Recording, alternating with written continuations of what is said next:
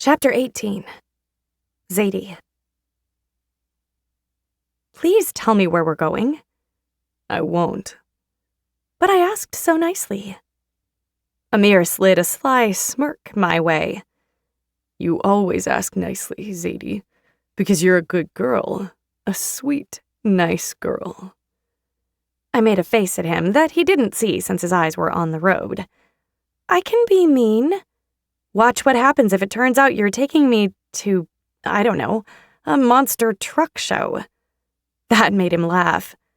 Way to ruin the surprise. When we get there, your ass is going to be spanked.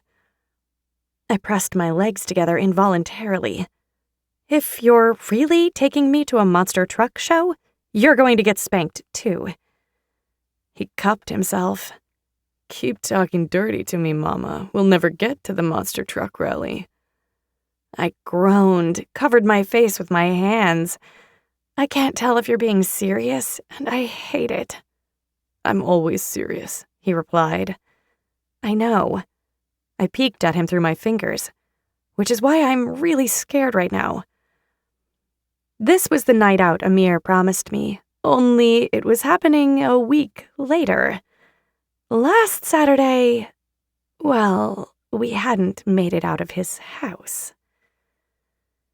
I climbed into Amir's SUV. He took one look at me, and his head fell back on the rest. His eyes squeezed shut, and he exhaled heavily through his nose. Hi. I hadn't been shy with him in a long time, but that was before. I had never had a huge attachment to my virginity, but I felt different. Not like I'd given away a piece of me, more like I'd taken something back that had been stolen. So it was important, kind of monumental. I couldn't help attaching emotion to it, and by proxy, to Amir. And of course, he couldn't stand the sight of me. It had only been 8 hours we were apart, and now this. It was like I physically pained him. When he didn't reply, I put my hand on the door. Okay, well, I think I'm going to go back inside. It's already late anyway, and his hand clamped on my thigh in a flash. Leaning across the console, Amir put his face in mine. Do you honestly think you're going back to your dorm right now? His lashes were so thick, it seemed he had double the amount of an average human. They only served to intensify the heat he emitted in his glare. Why he was glaring at me, I had no idea. I leaned in, too, but instead of glaring, I nibbled his chin. Stop looking at me like you're angry. He pressed his thumb to my lips. Are you going to bite me every time you don't like something I'm doing? Maybe. You still haven't said hi to me. That's making me feel extra bitey right now. His lips twitched. Hi, Zadie Knight. You look so breathtakingly beautiful and mind-numbingly hot. I forgot my manners. What? He jerked his chin. You heard me. I touched my fingers to his cheek. No one's ever said anything like that to me before. I'm processing. He did the thing again, closing his eyes and breathing heavy from his nose. I didn't know what that meant, other than he might have found me annoying. I should have kept my biting ways to myself, but since they were exclusive to Amir, I didn't quite know how. Finally, he put the truck in gear, driving with determination through campus. At the main entrance, he went the opposite way I had expected, and soon we were pulling up to his house. Did you need to pick something up? I asked. No, I changed my mind. He turned the car off and climbed out, stalking around it to open my door. Get out, Zadie. He said it gently, so I didn't bristle. I let him take my hand, helping me hop down to the curb. With his long fingers splayed on the base of my back, he nudged me along the path to the front door and inside. "We're really not going out?" I asked. "No, we're not." He wove our fingers together, dragging me through the house, but I didn't want to be dragged, and since I wasn't a pet anymore, not strictly one anyway, I put up a protest. Twisting my hand, I pulled free from his grip and stopped walking, fists at my hips. He whirled around, frowning at me like I'd murdered his kitten. "Don't take you away from me." My fists tightened. "Don't drag me around like a dog." He ate the space between us, slid his arm around my waist, and pulled me against his chest. "I'm 15 seconds from losing my mind. If I don't get you in my bedroom right now, I'm fucking you right here. I don't know where Julian and Marco are, but I can't promise they're not here. If I get you in my room, I can calm down and take it slow, like I know you need. If I do it here, I can't promise to be soft." "What?" I breathed. He dipped his face to the curve of my neck, inhaling along my shoulder and throat.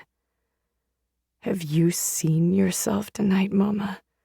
You look like a fallen angel, all tits and ass and soft and naughty." He rocked his hips, prodding my belly with his hard cock. "You feel that?" I nodded, lost for words. How was this real? How was I affecting this beautiful man so profoundly? It wasn't fake. He wasn't pretending. My flirty black dress with the deep V and ruffled hem, perfect for the dancing I'd been promised, had stolen his carefully guarded control. Heat pooled in the tender area between my thighs. "I feel it," I answered. "Let me take you upstairs, Zadie." I nodded. He took my hand in his, brought it to his mouth, and dragged his lips across my knuckles. And when we got to his bedroom, he calmed down and took care. We went slow, and it was different than the first time. Amir and I got lost in each other, touching, tasting, making love. Because that was what it had felt like. Something separate from sex or fucking. Something kind of beautiful. Since that night, we'd spent a lot of time in Amir's bed. I never slept there. I couldn't until I told Elena and Helen we were a couple, and I just wasn't ready for that. They wouldn't approve, and if I were honest, I was still holding my breath, waiting for this to blow up in my face any day now. I'd rather not prove them right when it did.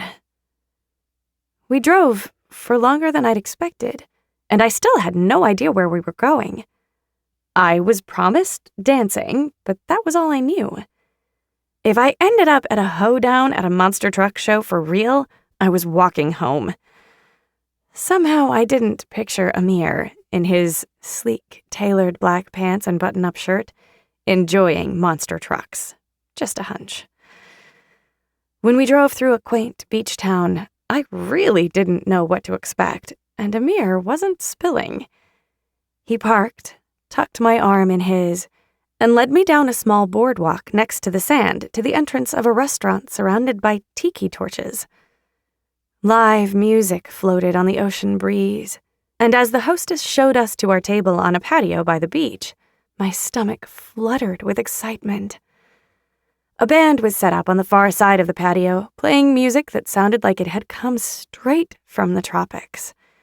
Beyond them, a large bonfire was burning on the sand.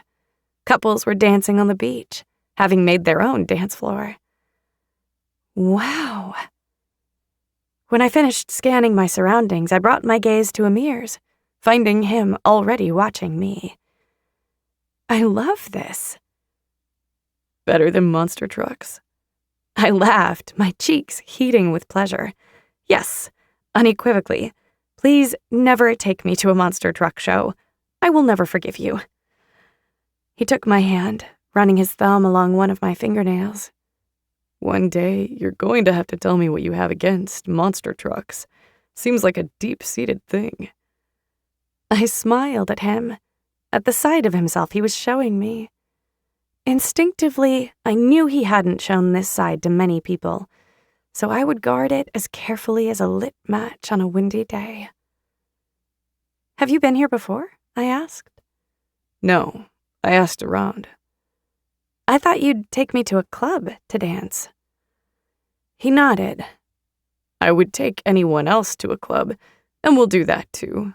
The thing is, I'm not in a place with you where I trust myself to be cool when there are other men around you, looking at you, seeing you move in one of your sexy as fuck dresses. I swallowed hard. I might be a terrible dancer. You don't even know. I know. I've had you in my bed, Mama. I know how that body moves. Fortunately for my wet panties, a waiter came by to take our order. When he smiled at me, Amir nearly came out of his chair. I would have laughed, except I could tell he was genuinely struggling with his blind jealousy. And since I had felt that way only a week ago, I understood the plight. As soon as the waiter left with our order, I scooted my chair over so I was right beside Amir, twisted my arm around his, and entwined our fingers. He took my leg and draped it over his, trailing his fingers up the inside of my thigh, then back down to my knee. When does it get better? I asked. What? When does what get better? With your past girlfriends. When did you get to that place where you could be cool? A week? A month? His brow furrowed. Never. Oh. I wasn't the table-flipping type, but man, I had to suppress the urge to flip the table in front of me. Thinking about Amir being possessive over other women turned me into a furious ball of rage. Okay, well, hey. He took my chin in his free hand, turning my face to his, running his nose along the length of mine. Never, because I haven't cared enough about another girl to make her mine. This is all new territory to me. I can't promise I'll ever be cool. Are you? I pressed my lips together, gathering my thoughts. Are you telling me you've never had a girlfriend? He stared back at me, unblinking. That's what I'm telling you. I never planned on having one, not while I'm in school doing what I do for Reno. Relationships can be messy. They'd take my mind off what I need it to be on. Oh. My shoulders curled inward. Don't tell me you planned on me. I sucked in a breath, pushing down my hurt feelings. No, I didn't. Take that frown off your lips. I told you I don't like it when you're sad. I can't stand it. He pressed his thumb against my mouth. I never planned on having a girlfriend because I didn't know you existed. You're so fucking easy and unmessy. Like a dream, Mama. And just like that, my hurt feelings were gone. That's incredibly sweet. I aimed to kiss his cheek, but he turned, giving me his lips instead. It was quick, but just as sweet as his words. I hate to contradict you, but I come with a lot of baggage. That's other people. You aren't making the drama. I'm talking about you, Sadie. There's nothing messy or conniving or shady about you. You don't manipulate. Fuck, I trust you, and the number of people I trust, I can count on one hand. I think you might be a little whack for being into me, but I'd say that's in the plus column. I giggled, even though an inkling of guilt wormed its way around my stomach. I wasn't manipulative, but I had manipulated my way into Amir's life and under his protection. I guess that made me shady and conniving, too. The exact type of girl he didn't want. But things had changed now. We were different. I would never do anything like that again. I'd acted out of desperation and need, and only because I knew I wouldn't hurt him. I didn't have that in me, not when it came to Amir. I'm not denying being a little whack, considering I'm sitting here, holding hands with my captor. Amir huffed a laugh. You think Katie Holmes ever saw the dealer again? I scrunched my nose. You mean after Go? Probably not. His name was Todd. Todd, the drug dealer. I shuddered. No, definitely not. So, if my name was Todd, we wouldn't be sitting here? I had to bite my lip to hold back a smile. Again, definitely not. You're lucky you have a good name.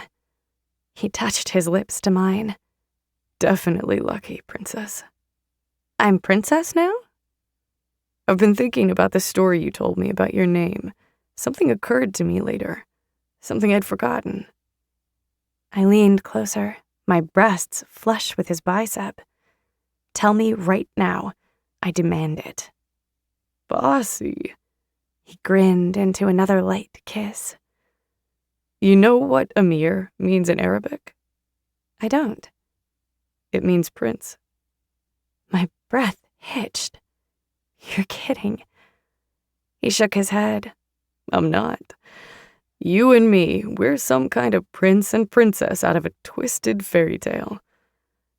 I don't know about twisted. The captor and the princess is pretty classic. Amir's brow lowered over his intense gaze. This is what I mean about you. I see us being together as something twisted because a guy like me should never have anything so pure and sweet. But you, my sweet little mama, look at us like something that makes sense, something inevitable. I don't know about inevitable, but I'm okay with us having different outlooks. I probably could use a little cynicism, and I'll be happy to shower you with puppies and rainbows. He reared back, hands up in defense. The fuck?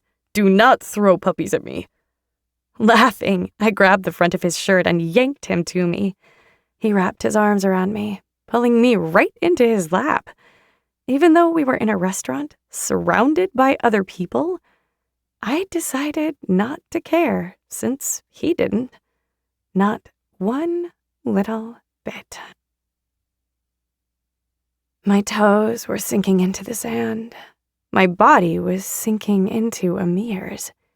His hands were on my rocking hips, knee between my legs, pressing against my core.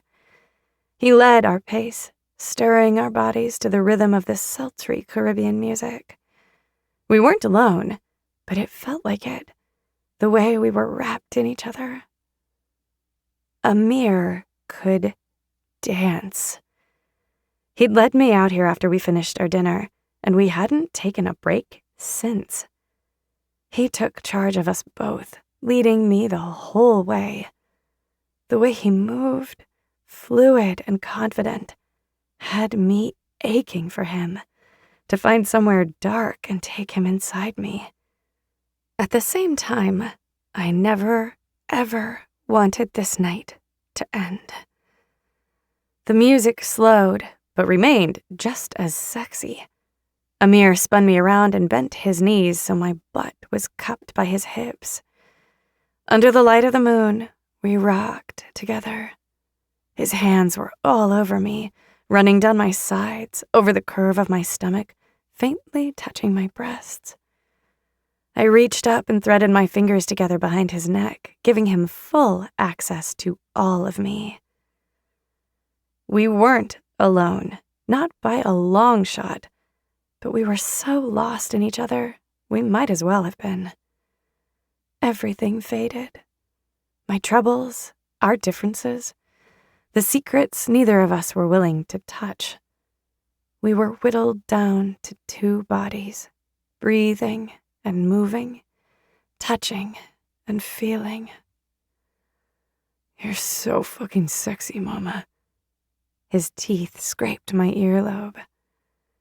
Tipping my head to the side, I pressed a kiss to the underside of his jaw. You're sexy too. I felt his smile on the curve of my neck.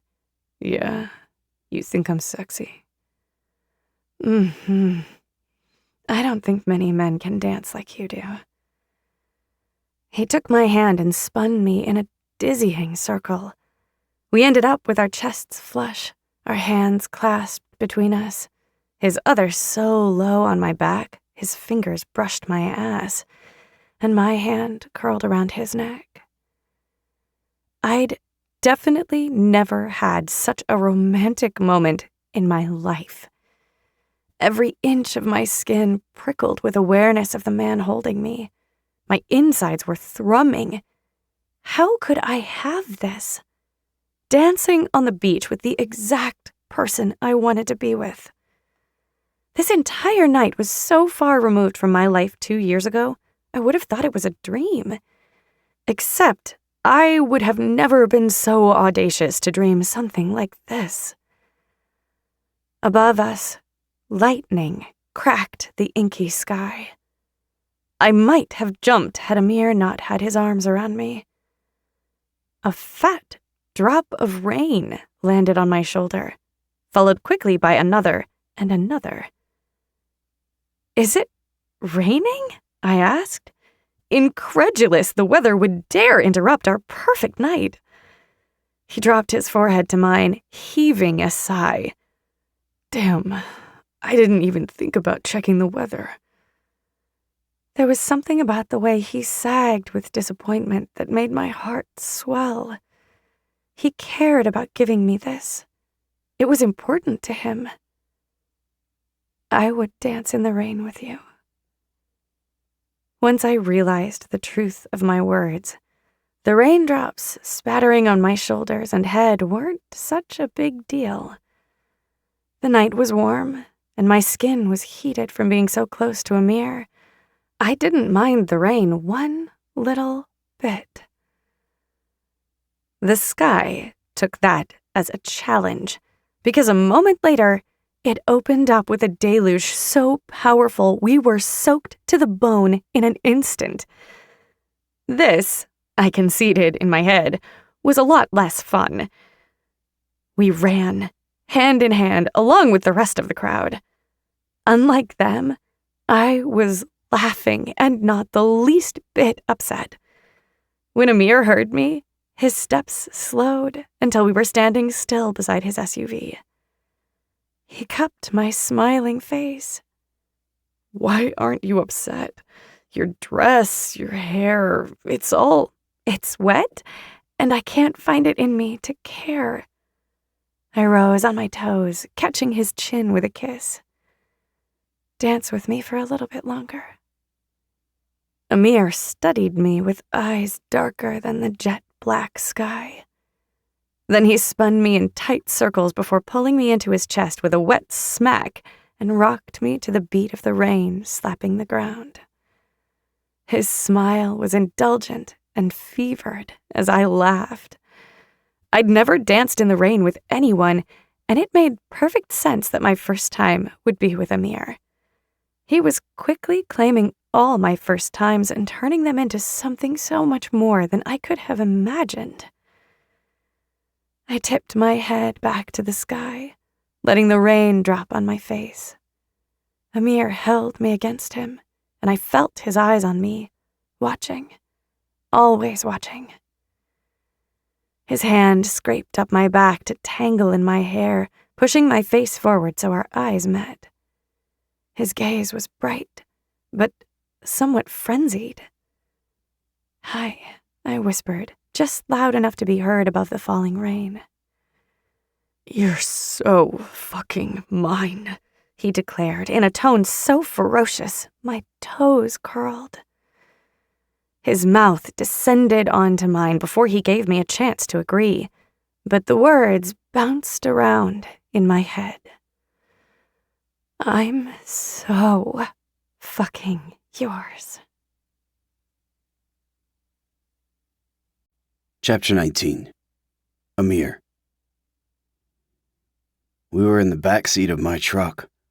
Rain poured like a waterfall onto the roof, locking us into our own private cave. No one could see in, not that anyone was out anymore. Zadie's top was down, her skirt around her waist, thighs on either side of mine as she rode me. She held onto the seat behind me, rolling her hips and pushing herself down on my cock. I was losing my mind. Hell, maybe I already had. Going in deep with a girl like this. But goddamn, who would blame me? She rode my cock like she couldn't get enough. My sweet little Zadie. All wild, desperate to take me. Her soft ass slapping my legs, tits bouncing in my face, the taste of her on my lips. I was just as desperate. You my good girl, Zadie? I snapped my hips up, hitting her deep, making her gasp. Yes, she hissed. Tell me. Both her hips in my hands, I pushed her down and rose to meet her. Her eyelids fluttered, but she kept them open and focused on me. I'm your good girl. Yeah, you are. I trailed my hand along her spine, making her arch into me. Leaning forward, I closed my lips around her pretty pink nipple, sucking gently, the way she liked. My girl could go hard on my cock, but she needed soft here. When I gave her what she needed, she rewarded me with the sweetest cries, my whimpered name, her utter physical devotion. I switched to the other side. Her fingers wove into my short hair, holding me to her, insides clamping around me, trying to pull me over before I was even close to ready. Popping off her tits, I gave her thigh a light smack. No, you're not ending this. She shook her head. I don't want it to end. I can't help it. Your mouth on me, I can't, Amir. I don't have any control. I hummed, holding her hips again. She fucked like she danced, fluid, loose, easy, like she was boneless, pouring her body over mine. I'd never had it like this, like her. I knew I'd love being inside her, but my girl took it to the next level, and it was all mine. She hadn't learned tricks or techniques from some other dick. Zadie gave me what she wanted to give me out of instinct. That only made everything she did sexier. Slow down, mama. I'm gonna rub your clit until you come, then I'm gonna fuck you hard. Her inner walls clamped down more on me. I slapped her thighs. What'd I say? She stopped moving. Her swollen lips parted and a mule broke free. Please. Releasing my hold on her, I dragged my palm down her curved belly to the slick heat between her legs. She held mostly still, gently rocking toward my hand as I circled the pad of my finger around her clit. You're so wet. She nodded. For you? Were you wet when we were dancing? So wet. Did you feel how hard I was? It made me even wetter, she confirmed. What would you have done if I had lifted the back of your dress and fucked you right there, right on the beach, where anyone could have looked our way and seen us? Her breathing stuttered. The hand braced on my chest, clenched. I would have been worried, but then I would have gotten lost in you like I always do. I would have screamed your name so everyone knew how much I liked it. I pressed harder on her clit, making her writhe. That's hot, Mama. I like talking about it. Cupping the back of her neck, I tugged her next to my mouth. But you know I'd never do that. would I? No, she whispered. Why not? She didn't even hesitate half a second. Because I'm yours. That's right. I don't share this pussy. These pretty tits are only for my eyes. I own your cries. She rubbed her cheek against mine. And I own your cock. No one else can see. You do own my cock. I slid my hand up, tangling it in the back of her hair to tip her head back. Now come on it. Show me how much you like when I fuck you. Swirling my fingers around her clit, I raised my hips, hitting her deep and staying there. Zadie's cheeks pinkened, her nipples tightened, chest rising and falling in rapid bursts, her face contorted into pained rapture. She moaned my name, clawed at my chest, and I became undone. The feel of my girl trembling with the pleasure I gave her, and my name on her swollen lips snapped all my control. I threw her down, draped her leg over the back of the seat, the other on my shoulder, and went at her. She was still coming, so tight I had to fight my way through. Jesus Christ, those sleek, flexing walls sucked me in and didn't want to let go. Zadie's head thrashed. Her nails dug into my chest. I couldn't stop looking at her. The flush of her cheeks and chest, how pretty her tits looked when I had her folded in half, the way her eyes went hazy like she was on another plane. She was taking me with her. Her cunt was so perfect, so welcoming and sweet. I'd follow her into hell if it meant I could keep fucking her for the rest of my tortured eternity. My innocent, shy Zadie gave me something no one else had. This was mine, and mine alone. And in the back of my head, the thought rang out, no one else is ever going to have this.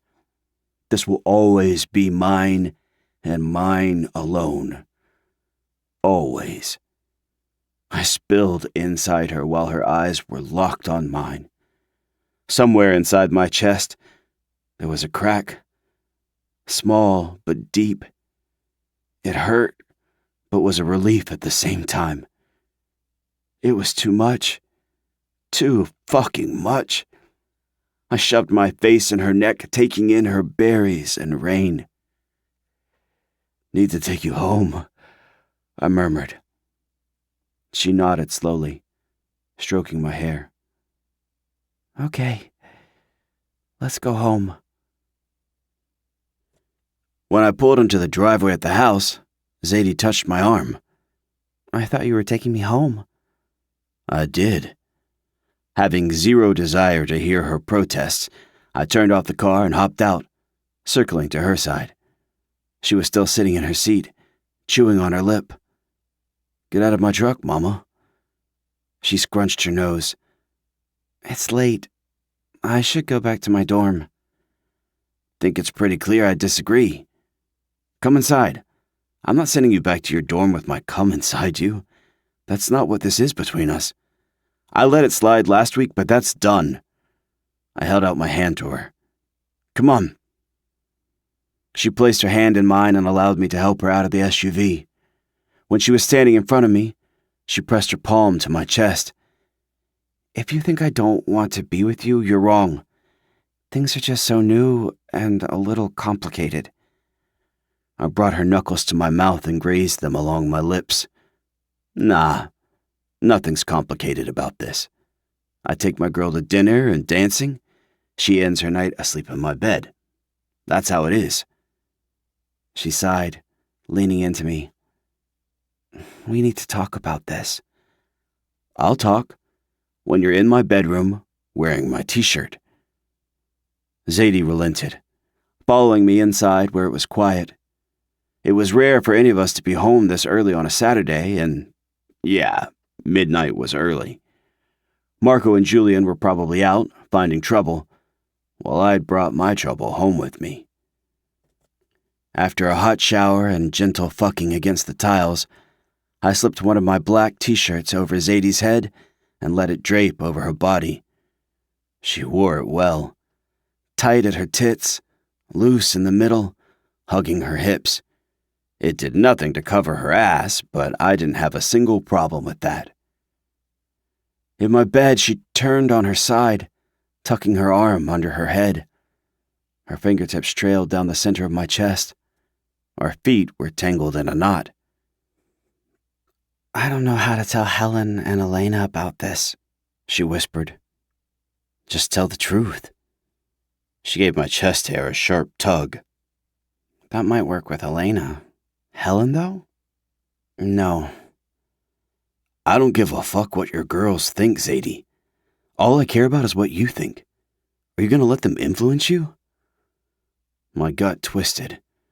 There was a good chance I could talk Zadie out of being with me. There was no love lost between us. Helen especially. I'd known her peripherally since high school. Maybe before that. I couldn't remember. And she'd known me too. Saw and heard about the things I did. Still did. There was no world where she'd merely give Zadie her blessing. Helen's opinion of me didn't matter. What she said to Zadie about me and how she twisted my image did. Influence me? No, they won't. But it won't make me happy to have you at odds with my friends. That's why I want to make sure and know. I pressed my thumb to her mouth. No. There's no making sure. She bit my thumb, snarling, her little nose wrinkling up. Don't shush me, Amir. I was trying to say I want this thing between you and me to be solid before I rock the boat. I don't know what that really looks like. Maybe it just means a little more time together. So when Helen comes back at me with all the bad about you, the bad I already know, I can tell her all the good only I get to see. She's important to me, and so is Elena. I don't want to be at odds with them. So I'm your dirty little secret until... when? How long? She leaned in and kissed my chin. A small gesture, but it was Zadie. She liked to kiss me there, and I more than liked it when she did. I'm really happy. Her words were delicate and sweet, like spun sugar. Can't this be enough for now? When I think of how much we've shifted in such a short time, I get overwhelmed. I need... What? What do you need? She rubbed her lips together, then took a breath. I need you to cut me a little slack, okay? Nothing about you and me is wrong or dirty, and I don't want you to be a secret. You know, my mom already knows about you. Can't that be enough? For right now? It wasn't enough. Zadie drove me to distraction. The only way I was able to function was knowing she was mine. And that was low functioning, because I needed that public claim. All the little fuckboys who looked at my sweet girl like she was a possibility had to receive the message Zadie Knight wasn't an option. Not to touch, not to talk to, not even to look at if they'd like to keep their eyes. Fine. She kissed my chin again. You don't sound like you're fine. Hooking my arm around her, I drew her to my chest. I'm not going to pretend to be pleased with the situation, but I'll live. I touched my lips to her forehead. Go to sleep, Mama. Don't be mad at me. I frowned at her. God, she really had no idea. None. I don't think I'm really capable of being mad at you. I'll make it right. I promise. She might. Most likely, I'd lose patience and make it right for us both. Chapter 20. Zadie. I woke in Amir's arms. He was kissing and sucking my neck, humming against my skin. At first, I kept my eyes closed, blissful in the state between asleep and fully awake.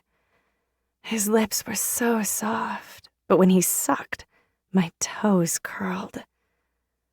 I like mornings with you," I murmured. Yeah? He latched on to my pulse, sucking a little harder.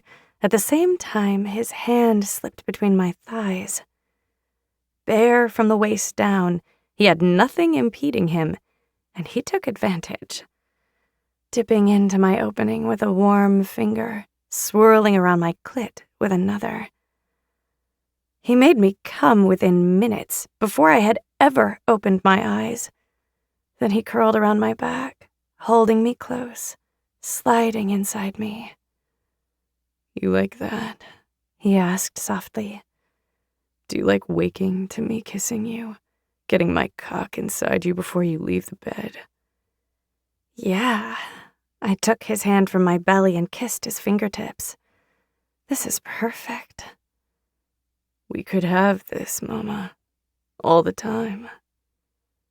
I twisted my head around to find him staring down at me intently. Reaching up, I ran my fingers along his scruffy cheek. We will. He didn't reply. Instead, he shoved his face in my neck and rolled my body so I was almost on my front. His mouth latched to the curve of my neck, biting and sucking while he moved faster inside me. I let myself sink into the feel of him and block all the rest out. I had wanted this moment, dreamed about him holding me, touching me, kissing me since he held me captive. Now that I had it, and the reality of Amir and me together was 100 times better than anything I could have imagined, I wasn't going to overthink and ruin it. The way he moved inside me made it impossible to think coherently anyway.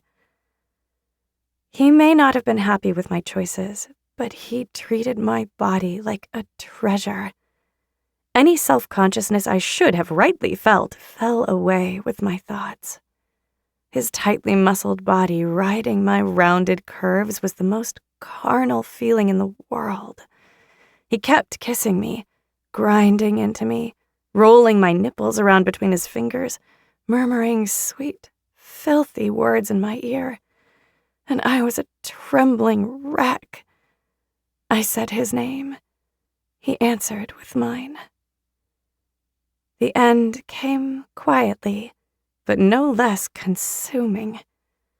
We held tight to each other, staying attached for as long as we could before he had to pull out. I turned over, watching him pad to the attached bathroom. I hadn't thought I was into men's butts before I saw Amir's. His was tight, round, and dimpled on the sides. If I didn't think he'd go ballistic, I'd bite it. Maybe I'd chance it one day. He came back wearing a pair of basketball shorts, stopping at my side of the bed.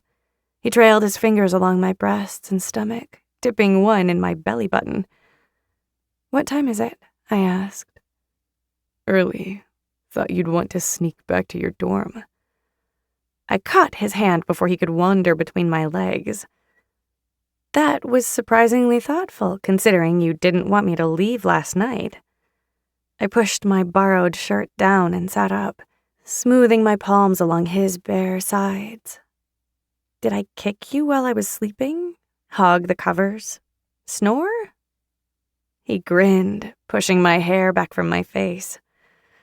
I don't know. I had the best night of sleep I've had in, a really long time. He nudged my chin with his knuckle. I don't want you leaving, but I'll let you this time. I held back from rolling my eyes. That's magnanimous of you, Amir. I kissed his stomach, then pressed my cheek to his warm skin. That night of sleep changed you. I felt his laughter through the muscles in his stomach. Come on, funny girl. I'm taking you home before I change my mind. Like every Sunday morning, Elena was on our couch, reading the newspaper, her ankles crossed on the coffee table. It was her one habit that didn't fit anything I knew about her, but she had done it almost every morning we'd lived together. When I had asked, she said she'd been reading the paper with her father since childhood. Back then it was the comics. Now the financial section was her favorite. She lowered the paper when I opened the door. Good morning, I whispered. No need to whisper, you floozy. Helen's at Theo's. I sank onto the love seat opposite her. I didn't. Her eyes raked over me in last night's rumpled dress with Amir's t-shirt slung on top, stopping on my neck. Elena, she folded the paper, set it down beside her, and scooted forward, bracing her elbows on her knees. Please don't lie to me.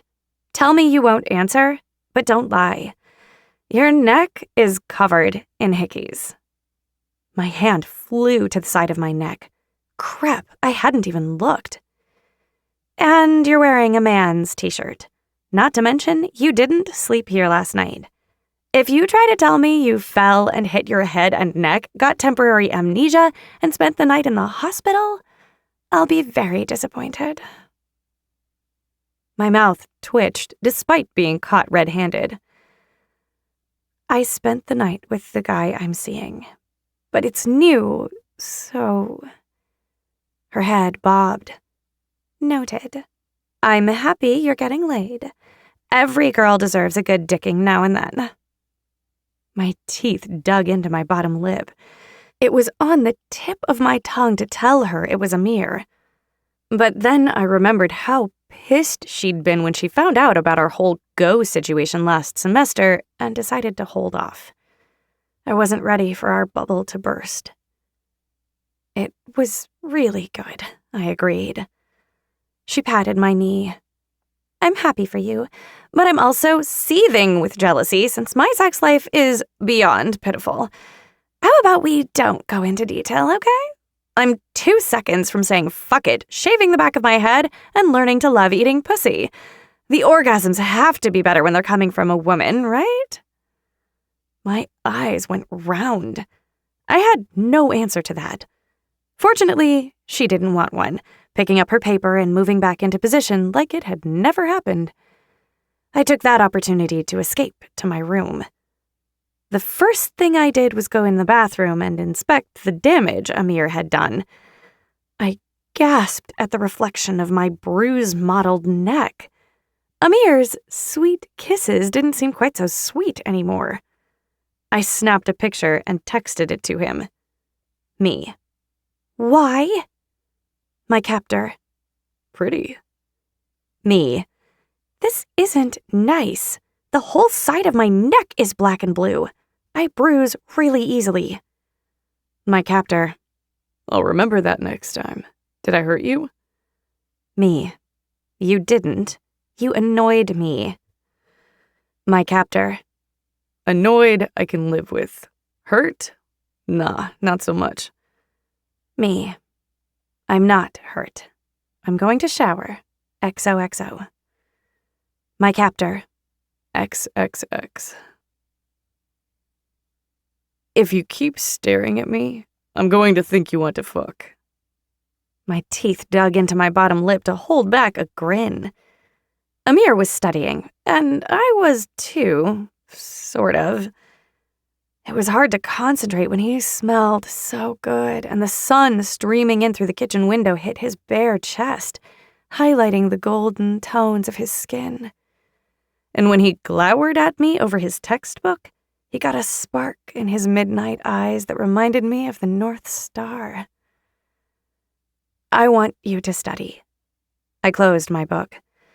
I know how difficult Krasinski's class is. He nodded to my book. And you're not studying anymore?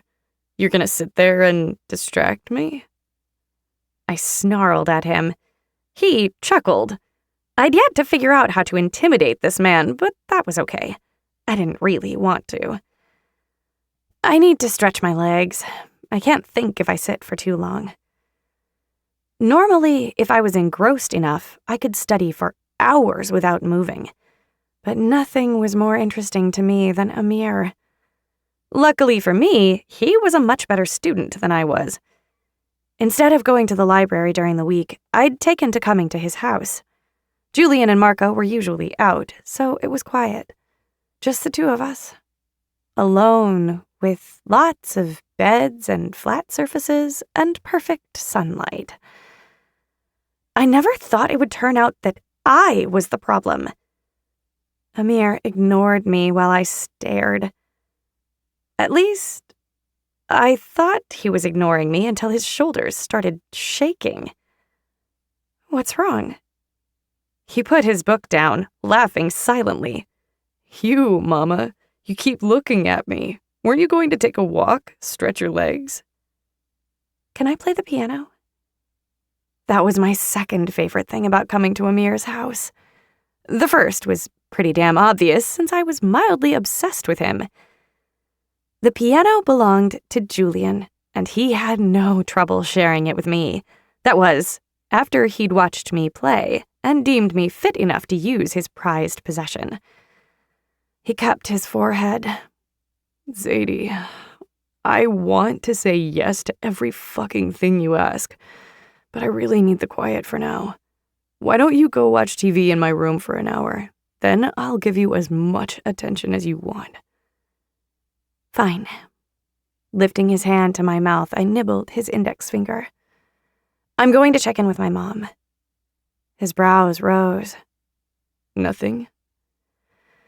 Officer Ryder was continuing to be less than helpful. If not for Max's illness, I don't doubt my mom would have flown up to Oregon to do her own investigating. We'll see. I held up my phone. I'll be in your room. Take your time. I'll just be snooping through your things. His laughter followed me out of the kitchen. I flopped back on his bed, texting with my mom for updates. Ryder had told her Drew's parents were giving him the runaround, but he would be following up. My mom wouldn't leave him be until he did, that was for sure. The upside was I hadn't received any more notes, and nothing like the library incident had happened again. That didn't mean I wasn't still on edge anytime I wasn't with Amir or my friends. Since Drew, there hadn't been a time where I'd ever fully relaxed.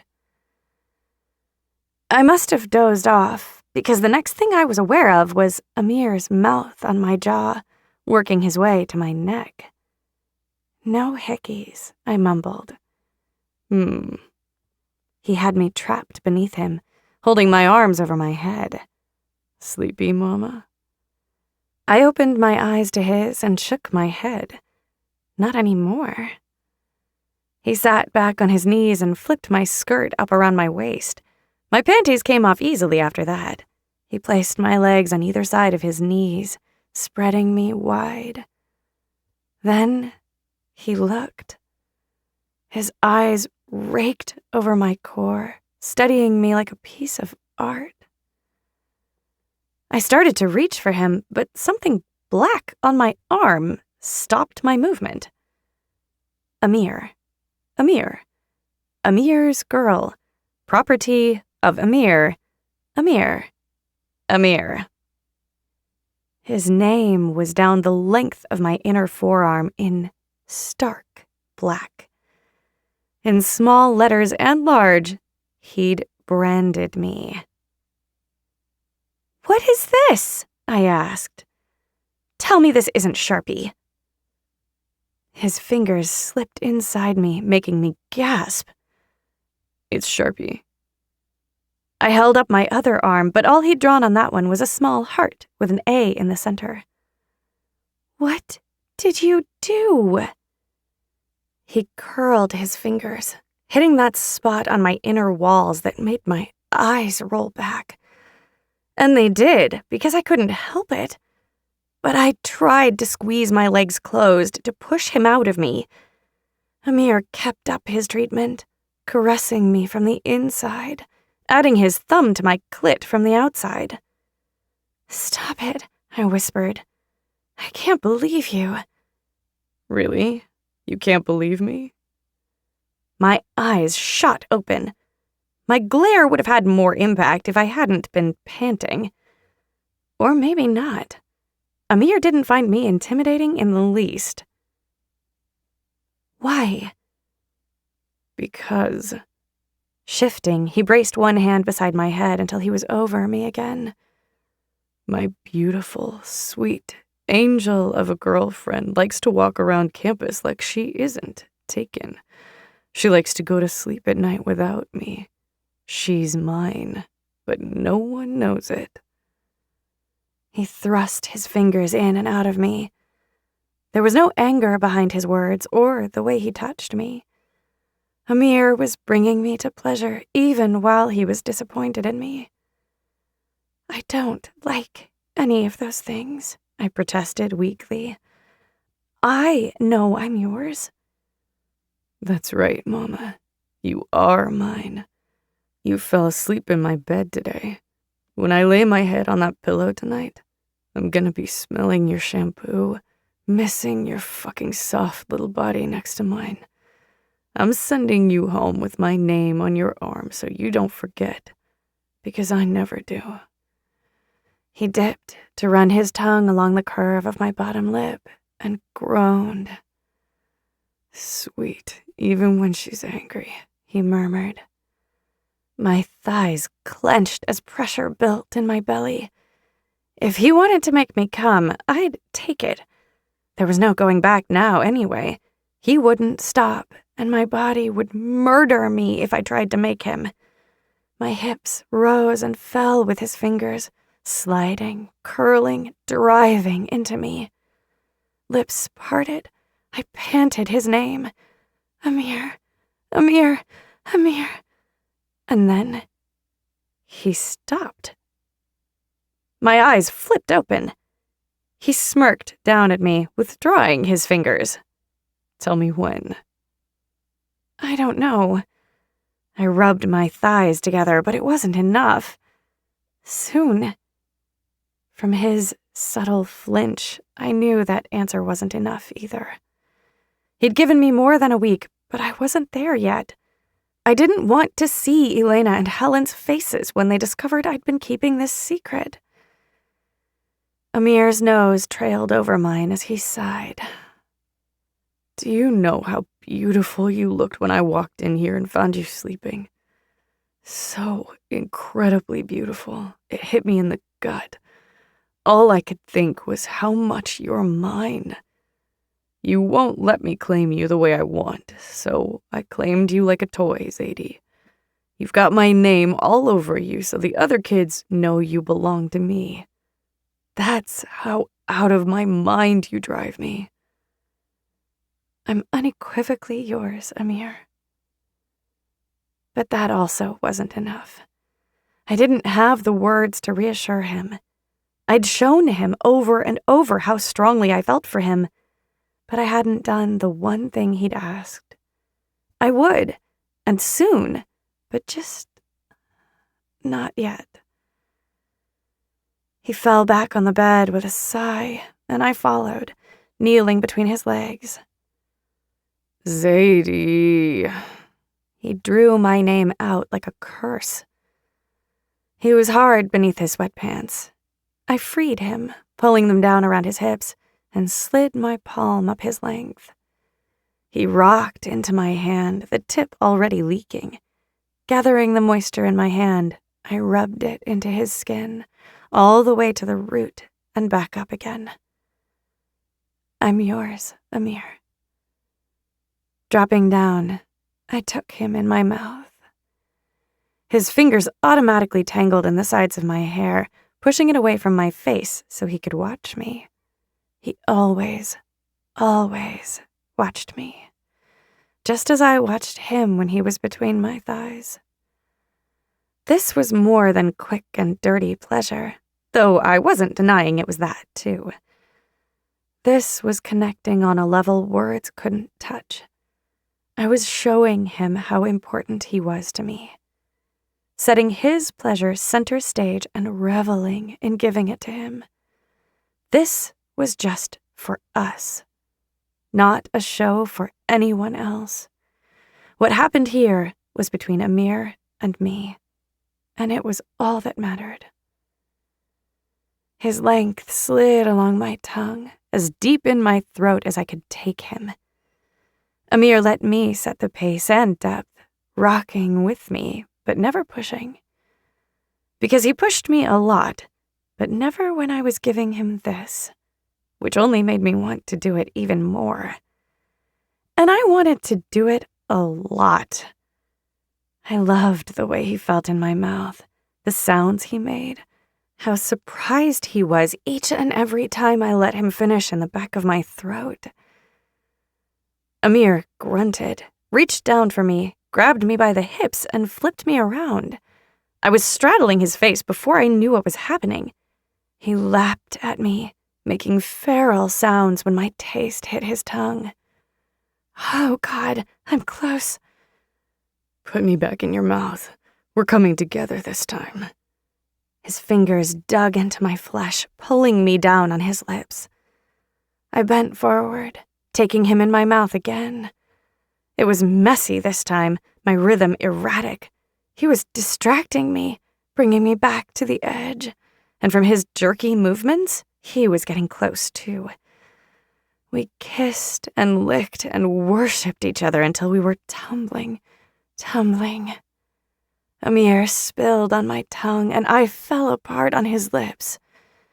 As soon as we were both done, he gathered me in his arms and crushed his mouth to mine. Then he rolled out of bed, tugged up his pants, and walked out of the room. Oh no, he was so mad at me. I ran my fingertip along his name on my arm. Tears pricked the back of my eyes. Before they could fall, he was back, carrying a bottle and a bag of cotton balls. He climbed on the bed, poured the rubbing alcohol on the cotton ball, and held his hand out. Give me your arm. I complied, and he wiped the cotton ball over each Amir, erasing them from my skin. My heart thudded in my chest with each one that disappeared. He was concentrating, wiping the ink away with meticulous care. When my arm was blank again, he reached for the other one, but I jerked back, holding it to my chest. He raised his head, brow furrowed. One more. No. I touched my thumb to the small heart with the A in the center. I'm keeping this one. Okay. He screwed the lid on the bottle and reached behind him to place it on his bedside table. Back against the headboard, he looked down at me sprawled in his bed. I shouldn't have done that. Written on me? No. He took my arm, rubbing his thumb on the lone heart. Erased them. I sat up and straddled his legs. You did it because you take care of me. He grabbed 2 handfuls of my ass and planted me over his cock so we were chest to chest. You take care of me, too. You just drive me crazy. I'm not going to be patient forever. I know you won't, but I appreciate you being patient with me now. I nibbled his chin, followed by a kiss on his lips. I really, really appreciate it. He exhaled through his nose, fingers toying with the curled ends of my hair. Did you talk to your mom? Yes, and no news. His brow went heavy over his dark eyes. I don't like that shit. They don't take this seriously, do they? Not really. They were more concerned with the growing meth problem than me. They only took action last time when I woke up to Drew in my bedroom. That was after almost a year of him watching me and following me. And even then, he'd gotten a slap on the wrist and counseling. That and a restraining order were all he'd had to answer for a year of terror. Fuck. He drew me closer, if that was possible. I'm not scared. Not right now. I draped my arms around his shoulders. How did studying go? I'm afraid to ask if you need help. He narrowed his eyes on me. Any shit I said to you that first week gets thrown out. I was out of my head having you in my space. It's forgotten. Now, tell me about Krasinski. Is his class still as close to going through boot camp as I remember? Amir talked to me about his classes, the internship he was going to ask Dr. Krasinski to write him a recommendation for, the paper he was writing. I told him about the final paper I wrote for that class, the one I got a 90 on, the highest grade Krasinski had ever given on a final paper. He told me he was going to take me down, but I heard the pride behind his teasing. For that space of time, I felt like a normal college girl falling hard for her boyfriend. Her hot, caring, smart as hell boyfriend. Then he dropped me off at the dorm. I slinked out of his truck only when I was sure no one I knew was around to see, and it all came tumbling back. Amir was still all those things, but he was also all the bad Helen and Elena would inevitably point out. But Amir and I were getting to a solid place where I could truly defend my choice to be with him if I needed to. I hoped it wouldn't come to that my friends would accept my happiness at face value. If they didn't, I would fight to keep Amir, but to keep them as well. I just wasn't confident I wouldn't lose. Chapter 21. Zadie. My father doesn't believe in renting, Elena declared. Helen rolled her eyes. Renting isn't like the tooth fairy. It's a real, tangible thing. You can't not believe in it. Elena rolled her eyes right back. Obviously, he knows it's real. Don't be purposely obtuse. Don't be purposely classist, Helen tossed back. I took a bite of my sandwich, wondering how Elena and Helen were going to survive another year of living together when they couldn't even get through a meal in the dining hall without going at it. Although I wasn't sure either of them would like me once I told them Amir and I were together. I'd put it off for another week, but the end was almost here. I'd give myself this weekend, then I'd tell them. It's my dad, not me, Elena groaned. And I had a point of bringing that up. What's your point? Helen challenged. Elena wagged a perfectly manicured finger at her.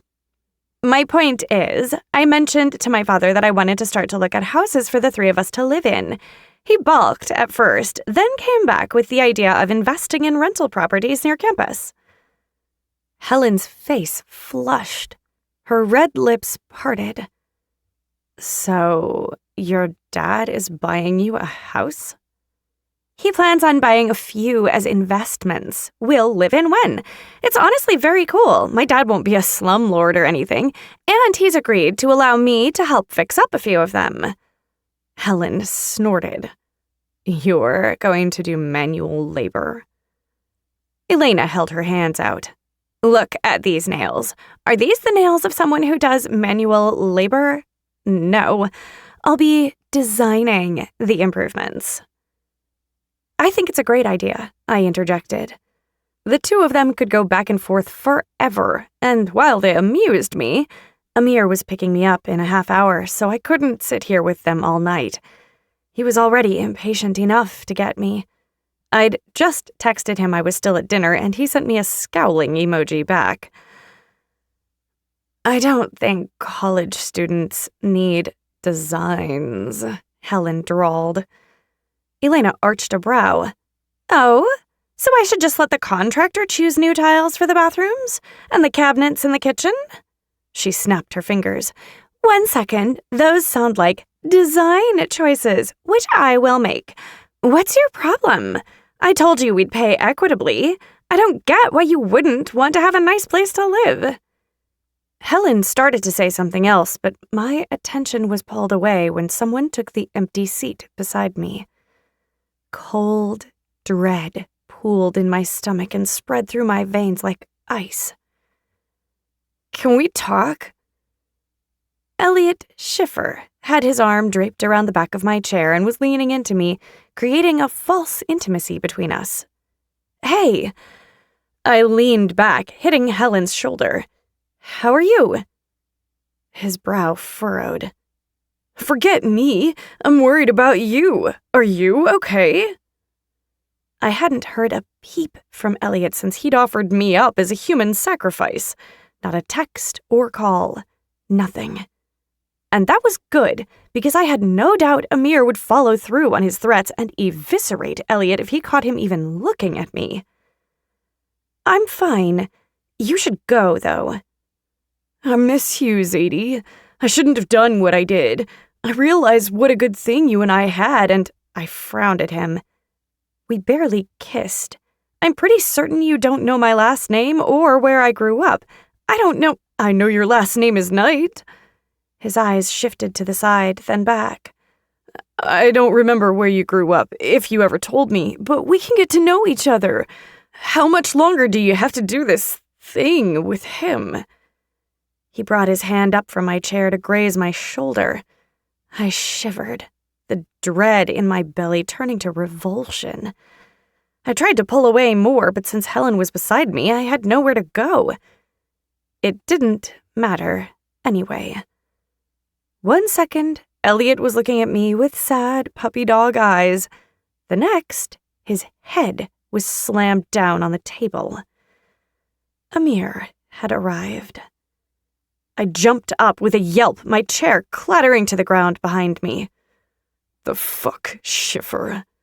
Amir leaned over him, pressing his reddened face against the table. "You have a short-term memory. What did I say?"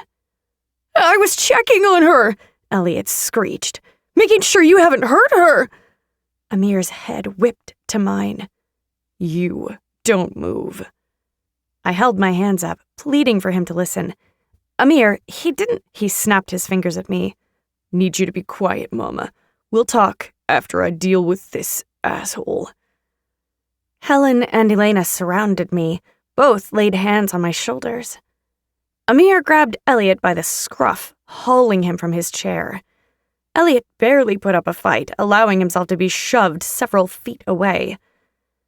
Amir jabbed the air. "No more warnings. If I see you near my girl again, I will follow through on all my promises.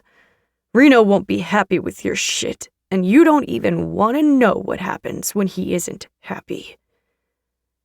Elliot bowed over and over as he backed toward the door. The dining hall had gone quiet. It felt like 100 pairs of eyes were on me, though they were most likely looking at Amir and Elliot. As soon as Elliot was out the door, Amir stalked toward me with his hand out. "Come on, time to go." Helen was rigid beside me, her arm like an iron band around my shoulder. "She's not going anywhere with you. I'm not afraid of you or your woman-beating brother."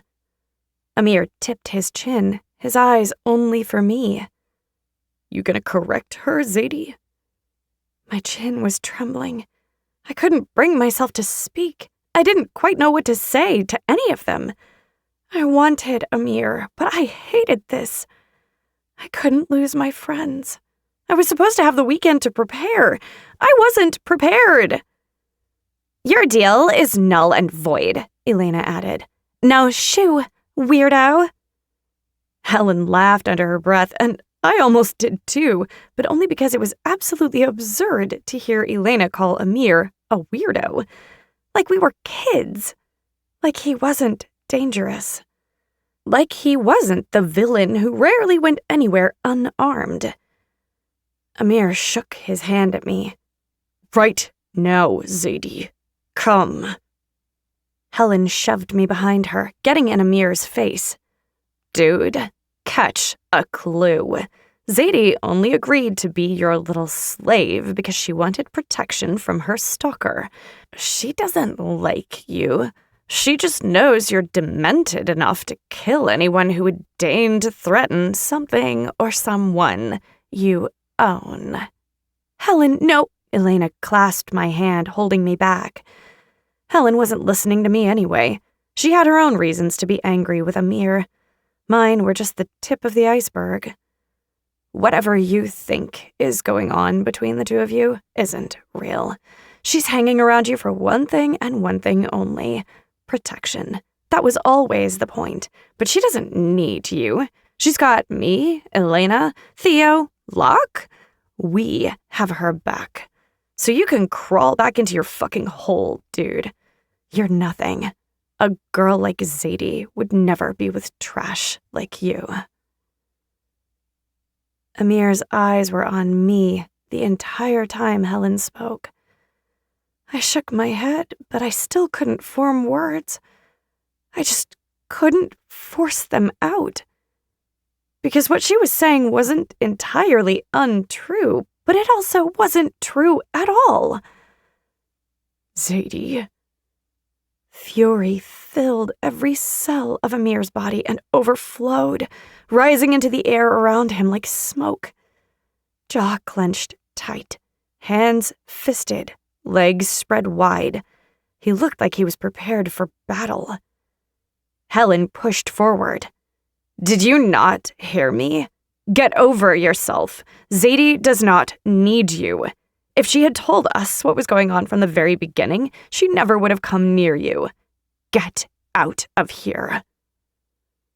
Without another word, Amir spun on his toe and stormed out of the dining hall. I found my voice when he pulled open the door. I shook Elena's hand off. I need to go after him. Helen tried to stop me, but I tore my hand away and marched forward, my short legs moving at a panicked clip. Pushing outside, my heart was lodged in my throat. Amir was across the courtyard, his long legs carrying him faster than I could catch. Sucking in a breath, I yelled for him. Amir! His feet came to a stop. I darted for him, and he turned when I was halfway there. The furious expression he wore drew me up short. He wasn't just mad at Helen. He was mad at me. Tell me you're not with me for protection, he barked. Tell me that was a lie. I'm with you because I like you. I took a step toward him. I like you so much. You're not answering my question, Zadie. His head cocked. Why were you at that party? Amir. Oh, why did he have to ask me that? Just fucking answer me. Tell me how deep the deceit runs. I sucked in a breath, hoping he would listen. I came to the party hoping I would see you. I didn't know what Elliot was planning on doing, and I didn't have a plan other than putting myself in your orbit. Was that kid your boyfriend? I shook my head. I told you he wasn't. I told you that from the very start. He scrubbed the scruff on his jaw. And I didn't listen. God damn it, Zadie. Why? You could have straight up asked me. You didn't have to. He cut himself off, shaking his head with an expression of disgust. You fucked me so I'd keep you longer. Something inside me crumpled. In all the times Amir had been mean to me, he'd never made me feel like this. Like I was disposable or a piece of gum attached to his shoe. No, I replied miserably.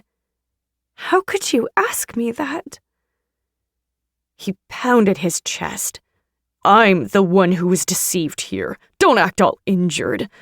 I don't even know you. I thought you were my sweet girl, my honest girl. And it's all a lie. No wonder you didn't want to tell anyone about us. None of it's real to you, is it? You'll ride my dick as long as I protect you?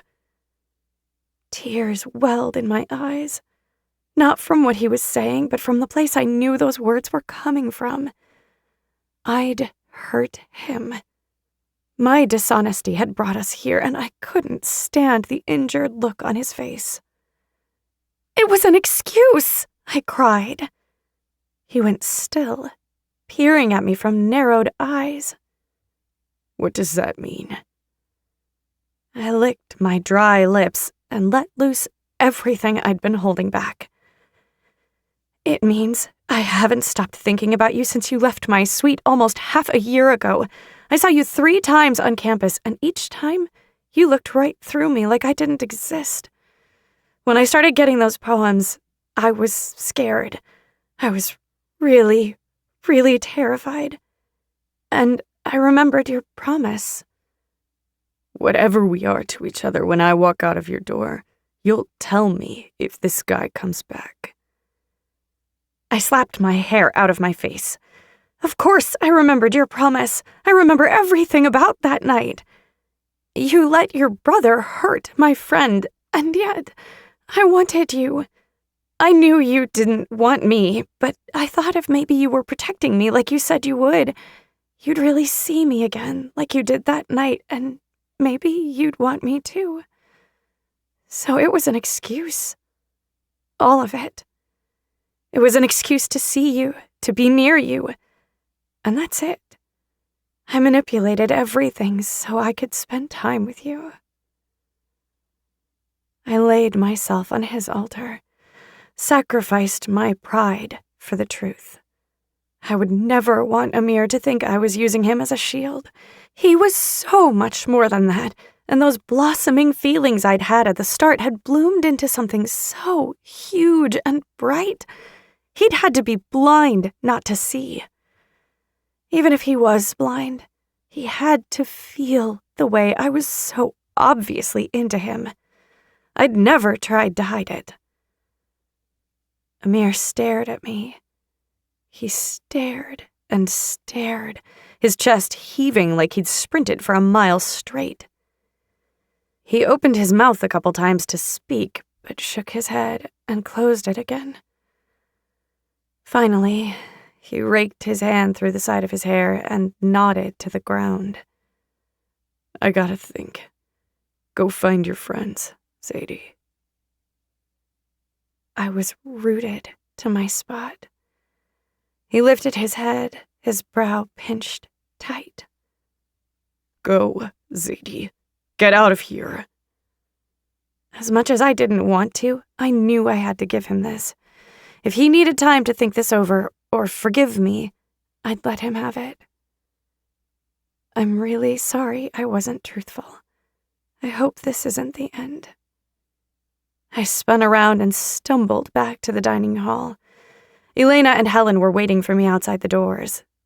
They must have heard the whole thing, since Amir and I hadn't exactly been quiet. I thought they'd hate me and shut me out, but as soon as I was within reach, they both enfolded me in their arms and guided me back to our suite. They didn't make demands for explanations, though I sensed that was coming. In our suite, Elena pushed me down on the love seat, and Helen went to the kitchen to get drinks. She came back with 3 glasses of the sangria Elena's mother had had delivered to us a few days ago, thrusting the fullest one into my trembling hands. I took a sip, then a longer pull. A much longer pull. Helen rubbed my arm. It's time to talk, girlie. I set my glass on the coffee table and accepted my fate. I'd been flying too close to the sun for too long. This burn had been inevitable. Amir and I have been officially together for a couple weeks. Helen didn't flinch. Elena made a sour face, but she stayed quiet. I lied to you, and I'm really sorry. The night he was holding me as collateral, things happened between us, and I was mad he was complicit in what happened to you, Hells. So mad. And I get that me being with him now makes me disloyal to you. If you tell me you can't be friends with me anymore if I continue seeing him, she touched my arm. Don't finish that sentence. I don't want to know what you would have said. I won't tell you not to see him, but, dude, I need to know you're fully aware of who he is. He's a criminal, Elena said dryly. That's who he is. Helen kicked back beside me, staring Elena down.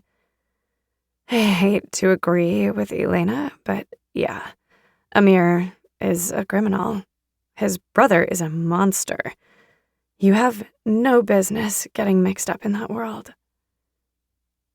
I chewed on my bottom lip to stop my knee-jerk desire to jump to his defense. I went in with my eyes open. I've spent months thinking about him and why I had feelings for him and how to deal with them. When I started getting the poems, I thought about Amir. Not that he'd send them, but how safe I'd felt when he'd helped me that night. Which is crazy, right? Because he had a gun. He forced me to stay, but it's just how I felt. How I still feel. So I used that as an excuse to seek him out. Elena shook her head. I'm not happy you lied straight to my face. My lungs burned with shame, radiating through my entire chest and up my throat. It was the worst feeling. This wasn't me. I wasn't a liar.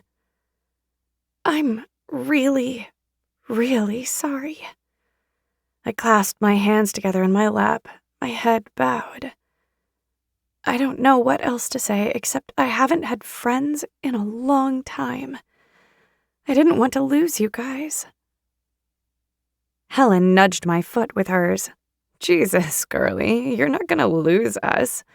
But lying and hiding something as big as Amir Vasquez being your boyfriend isn't cool. I hear you. You get that. But I might need to be mad for an hour or two. Elena sniffed.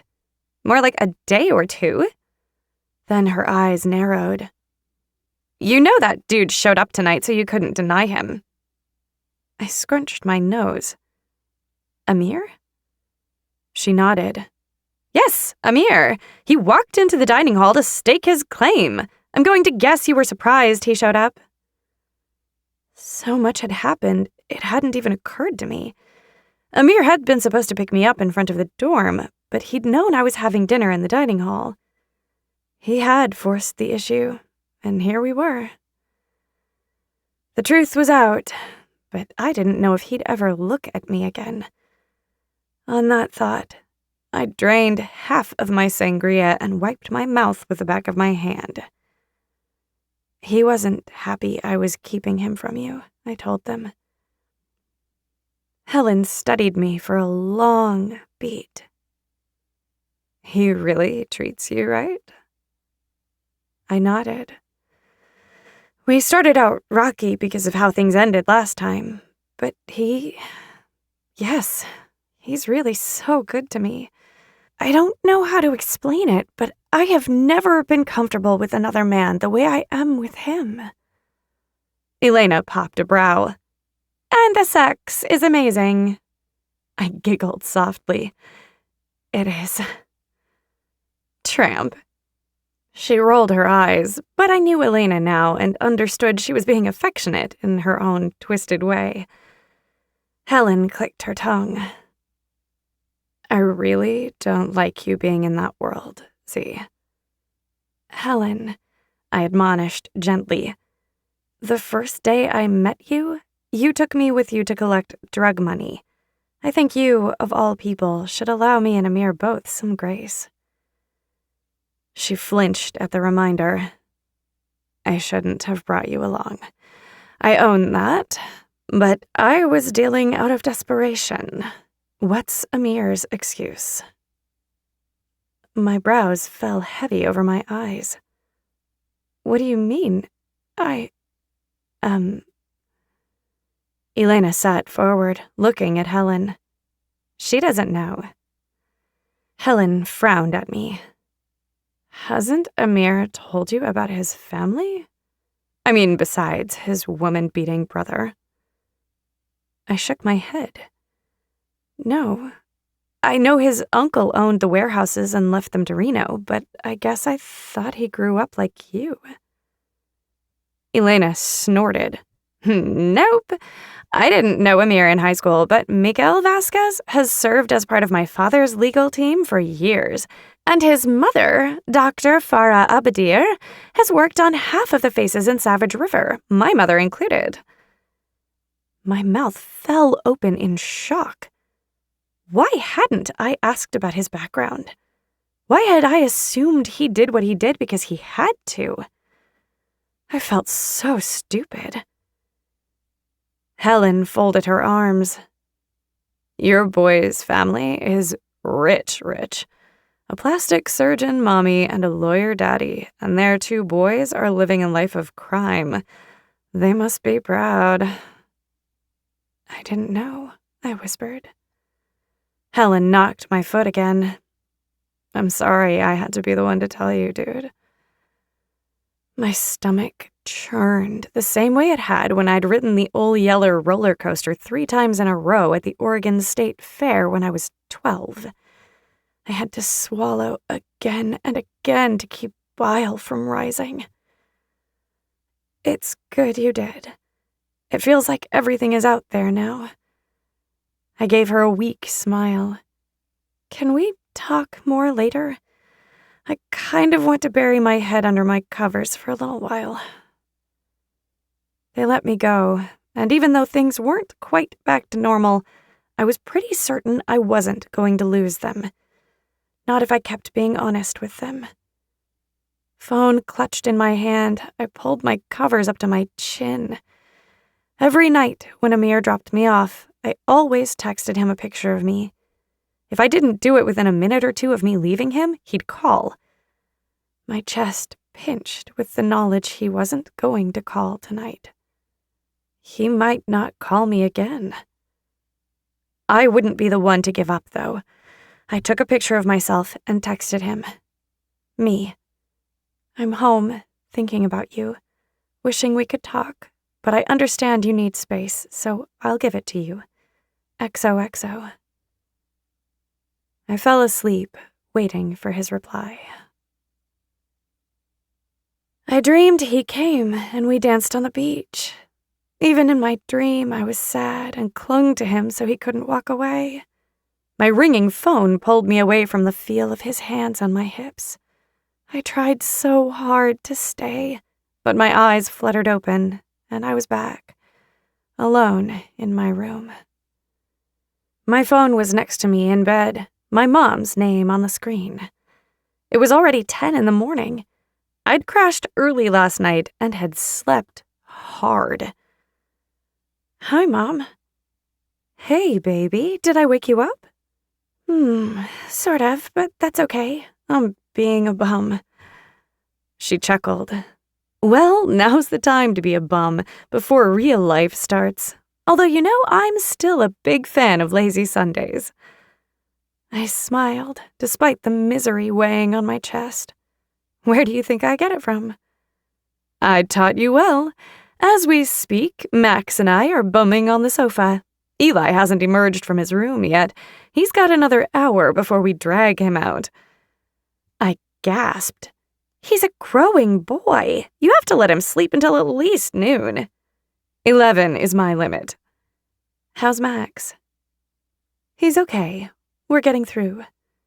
The phone became muffled, but I still heard Mom telling her husband I was asking about him. Then she came back. Max says if you worry about him for longer than a minute a day, he'll ground you. I'm not sure he has the authority to do that, but he seems pretty adamant. Tell Max we'll discuss it when I visit you next. She cleared her throat. There was a reason for this call, baby. At the switch in her tone, I sat up, swinging my legs over the side of my bed. Yes?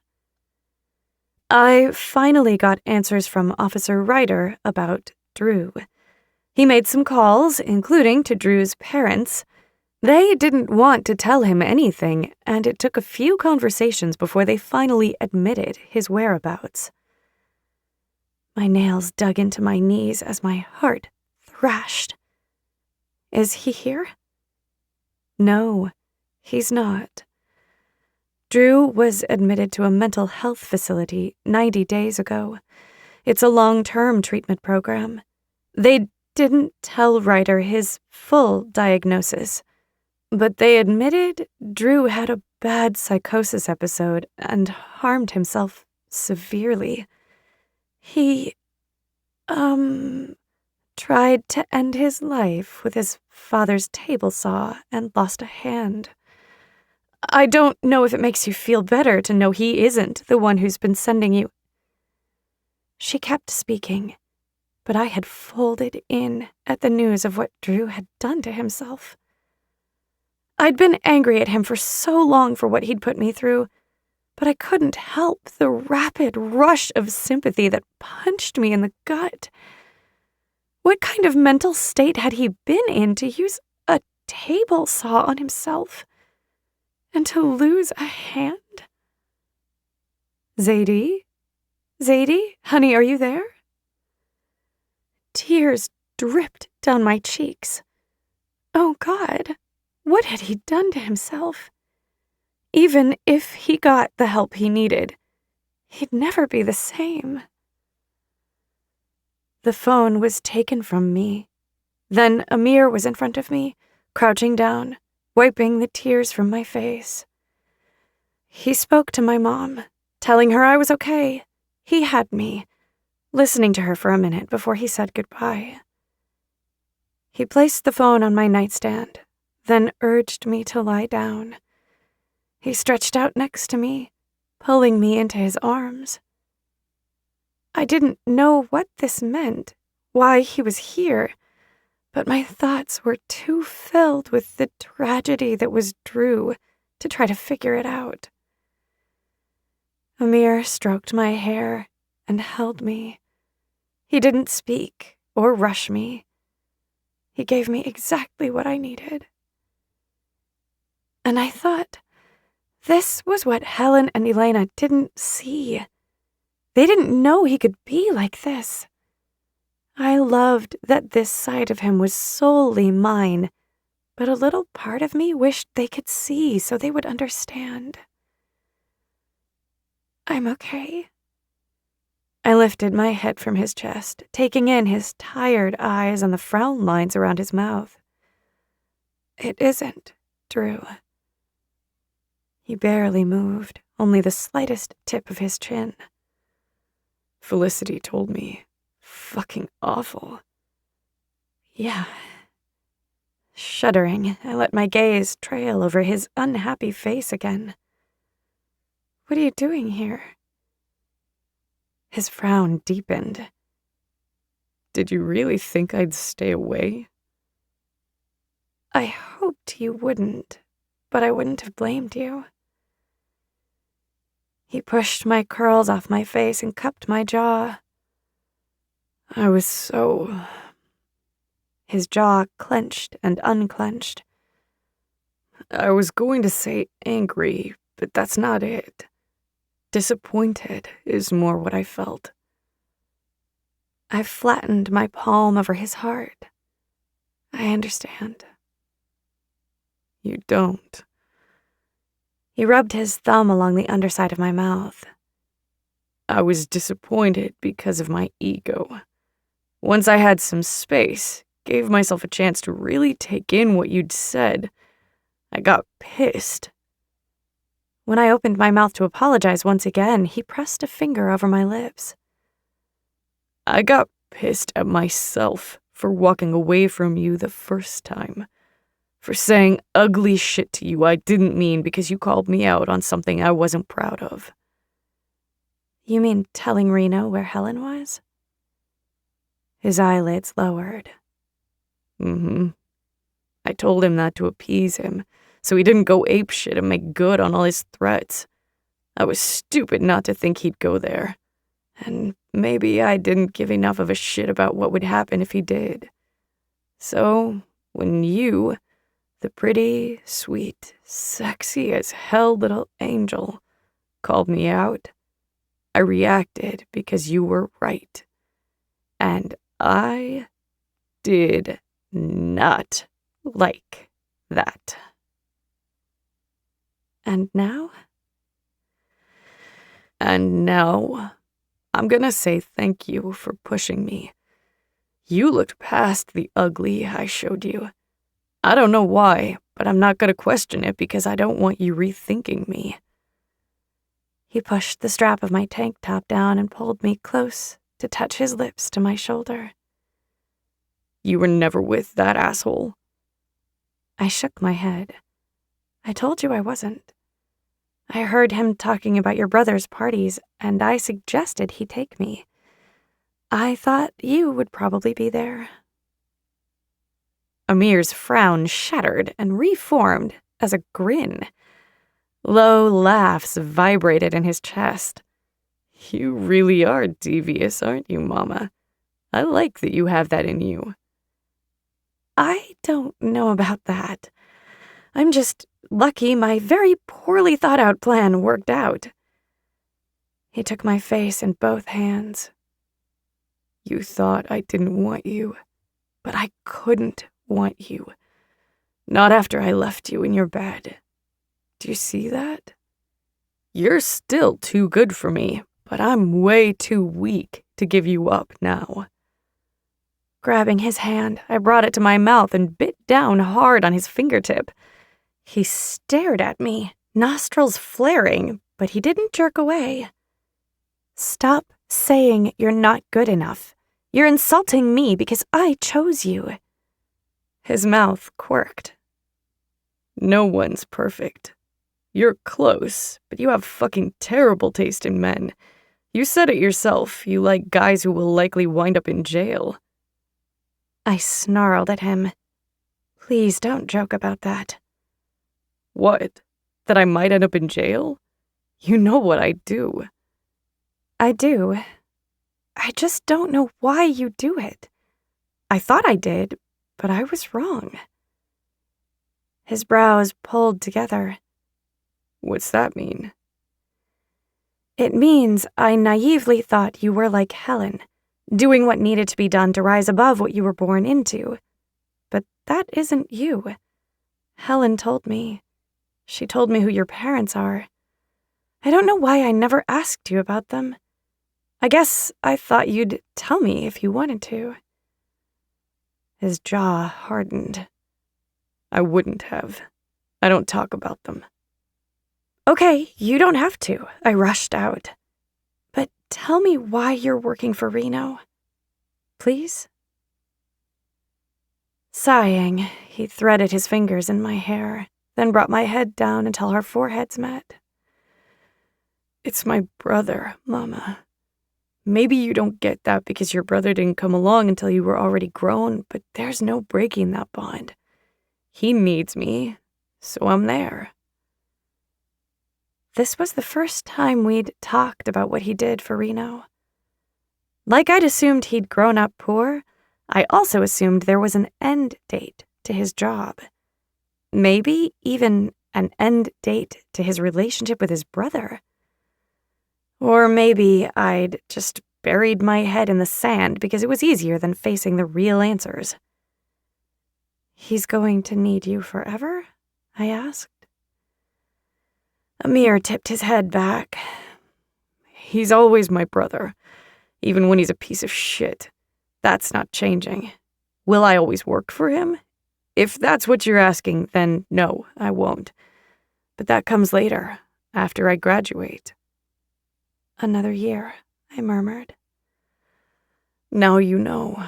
But nothing's changed for you, Zadie.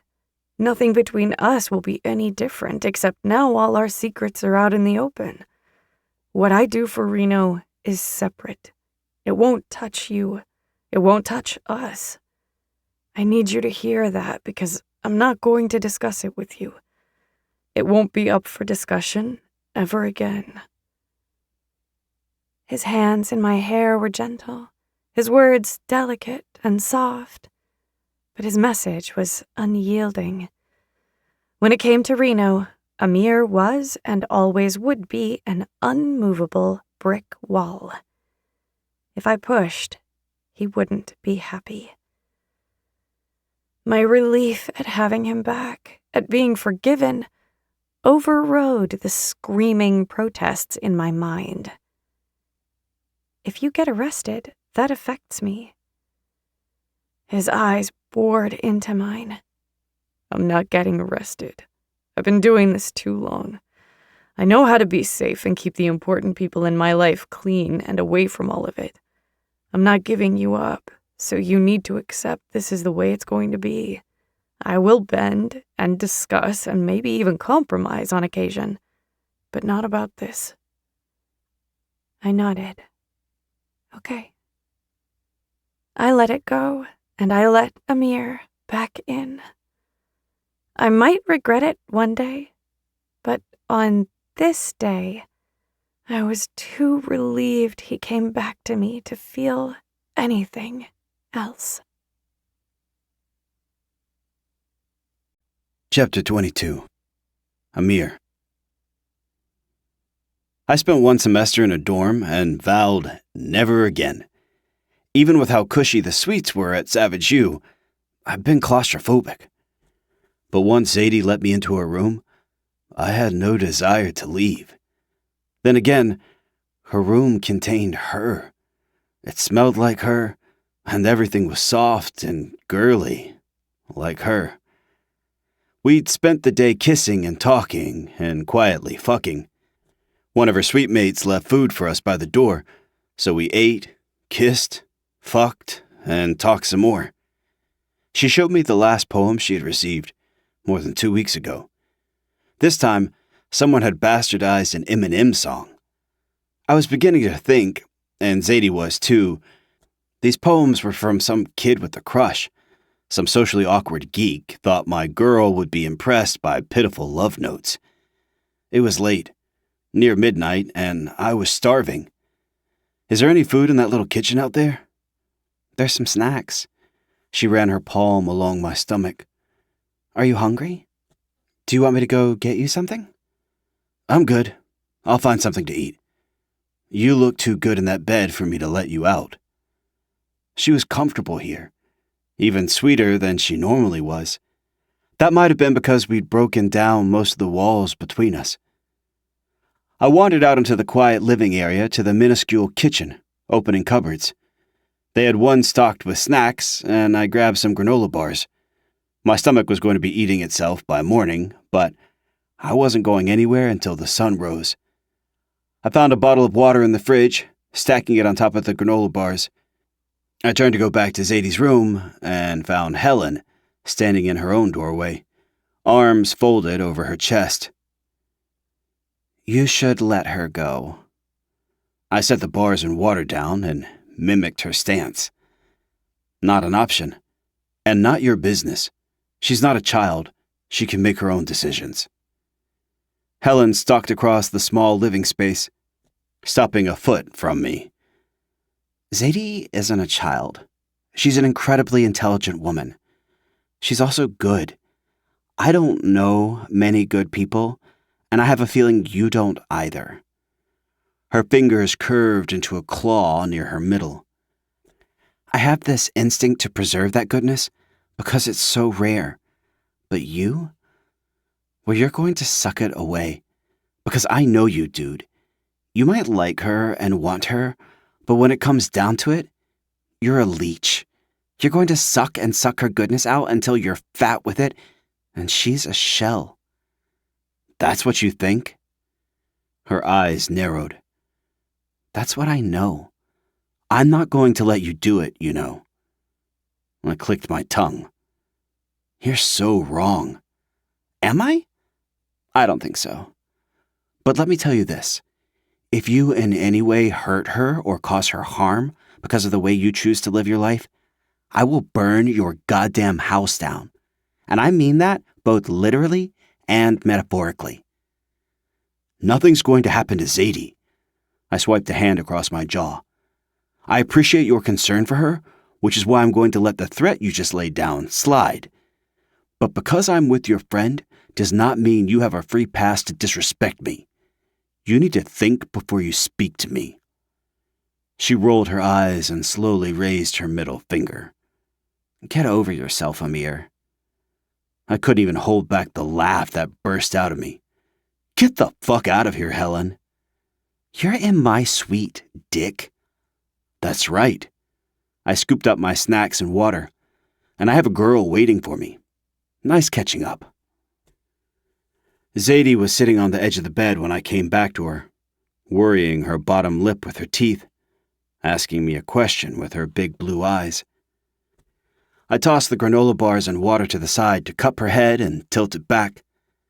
Every time I looked at her face, at the way round and soft, played with smooth and angled, I got caught up in her. It was a true fact. I'd never seen anyone prettier than Zadie. After a day in her room, no makeup, only a little sleep, she still looked like this. Sexy, pretty, sweet, fucking everything. No worries, Mama. Helen was just explaining how it is. How is it? You have a good friend.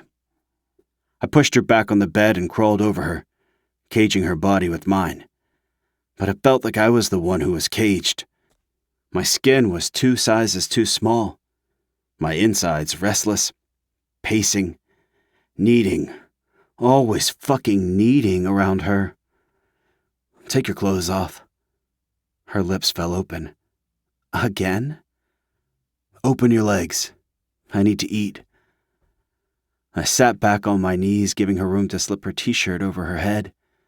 Since that was all she had on, she was naked in seconds. Legs open for me. The first time, I'd asked her to show me her universe, and she had. But it was mine now. I was the pioneer who saw pretty, bare land and claimed it as my own. Those pretty, puffy pussy lips were the door to my kingdom. I got down on my belly to explore my newfound home. She was slick under my lips, hot and sensitive. Her hips rose to meet me at first contact. Amir, oh my God, I don't think I can come again, baby. I flicked my tongue on her clit, which had already swelled up so nicely for me. I need you to do it for me, Mama. This is going to be my orgasm. I need it. Are you going to deprive me of something I need? I licked her clit again and she shuddered. She lifted her head to watch me between her legs. My girl surprised me with how much she liked to watch me work. Her delicate fingers threaded through my hair. Our eyes connected as I opened my mouth to suck on her pussy lips the way she liked. She might have thought she couldn't come again, but I knew this body. I knew what she could take. The tremble that shook her over from head to toe told me how right I'd been. I kept my eyes on her while I ate her, feasted on her, sucked up the sweet nectar that leaked from her and ran down her folds. Her eyes stayed open until the very end. Then she was holding my head against her with both hands, her thighs squeezing, her spine arching as she came apart at the seams. She was still shaking when I flipped her over, gripping her hips to draw them up. She tucked her knees under her, offering herself to me, and I gladly accepted, sliding into her heat for the 4th time that day. It might as well have been the first. I had to stop, get hold of myself, gain control. Fuck, Mama. Fuck, how do you feel so good? When I'm with you, inside you, I lose myself. It's like my first time. She rocked her hips, drawing me impossibly deeper. Move, she mewed. Please? Sweat beaded on my forehead as I reined in my desire to go hard and fast and pump her full of my seed. I looked down, but that was a big mistake. The sight of Zadie's plump ass and hips spread out nearly sent me over the edge. There was no end to my desire. Having her the first time had cracked open a plastered wall, revealing a bottomless well of need. It went on and on. Maybe one day I'd be sated, but for now, I was nowhere near that point. This ass. I smoothed my palms along her exaggerated curves to her breasts, cupping them. These tits. And down to her dripping cunt, rounding my fingers on her clit. this fucking delicious pussy. I need you, she breathed. That's all you have to say. I rocked forward and retreated, even though pulling out, even by a few inches, went against my every instinct when it came to her. Then I thrust forward, enveloped in her impossibly hot and soft walls, and all was right. Using my thumbs, I spread her cheeks to watch myself plunge in and out of her. My cock was coated with her pleasure, all shiny and slick.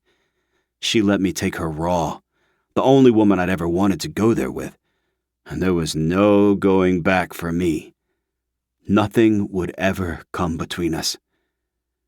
Tell me how it looks. She pushed back so when I thrust, we collided in a loud slap. Tell me what you're seeing. You're wet, Mama. So wet. You're dripping all over my cock. I rubbed a thumb over her other tightly closed hole. I like this.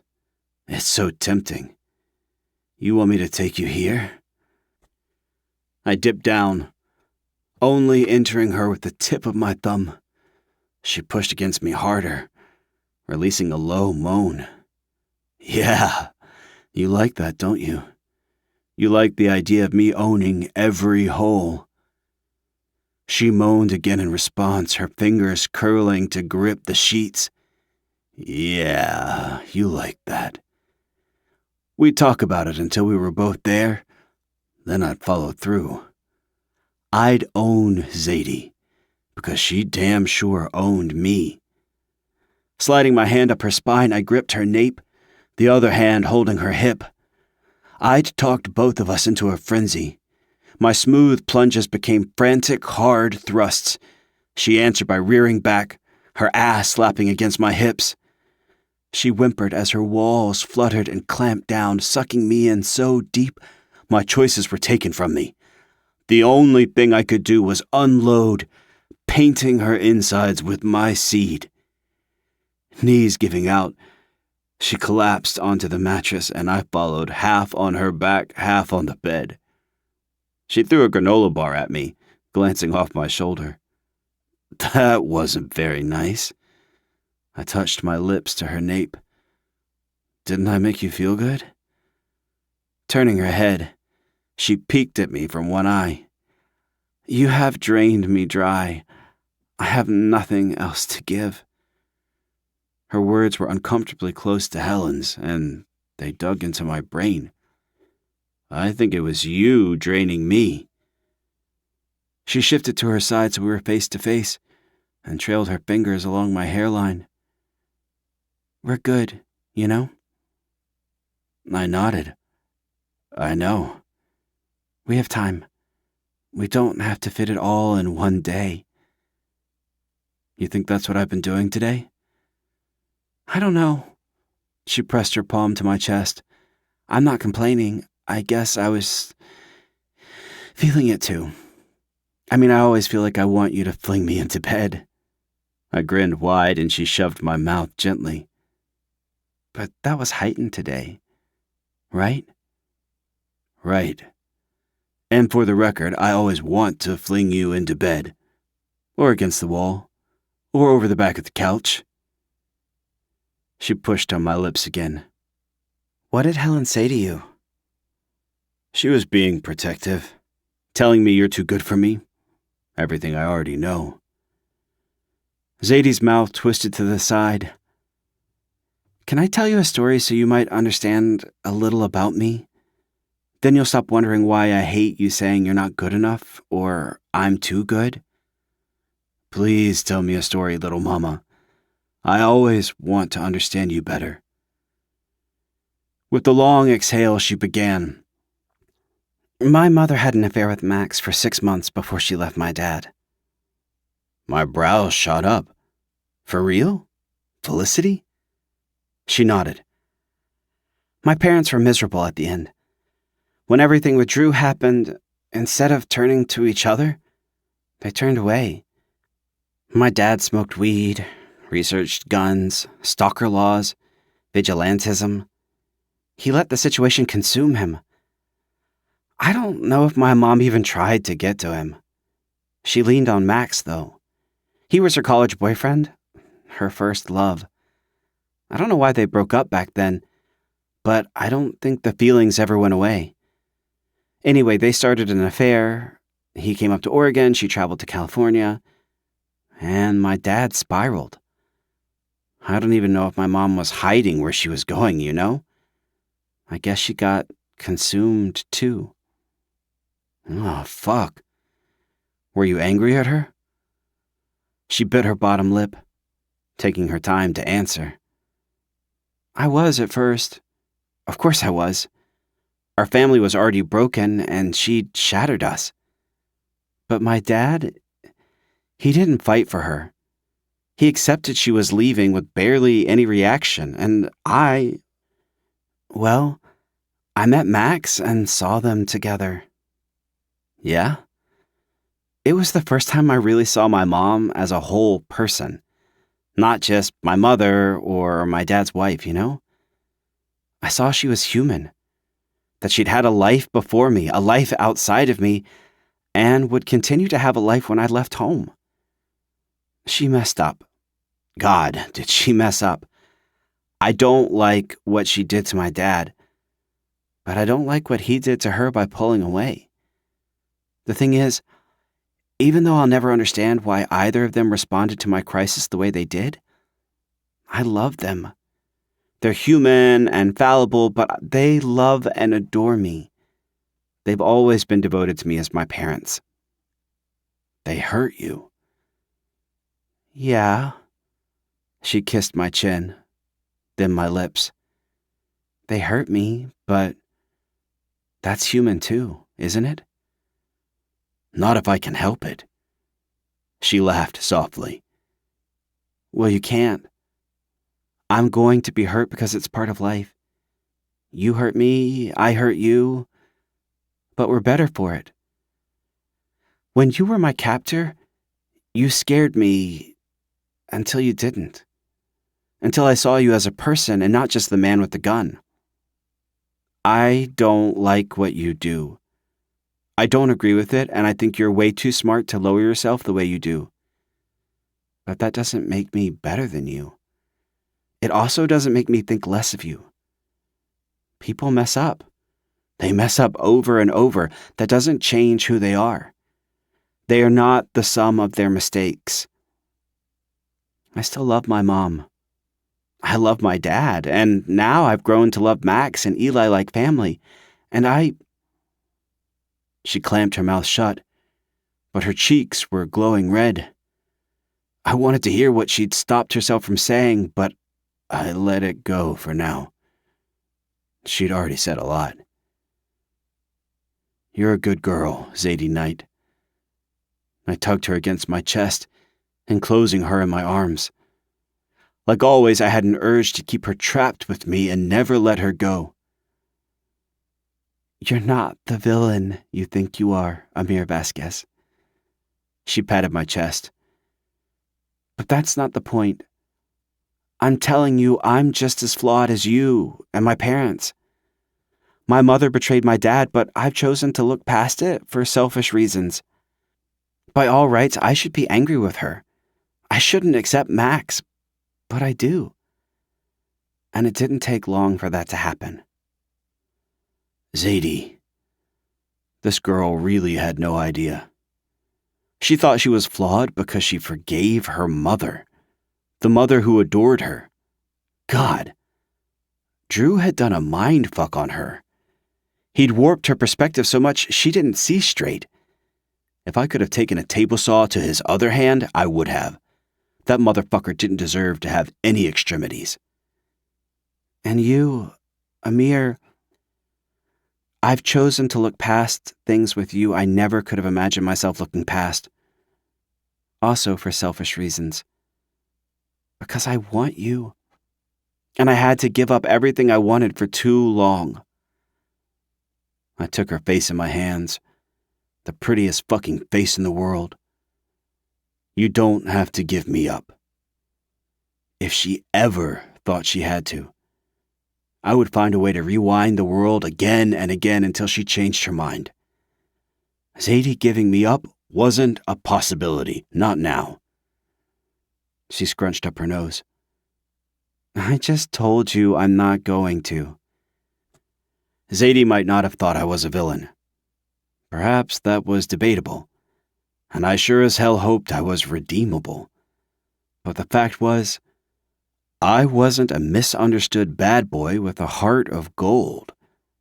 It was gray at best, and only beat for a handful of people. Right now, it was thundering for Zadie. Not gonna give you up either, Mama. Chapter 23. Amir. At the end of commerce, my brain always felt swollen in my skull. Dr. Krasinski had earned his reputation as both a hard-ass and the best teacher at Savage U. He took the semester he had with his students and forced as much information into them as humanly possible. I'd never been more challenged, but I'd never gotten so much out of a class. When I wasn't with Zadie or doing my shit for Reno, I was studying and writing for Krasinski. I walked down the steps of the lecture hall, my brain still buzzing with all I'd heard over the last hour. Zadie and Julian had taken this class last semester, but they'd undersold it in a big way. I was going to have to talk to them about that when I got home this afternoon. Mr. Vasquez, Krasinski stepped into my path. Do you have a minute? I kept my expression impassive. This could be really good or really bad. I hadn't done shit to make it bad, but that didn't mean it wouldn't be. Yes, I do, I replied, stepping off to the side with him so the flow of students could continue to the exit. I received your email last week. I've been doing some thinking about your request. Krasinski was the recommendation I needed to land a coveted internship at Sparta Inc., the largest import company in Southern California. They took on exactly 5 interns a year, and my ass planned to be one of them. I'm curious about your thoughts, I said.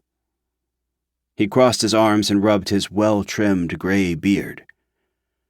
You've impressed me so far this semester. The insights in the last paper you turned in were fresh and showed an expert grasp of the material.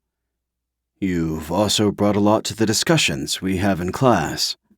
But I have some qualms. Fuck. Shit. Fuck. That's unfortunate. Can I ask what they are? He paused, staring at me for a long beat. I'll be blunt, Mr. Vasquez. I've asked around about you. While your past teachers all had positive feedback, there are murmurs. No one knows anything concrete, but there's a shadow that follows your name.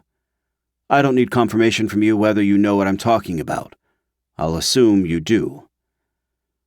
I remained impassive, all while feeling the fire at my feet grow hotter and hotter. The chickens had come home to roost, and I shouldn't have been surprised, yet I was. When I didn't respond, not even with a nod, he went on. I'd like to consider my recommendation over spring break. I know you need an answer from me, and I will give it to you when classes are back in session, if not before. But for me to associate my name with anyone, I need to be certain, and to be blunt, I'm not certain about you. To be even more blunt, one arrest on your record for the things you're rumored to be involved in will kill most opportunities in the line of work you plan to go into. Imagine an import business like Sparta trusting their operations to... He cut himself off, but the message was received. A company who imported goods from overseas wouldn't hire someone with a black mark on their record for peddling dope. It was too risky, no matter if the black mark was well in their past. I'd just have to make sure that never happened. Thank you. That was the only thing I could say. I hear you. I want you to know I take my future extremely seriously. If you decide to give me the recommendation, I will do everything in my power to make sure you don't regret it. Thank you for considering it. There weren't many men I'd defer to, but Krasinski was one. Not just because of what he could do for me, but because I truly respected him. For the way he taught, but also for having this conversation with me. Given what he'd heard, even if it was half-truths, it couldn't have been easy for him to say. It was like pouring acid in my ears to hear. Fuck. By the time I walked across campus to my truck and drove home, I was still wrapping my head around my conversation with Krasinski. I didn't like being told what to do, but he hadn't. He'd simply been honest about the consequences of the way I made money. He'd held up a mirror and said, "Look at yourself, you dumb fuck." But I was already pulling back as much as I could. I'd made a promise to Reno I couldn't break. I wouldn't break. My word was all I had in this world, and I'd given it to him. Fucking shit. If I screwed over Krasinski, assuming he gave me the wreck, there was no going back. I was stuck here, caught between the present and the future. My future. I just have to be more careful. Delegate, lay as low as possible to outrun the shadow behind me. And I had to survive the next week, waiting for my answer from him. I wouldn't even have Zadie here to distract me for most of it. She was flying to Oregon on Monday to visit her dad for a few days. I only had the weekend with her, and I intended to claim every second of it. As soon as I opened the front door, I was assaulted on every level. Warm, garlic-scented air, fast-paced music from the piano, Zadie's high, smooth voice singing a Melanie Martinez song. This wasn't an uncommon occurrence anymore. 2 weeks had gone by since Zadie and I had spent all day and night in her room, and something had shifted between us. The near chokehold I'd felt compelled to keep on her had loosened without me noticing. When she and Julian interacted, I didn't have to fight off my need to fuck her in front of him to show him who owned her, because all of us knew. I owned Zadie, and she owned me right the fuck back. Rounding the corner into the living room, I found Marco kicked back on the couch. He tipped his head to the piano where Julian and Zadie were side by side playing together. When she discovered he was the pianist of the house, she'd begged him to let her play our piano. Since neither Marco nor I especially appreciated his music, he'd been giddy to share it with her.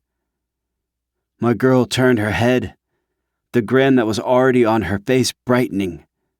I stood there as she sang about training wheels, moving her fingers over the keys without looking. Julian's floated over the keys like butterflies. For my uneducated ear, he had mad talent. He played for as long as I'd known him. Zadie, of course, sang and played like an angel. Watching her and my best friend happy, making music, my other best friend enjoying the sounds, soothed the bitter, angry mood I was in. I couldn't say I didn't have an ounce of jealousy boiling in my blood. That wouldn't be true. But I trusted the two of them, so I let it slide and allowed their friendship to cement. I planned on having Julian as part of my life until we went to the grave, and with the way Zadie had reached into my chest and wrapped her soft little hand around my heart, she just might be there too. The song came to an end with a dramatic pounding on the keys from Julian. I stuck 2 fingers in my mouth to whistle my appreciation. Marco gave a slow clap from his place on the couch. Laughing, Zadie hopped up from the bench and threw herself at me. I caught her, pulling her into my chest, kneading her soft, more than I realized. I shoved my nose in her hair, taking in her berries and rain and the silk of her curls. "Hi," she murmured against my chest. "Hey, Mama. You're a sight for sore eyes." Julian got up from the bench with his arms outstretched. "Don't I get a hug too?" I cocked my head at Marco. "He looks lonely over there. Go ask him." Julian bolted across the room and launched himself into Marco's lap. Marco shoved him off, sending Julian sprawling to the ground. Zadie swiveled in my arms when he knocked the coffee table onto its side. He's impervious to damage, I told her. He falls and bounces. Been that way since he was a toddler. Julian sprung up and took a bow. I think I stuck the landing. Fucking aces, man, Marco agreed. I buried my nose in Zadie's hair again. What's cooking in the kitchen, Mama? I'm roasting garlic right now. In a little bit, Marco and I are going to make risotto. I turned her around to face me again, holding her shoulders. Marco? As in the Marco who lives in this house? The kid who can't make toast? She nodded, grinning. That Marco. He claims he can't cook, so I told him I'd teach him. When I get back from Oregon, we're conquering salmon. Have you domesticated us? Is that what's happening here? She gave an innocent shrug, but I saw through her.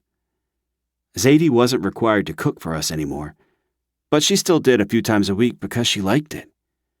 What she didn't do was change my sheets.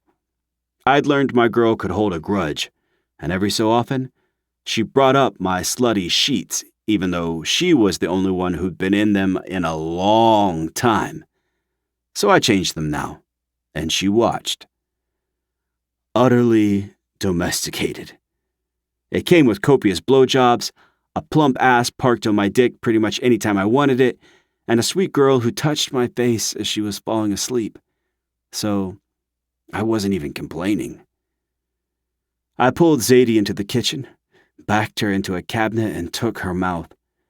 She responded immediately, curling her arms around my neck and rising on her toes so she could get to me. Lips parting, she invited me inside, and I went, sucking on her tongue and lips licking her mouth. I'd needed this, to sip from her sweetness, drink her nectar, remind me of what was vital. Mama, you taste too good, I rumbled against her lips. I like when you taste me like that. Can't get enough. I took a breath, staring down at her. I'm going to take you dancing tomorrow. Okay. She blinked up at me like she was trying to remember where she was. She got that look when I kissed her for a long time. She lost her sense of place and time entirely. This fucking girl. The same place? I loved that night. No. I took her chin between my fingers. We'll go back when there's rain in the forecast. Need to get caught in the rain with you again. She huffed a laugh. We could just have Julian spray us with the hose. My forehead wrinkled. You want him being there when I fuck you? She shook her head fast. No, I do not. I'd never be able to look at him again. I grinned at her. My shy Zadie. Only wild for me. I'm taking you to a club. Gonna show you off. Her teeth dug into her bottom lip. Really? Yeah, really. I pushed her hair behind her ear. Did Deacon give you any trouble today? No. He doesn't even look at me anymore. I imagine being glowered at by you a few times a week wasn't something he wants to continue. And I really doubt he had any desire to get up close and personal with you. I scoffed. Me? I'm a lamb. Nothing to be afraid of. It'd been a month since Zadie had last received a poem. She'd relaxed, but her guard was always up. I'd caught her checking over her shoulder more than once, or running her hands over her arms to smooth out goosebumps. The only thing that was stopping me from eviscerating this Deacon fuck was Zadie begging me not to. There wasn't much I'd deny her. As long as Deacon kept away and quiet, he wouldn't be hearing from me. But if he even thought about taking another shot at her, all bets were off. There was only so far a man could be pushed before he had to step up and say, enough. Zadie nipped at my chin. I'm not afraid of you. Good. I tapped her forehead with mine. You have nothing to be afraid of when you're with me." Her pretty blue eyes narrowed slightly. "Are you going to tell me why you looked so angry when you first got home? Did something happen?" I exhaled through my nose.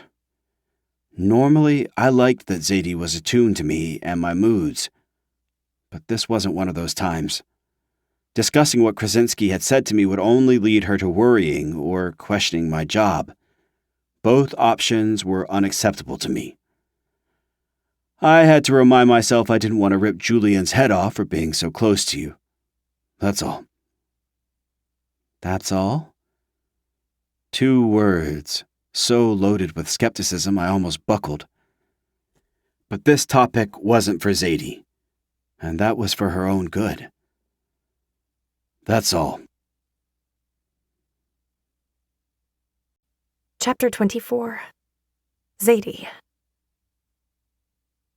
Amir's warm breath and cold lips brushed my skin, making me shiver, which was a difficult task since I was hot from dancing and being pressed up against him for the last hour. I was still pressed against him, though now he had me draped across his lap.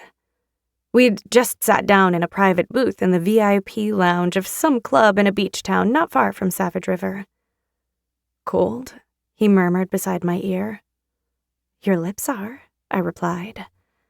He took my chin in his hand, tipping my head to the side to touch his lips to mine. It didn't end in a touch. His tongue teased the seam of my lips, parting them to sweep inside. He licked the vodka and cranberry juice off my tongue, humming with satisfaction at the taste of me. His hands took my hips, pulling them back until my ass was on top of his growing erection. I pressed down on him, teasing him while searching for friction, too. Dancing with Amir turned me on. The way he moved, the way he held me, set my skin alight. I loved that he wasn't afraid to really get into the music. He didn't just grind on me. My man had real moves. "Fuck, I have to stop kissing you before I come in my pants." The way he said it, he sounded genuinely tortured. His desire for me gave me a heady buzz of power along my skin. I never imagined being the reason a man would lose control, especially a man like Amir, who held his reins so tight they were practically embedded in his fists. "Don't do that." I nibbled his chin. "Your cum is mine." He sucked in a harsh breath. "Jesus, Sadie, I'm already on the edge and you say shit like that? You want me to take you right here? I'm almost to the point I do not care who sees." I didn't believe him. I mean, I did believe he wanted inside me, but not the other part. Amir would never be at the point he didn't care who saw me. It was just as well, because we weren't alone anymore. "Yo, what's good?" Julian threw himself down on the opposite side of the booth, Marco following with Vanessa clinging to his shoulder like a barnacle. Unfortunately, she looked nothing like a barnacle in a white dress that was so skin-tight, I almost felt I was seeing her naked. Jealousy swam in my stomach like an anaconda, so big and fast I had to press a hand to my middle so I didn't get sick. This was a woman Amir had slept with. A woman whose hip bones were visible, stomach didn't roll when she sat down. A woman who... Amir gripped my nape, crushed his lips to mine, and drowned me and my thoughts in a soul-destroying kiss. He only stopped when Julian cheered for us, yelling over the music, get it! I hid my hot face on Amir's shoulder while he talked to his boys like nothing had happened. Anytime Vanessa tried to grab his attention, he flat out ignored her. I wished she wasn't sitting with us, but at the same time, I was glad she was. Amir wasn't being subtle about his disinterest in her, and though I didn't love the idea of her feelings being hurt, I also wanted her to understand Amir wasn't an option for her anymore. Eventually, she got up to leave, hesitating for a moment like one of us would stop her, but not even Marco asked her to stay. I didn't like her, but when she flicked her long hair behind her shoulders and swayed her hips, I couldn't say I didn't watch her perfect butt bounce as she made her exit. Julian shook his head. Dude, you have to get better taste. Marco gave a lazy shrug. Easy pussy is easy pussy. At least I know she's not gonna catch feelings since her heart already belongs to another. Amir held his hands up. Not to me. She left that shit on my doorstep and I'll let it freeze. It'd be nice if she didn't have a presence at the house anymore, but I'm not gonna tell you what to do. Marco shrugged again. All right, it's no skin off my back. Plenty of other bitches. I brought my head up to ask Julian what his type was when a man appeared at our table. He was dressed like most of the men here, in a button-down and fitted jeans, but he was strung out, jittery. Hey, man. He addressed Amir, white-knuckling the end of the table. Can I talk to you? No. You need to walk away, Cesar. He leaned over, and up close, I saw the sweat beading on his upper lip, the red rimming his nostrils, the broken blood vessels in the whites of his eyes. It'll just take a minute. I'll buy your next round, okay? No. Amir shifted me from his lap onto the bench, then pushed out of the booth, rising a head above the other man. You don't approach me. That isn't how this works. The man backed up a step, wringing his hands. I know. I apologize. I'm just in a bad way, and I need... Amir's hand came down so hard on the guy's shoulder, he staggered. Don't say another fucking word. I said no. The disrespect you're showing me by approaching me in public and speaking to me out of turn is so fucking audacious, I can barely believe it's happening. You're lucky I'm in a good mood, kid. Damn lucky. The guy bowed his head, but he didn't move away. I couldn't hear what he was saying, but his mouth was moving, almost like he was chanting. His entire body was moving, bouncing knees, scratching arms, twitching shoulders. He definitely seemed to be in a bad way. Amir closed in on him, bumping his chest, and only then did he stagger back.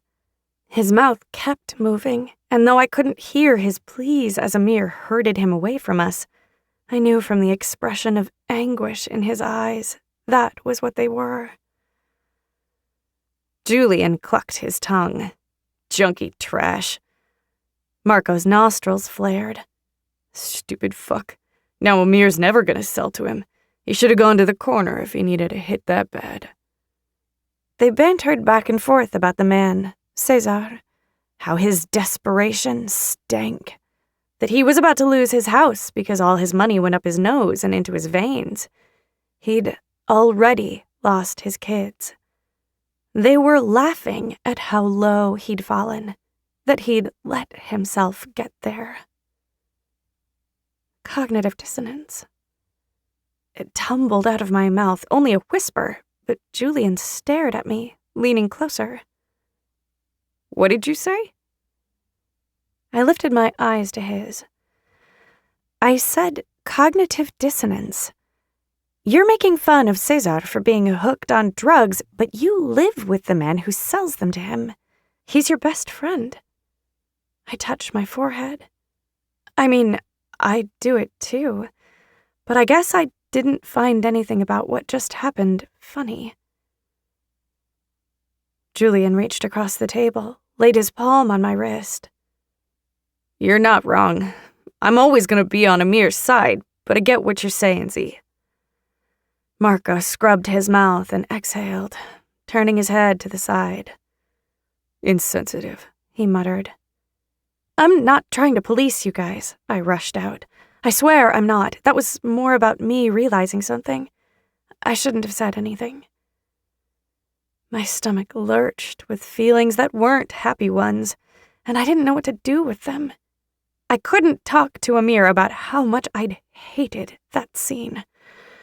He'd told me in no uncertain terms his job wasn't up for discussion.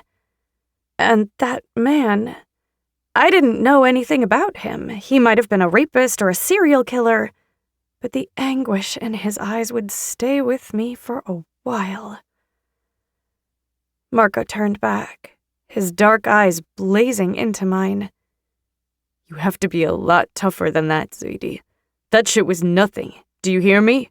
He keeps his business separate, but it bleeds.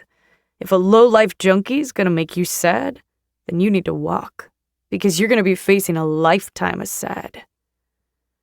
My mouth fell open as Julian pulled his hand away from my arm to slap the hell out of Marco's.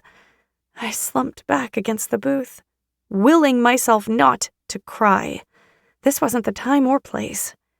I had to think, but I couldn't do that here, with the giant bickering men across from me, the bass rattling my bones, 3 drinks swimming through my blood.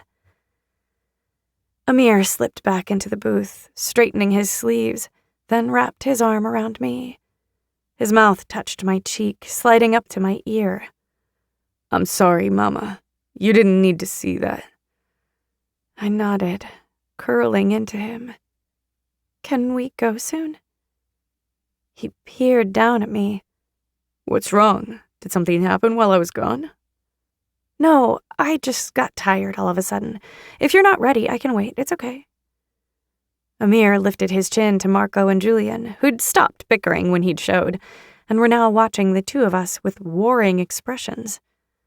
Julian's was soft, almost wistful.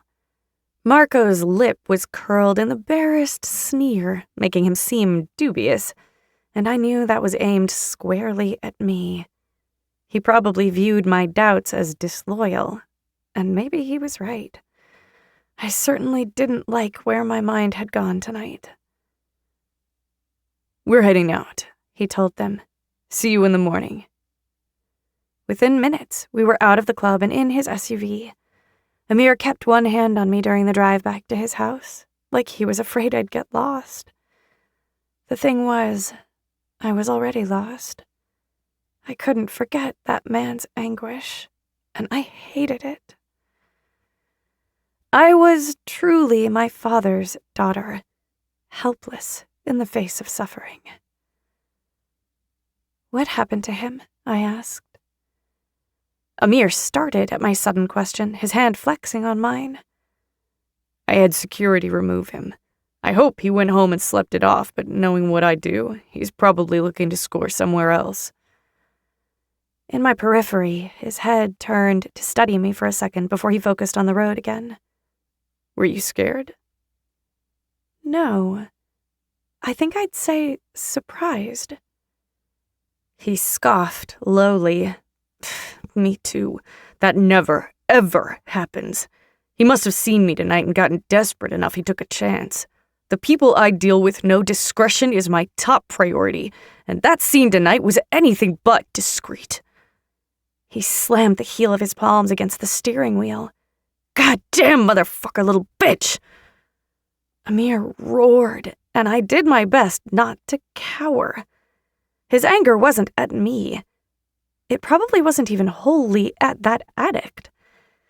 Nevertheless, I'd been a victim of a man's anger over things not going the way he wanted, so it was hard for me to exist in this too small vehicle and not be afraid.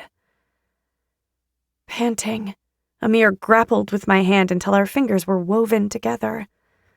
I squeezed, both for him and me, and he squeezed back even harder. That never should have happened. Never. He shouldn't have come near you. He brought our joined hands to his mouth to kiss my knuckles one at a time. I'm sorry, Zadie. I'm so fucking sorry. I nodded in the dark. I know you are. In his bedroom, Amir undressed me like a delicate doll, slowly lowering my dress until it pooled at my feet, following the fabric with his lips on my skin. He seemed to understand I needed this from him. For him to prove he could be gentle and loving, even after he'd exploded with hatred in his truck less than half an hour ago. He kneeled in front of me, cupping my hips in his hands, rubbing his lips back and forth on the curve of my stomach. With my eyes closed, I threaded my fingers through his hair and let my head fall back. His mouth was warm now, the ice from the club ancient history. He kissed me from hip to hip, then lower, dragging my panties down a centimeter at a time. His mouth dragged from my belly button to the top of my slit. Tongue darting out, he wedged it between my lips, then sucked. I exhaled a soft gust of breath, tipping my hips toward him. Amir urged me onto the bed, staying on his knees between my open legs. His hands were splayed on my inner thighs, keeping them spread. I was on my elbows, watching him look me over, licking his top lip as if he was eyeing his favorite dessert. He lowered his head, and though I knew he wanted to bury his face and devour me, he took his time. Laving, touching, kissing me everywhere, not only my clit. He drew my pleasure out to maddening lengths, then took it further. This man, my man, was worshipping at my altar. My fingers curled into the sheets next to me. Each pass of his teasing tongue had me lifting my hips for more. Could anything be better than this? I didn't think it was possible. Amir, I whispered. Oh God, baby, I love what you're doing. His eyes met mine as he pulled my clit into his mouth. There weren't many things more intimate and raw than maintaining eye contact with him while he sipped at my pleasure like it was life-giving. But we did this. We always looked at each other. Amir didn't try to hide how much he loved my body, and I couldn't bear looking away from him. Until I had to. A bolt of heat shot down my spine, lifting my hips off the mattress and throwing my head back. My stomach tightened until all I could do was rock into his mouth, seeking relief from the pressure. And he gave it to me so beautifully I had to cry his name to the heavens. Amir, please, Amir. He slid one hand up, pressing it against my thrashing heart, while he licked me through my pleasure and all the aftershocks. He climbed to his feet when I was finally done, and I sat up, intent on helping him with his clothes too. His nimble fingers unbuttoned his shirt in seconds, sliding it off his sinewy golden arms. My fingers were frozen on his belt. Lip between my teeth, I got caught up on the tight, lean muscles of his stomach and my favorite trail of black hair that ran from the middle of his chest all the way down. Leaning forward, I dragged my tongue along the trail. Amir's fingers tangled in the back of my hair, holding my face to his abdomen. Beautiful fucking girl. He tipped my head back and stared down at me, motionless. My beautiful fucking girl. My beautiful fucking man. My hands unfroze, working his belt open, then his zipper. Reaching into his briefs, I freed his thick, swollen cock and lowered my head to take it in my mouth. He held onto my hair, not allowing me to go very deep. I swirled my tongue around the tip, needing to show him the same precious treatment he gave me.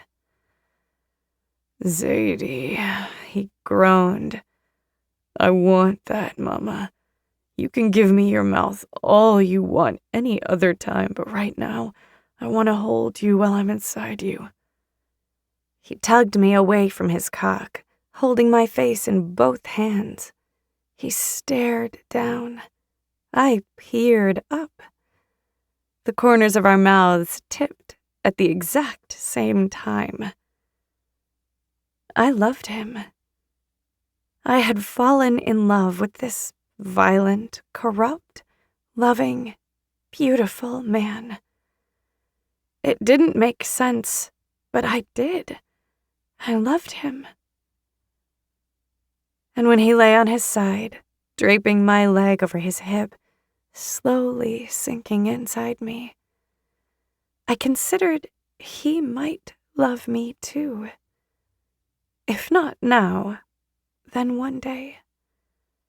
Because when he held me like this, when his eyes locked on mine, more warm and searching than I'd ever seen, I believed he could love me. Amir's mouth covered mine, his tongue slipping between my lips and licking me in the same languid motion his hips rocked into mine. All thoughts of violence, love, consequences, desire, blood, life fled from this space we shared until all we were left with was us. Two bodies meeting, finding pleasure and comfort in each other. He fucked me well into the night until we were both breathless and spent, wrung out on each other. After, Amir continued treating me like a princess, helping me clean up and kissing me sporadically. He tugged his shirt over my head.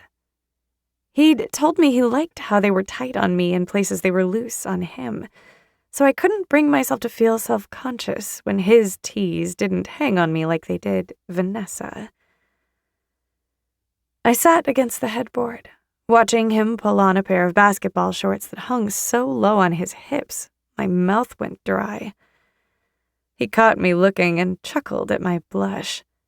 Bending over me, he tipped my chin with his knuckle and took my mouth in a slow, thorough kiss. Amir took the spot beside me in bed, pulling me down so we lay face to face again. He caressed my cheek in an achingly sweet way I felt to the tips of my toes.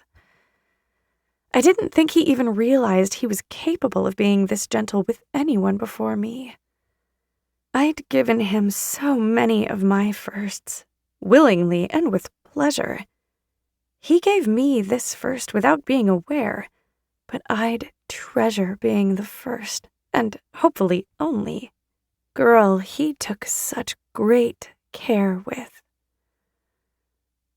No one ever held me when I was a kid, he whispered, like he was telling me a great secret, and maybe he was. I had a feeling this wasn't something he'd said out loud before. I'm really sorry, I whispered back, snuggling in closer. My brother loved me. He wasn't my parent, and he's never really been right in the head, but he's always loved me. My heart was being strangled with his words. I'm happy you had him. He went quiet for a long moment, caressing my cheek and sweeping over me with his gaze. Our parents were busy. Kids were on their checklist, something to be done. Once we were here, they checked us off, then checked out. We had nannies, but they weren't fucking Mary Poppins, you know. But Reno, I don't know how to explain it except to say he kept me human. Without him, I think I would have checked out too. He started stealing from me candy, toys, character t-shirts. Shit most kids had, but not us. He knew what it was like not to have it, so he got it for me. He didn't want you to feel like he felt. Right. Amir's jaw hardened, and his gaze went distant. What character shirts did he steal for you? That brought him back to me, his mouth corked into something close to a small smile. Pokemon was my shit back then. I smiled back at him. You had to catch them all, huh? Yeah. His thumb traced the curve of my smile. I don't even know why I'm telling you this, except I want you to understand. I nodded. I knew why he was telling me. Tonight had been ugly. And ugly Amir wasn't going to be able to kiss better or smooth over for me.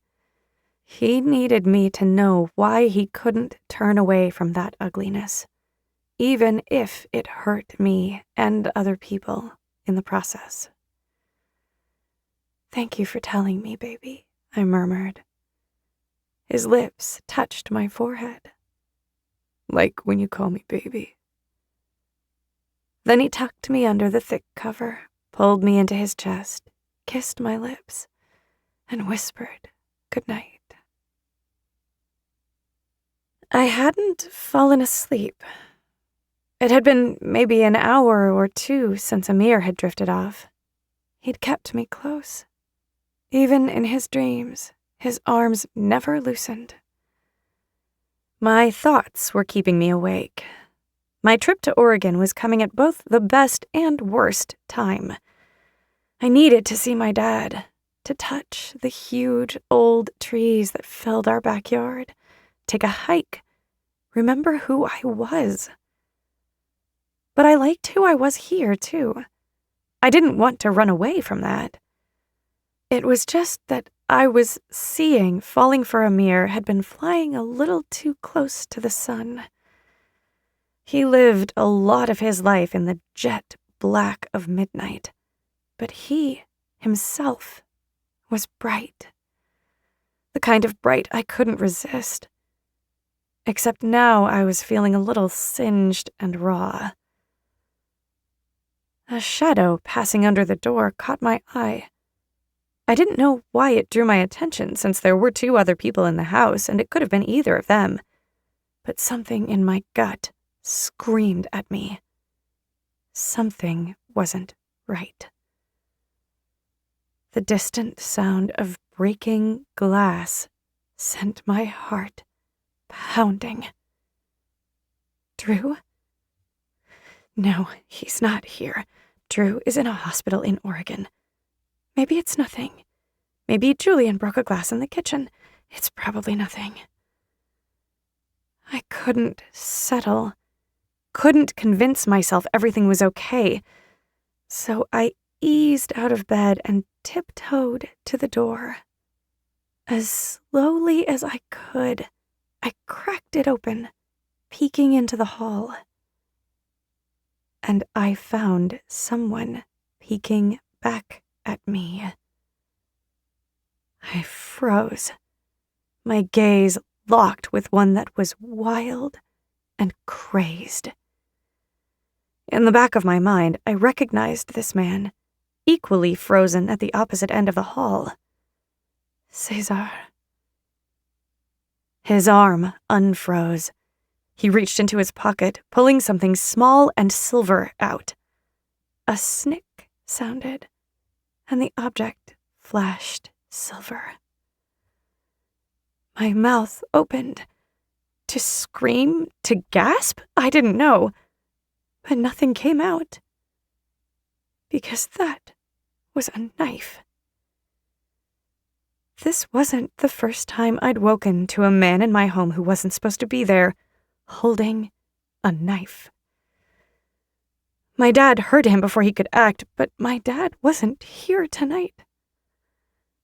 And this man, he was crazed in a completely different way than Drew had been. 2 things happened at once. From behind me, Amir snapped my name. In front of me, the man started toward me, knife raised. I couldn't be sure which action got me to move, but the next breath, I slammed and locked the door. Someone's in the house, I whispered. Zadie? Amir sounded only half awake. Come back to bed. A crash against the door made my shoulders jump, and I repeated myself. Someone's in the house! Amir pulled me away from the door and shoved me behind him onto the bed. Flinging open his bedside table, he pressed the combination of his safe and pulled his gun out. The muscles in his shoulders were bunched as he checked it over in a hurry. Spinning to face me, he jabbed a finger at me, leveling me with a menacing stare. Don't move off that bed. Whatever you hear, you stay in here. I'll send Julian in. You lock the door and do not come out until I'm back. I nodded, fear taking my voice. Everything had gone quiet in the hall. To me, that was even more terrifying than the pounding. At least then I knew where he was. Now, he could be anywhere. And Amir was going out there. Julian slipped into the bedroom, locking the door behind him. He paced back and forth, tugging at his hair, then slammed his palms on the wood. He probably hated being stuck in here with me. If I could have spoken, I would have told him he didn't need to stay, that he should help Amir. It would have been a lie. I didn't want to be alone. I tucked my knees under my chin, holding them tight to stop the shakes from racking my body. Julian stopped pacing, taking me in, and exhaled, approaching the bed. Amir and Marco are handling it. I know you're scared, but you don't need to be. Anyone who breaks in and makes all that noise doesn't know what the fuck they're doing. I nodded, trying to take in his assurance and wrap it around my stuttering heart.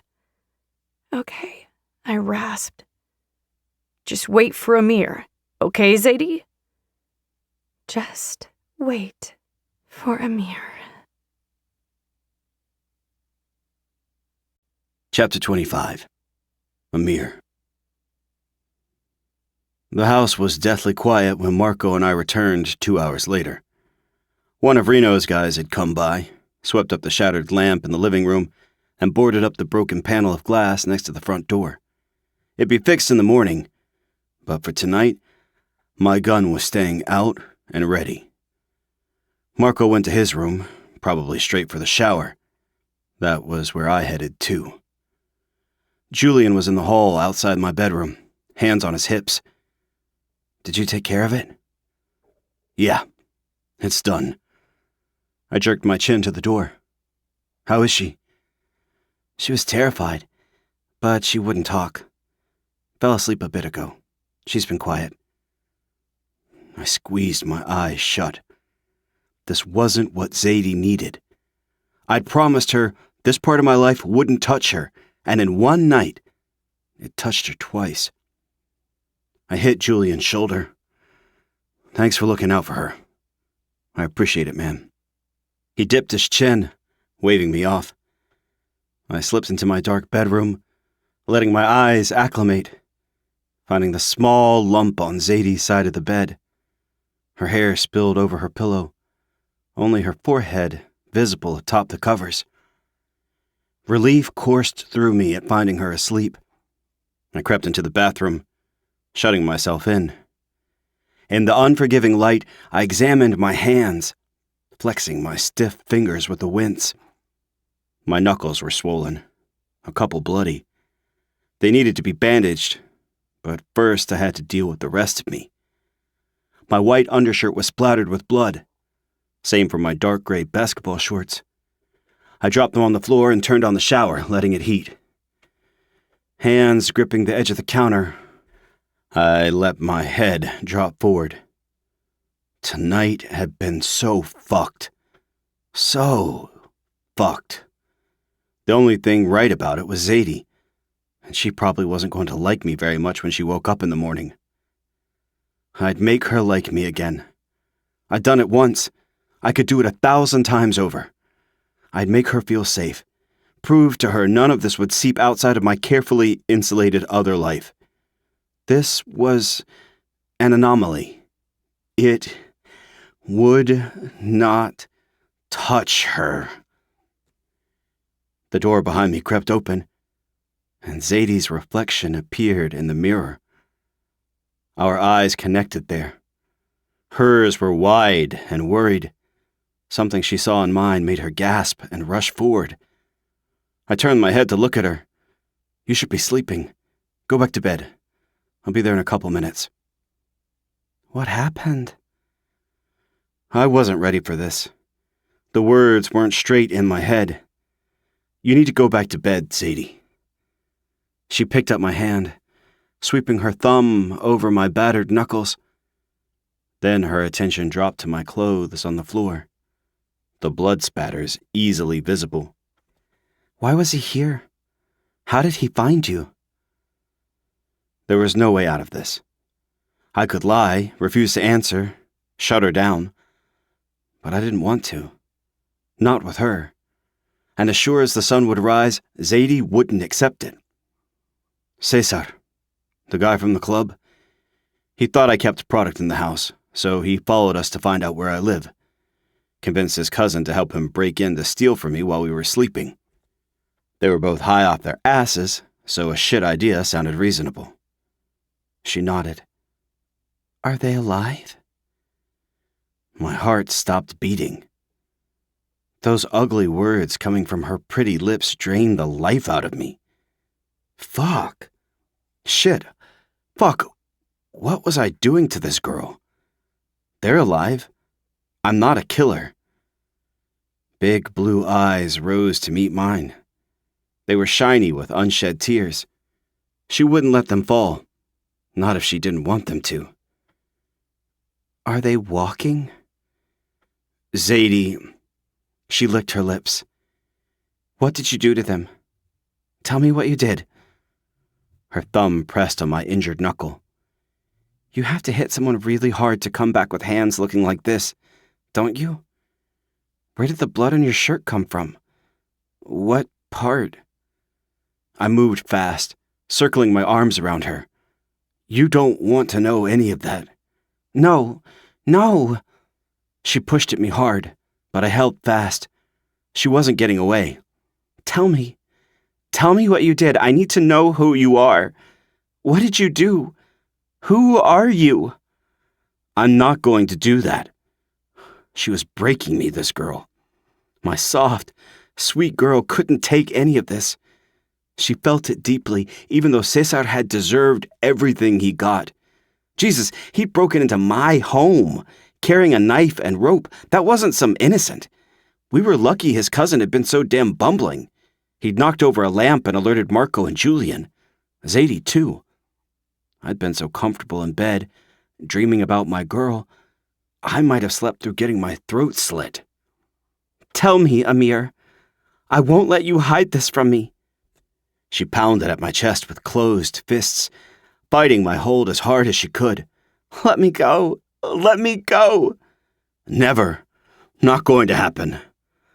I walked her out of the bathroom, throwing us both down on the bed and trapping her beneath me.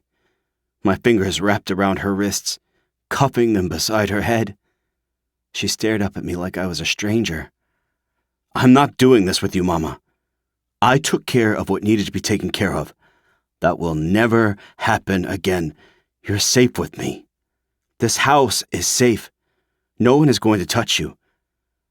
I know you saw things that upset you, and I'm going to make it right, but that will not be done by telling you every detail of how I dealt with the problem tonight. She turned her head to the side, keeping her eyes from me. I did not like that. Zadie? My hands flexed around her wrists. Fuck, Zadie, I know you're mad, but this isn't the first time a man broke in while I was sleeping, she whispered to the wall. I got used to feeling safe with you. I made a mistake. My sternum rendered in two. It was so painful, I couldn't breathe. My head dropped to her cheek, eyes squeezing shut. You didn't make a mistake. I took care of it. This isn't like Drew. It's done, Zadie. He won't be back. No one will touch you. People in my world don't know where I live. Helen was one of maybe 3 or 4 people, and that's only because I know her. I don't have any product here. I don't keep money here. You're safe, Zadie. She'd stopped fighting. Her limbs were limp, her head lolled to the side. "I'm really tired." Shut down. She wasn't willing to listen tonight. And I got it. As much as I wanted to, I couldn't force her to trust nothing like this would ever happen again. And fuck, did I want to. "Okay. You need to sleep. It'll look different when we wake up. You'll see I have you." "I'm going to sleep now." I pulled back, even though it went against every instinct I had, but I had no choice. As soon as I did, she tugged the covers over herself and curled up on her side. I stood there, watching her for minutes. She didn't move or say another word. Even after I took the fastest shower known to man, she hadn't moved. I lay down in bed beside her, pulling her against me. She was too stiff to be asleep, but neither of us spoke. Sleep wasn't coming for me either. Not with the board on my window and the sad, scared girl in my bed. It was going to be a long night. I couldn't say how, but I fell asleep sometime around sunrise. When I woke up a couple hours later, the sheets beside me were cool and empty. I shot out of bed and took the stairs 2 at a time, skidding into the kitchen. Zadie was at the island, a throw wrapped around her shoulders, sipping from a mug. Julian had a hip propped on the counter, peering into the toaster. Marco was at the table, shoveling eggs into his mouth. I strode into the kitchen and kissed the top of Zadie's head. "Did you sleep?" "Not really." She raised her mug. "Hence cup 2 of coffee." Didn't think I'd fall asleep. She knocked the side of her head into my arm. "I'm glad one of us did." "Wish it had been you." Pressing the underside of her chin with my fingertip, I tipped her head back and studied her face. Even tired, still the most beautiful girl I've ever seen. I leaned down, brushing my mouth over hers. Her lips were almost hot, and I got a taste of her coffee. Tangling my fingers in the fall of her hair, I brought her closer, taking the kiss just a little deeper. We weren't alone, but even more, I was on fragile ground with her. Too fragile to push beyond her limits. "I slept like a princess." Marco dropped his plate in the sink with a clatter. "Thanks for the concern, brother." "Hey!" Julian's spine snapped straight. "Were you forgetting something?"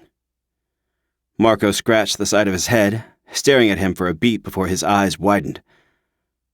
"Nope, I was not walking away from my dirty dishes." He spun in a tight circle to the sink. "Just practicing my dance moves for you, Z." Then my boy, who never let anyone tell him what to do, proceeded to rinse his plate clean and stack it in the dishwasher. He even went so far as to wipe out the sink. Utterly domesticated. Zadie blew him a kiss on his way out. He winked back at her. "Don't give him my kisses," I grumbled. She gave me the barest smile. "Would you mind taking me back to my dorm? I really could use a long nap, and I think I'll sleep better there." "You're leaving tomorrow." Everything in me did not want to let her go. She'd be gone for 5 days as it was. Things between us needed to be settled before that happened. I had to know without a shadow of a doubt she was coming back to me before I allowed her to step on that plane. "I know, but I'm tired and my brain is fuzzy. I just need to be in my room for a while."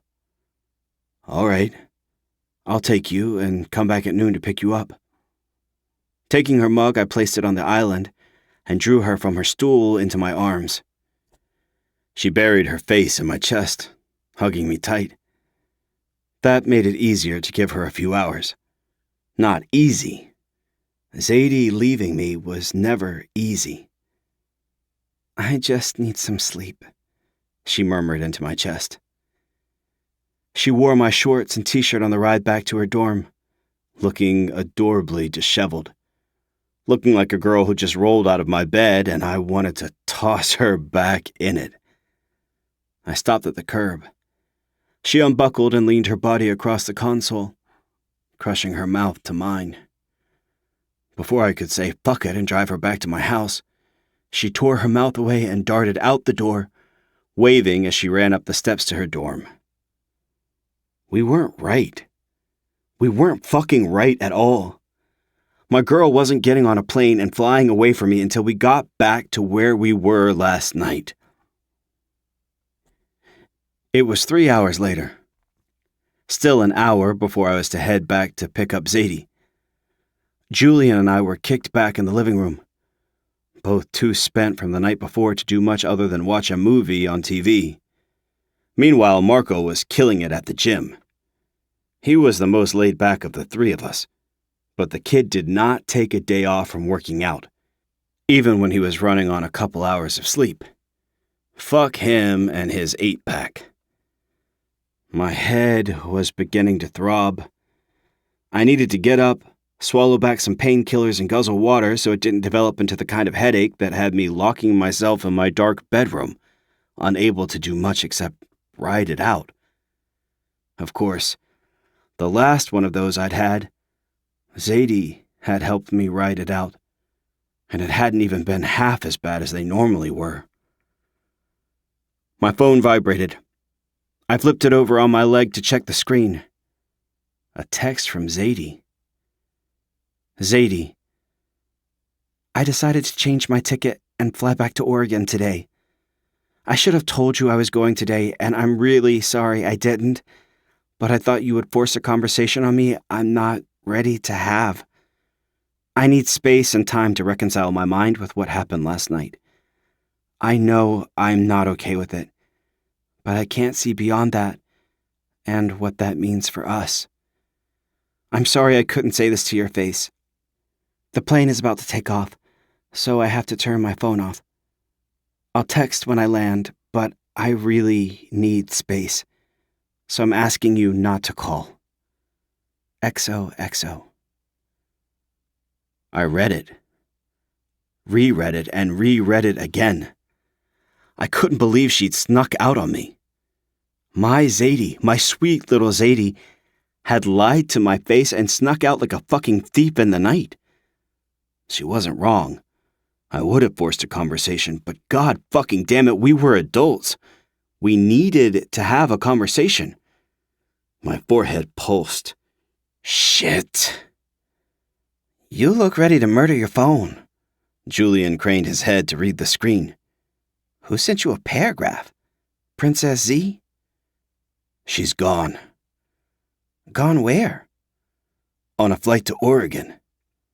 He shook his head. Nah, she's leaving tomorrow. What'd she say? She changed her ticket. Needs to get her head on straight. Julian sank back against the cushions, rubbing a hand over his mouth. Pussy move to leave without telling you first. There was no thought before I made my next move, whipping around and gripping him around the throat. I pressed him deep into the couch, hovering over him. Don't ever disrespect my girl like that again. You hear me? That's my fucking girl. His hands went up in surrender and I let him go, falling back to my seat. The throbbing vein in my temple was more like a rope, lassoing my head as tight as it could get. I'm sorry, man. I love the girl. In general, she's as high quality as they come. But I don't like her leaving you high and dry like this. I squeezed my eyes shut. She hates violence. She knew who you were. Knowing and experiencing it firsthand are two different things. He clicked his tongue on his teeth. Marco told her she was too soft for you.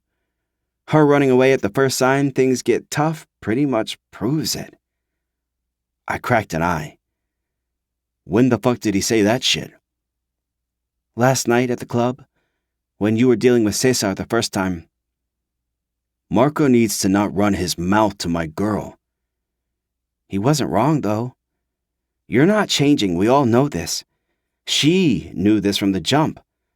So why get in deep with you if she couldn't handle it? Fuck. I squeezed my temples, trying to dull the ache. Everything is wrong. Maybe this is good, though. You've been all up in each other's business for months. A few days apart will put it all in perspective. I don't need perspective. He sighed, then the cushion shifted as he got up. Sit your pathetic ass there. I'll get you some meds. The next time I opened my eyes, I had another message from Zadie. It was hours later. I had crashed on the couch after Julian had dosed me. Zadie. Hey, I'm here at my dad's. Everything smells really fresh. I'd forgotten how fresh the air is here. I know you're probably angry with me and I'm sorry, but I wanted to let you know where I am. Me. Send a picture. The picture she sent was the top of her head, massive trees towering behind her, green and lush everywhere, and in the distance, a range of mountains. Zadie. My backyard. Me. I am mad at you. Really fucking mad. Zadie. I know, but I had to go. I can't think clearly when I'm with you. All I want is to be with you, and consequences don't matter. Give me this time, okay? I'll text you pics, but I really don't want to get into this while I'm here. Me. I don't like you taking my choices. Zadie. I know you don't. Me. I really don't like you taking my girl from me. Zadie. I know that too. I'll text tomorrow. XOXO. Me. XXX. I threw my phone down on the floor and closed my eyes. But when I did, I saw the beauty Zadie had come from. The beauty she'd run back to when things had gotten too ugly here. The conversation hadn't happened. So, why did it feel like I'd already lost her? Chapter 26. Zadie. My heart was broken in 1,000 different ways. Leaving my dad and Oregon hurt. The week I spent with him had grown tendrils of homesickness around my heart that hadn't been there before. Boarding the plane and saying goodbye to the trees and the mountains and my father had squeezed my heart until a piece of it was left behind. But it had already started chipping away before I'd even set foot in Oregon. It had been so incremental, I'd only noticed the subtle pain in my chest, not what was truly happening. I couldn't say for sure when it had started, but I could point out the times I'd known for certain I'd broken a little more. When Amir shut down any conversation about his job for Reno. When I lied to my roommates. When Marco called me soft. When Julian and Marco laughed at an addict. Amir taking care of Cesar at the club. Cesar's desperation. Amir's swollen knuckles. The blood on his shirt. His refusal to answer my questions. Knowing he would not give this up. Not for me, not for anything. I'd stayed in Oregon longer than I'd planned because I couldn't face the inevitable. So Monday came, and I was scrambling to keep up in my classes. My mind just wasn't on campus today, and paying attention was next to impossible. Fortunately, I didn't seem to be the only one still on spring break mode. Half my professors took it easy on us and reviewed the material they'd already covered, rather than moving on to something new. My last class was the one I shared with Deacon and his group of laughing boys. He'd mostly left me alone recently, only occasionally saying hi. Since the anonymous notes had stopped at the same time his attention had been pulled back, I had to assume he was the one who'd been sending them all along. I had no idea why, nor did I ever need to know. As long as they stopped, I didn't care. Today, when I had no patience and only wanted to get through my class so I could hide in my room a little bit longer, had to be the day he chose to wait for me at the end of class and fall into step with me. Hey, he greeted. Hi. Did you have a good spring break? Mm-hmm. Yeah, me too. I went to Cabo with my family and some friends. Have you been? No, I've heard it's nice. It is. Killer surfing. Did you go somewhere? I adjusted my bag on my shoulder, curling my fingers around the strap. I visited my dad in Oregon. Dope. Is that where you're from? Mm-hmm. The door was straight ahead. Surely he'd leave me alone then. So, are you really outdoorsy? I don't know why, but when I think of Oregon, I'm thinking forests and plaid and that kind of shit. The area I grew up in is pretty much like that. And yes, I like being outdoors. Does that qualify as outdoorsy? He chuckled, nudging my shoulder with his. I don't know. Does liking to surf and golf make me outdoorsy? I snorted a soft laugh. Who's to say? Deacon held the door for me. Outside, I planned to continue on my way, but he said my name and I stopped, peering over my shoulder. Are you with that guy? He caught up to me. The scary one? I don't know any scary guys, so I don't know what you mean. I bit my bottom lip, refusing to rise to his bait. He didn't know anything about Amir, so calling him scary rubbed me the wrong way, even though he wasn't wrong. I have to go. I'll see you next time. He reached out, but only grazed his finger on my arm before I yanked it away. Hey, Did you send me notes and flowers? The question was blurted out before I even knew it was coming, but once it was out there, I wondered why I'd waited so long to ask. Deacon's mouth flapped open and closed. Then he nodded. Yeah. Why didn't you sign your name? His brow furrowed. What do you mean? I did. No, you signed D. Why? He rubbed his crinkled brow.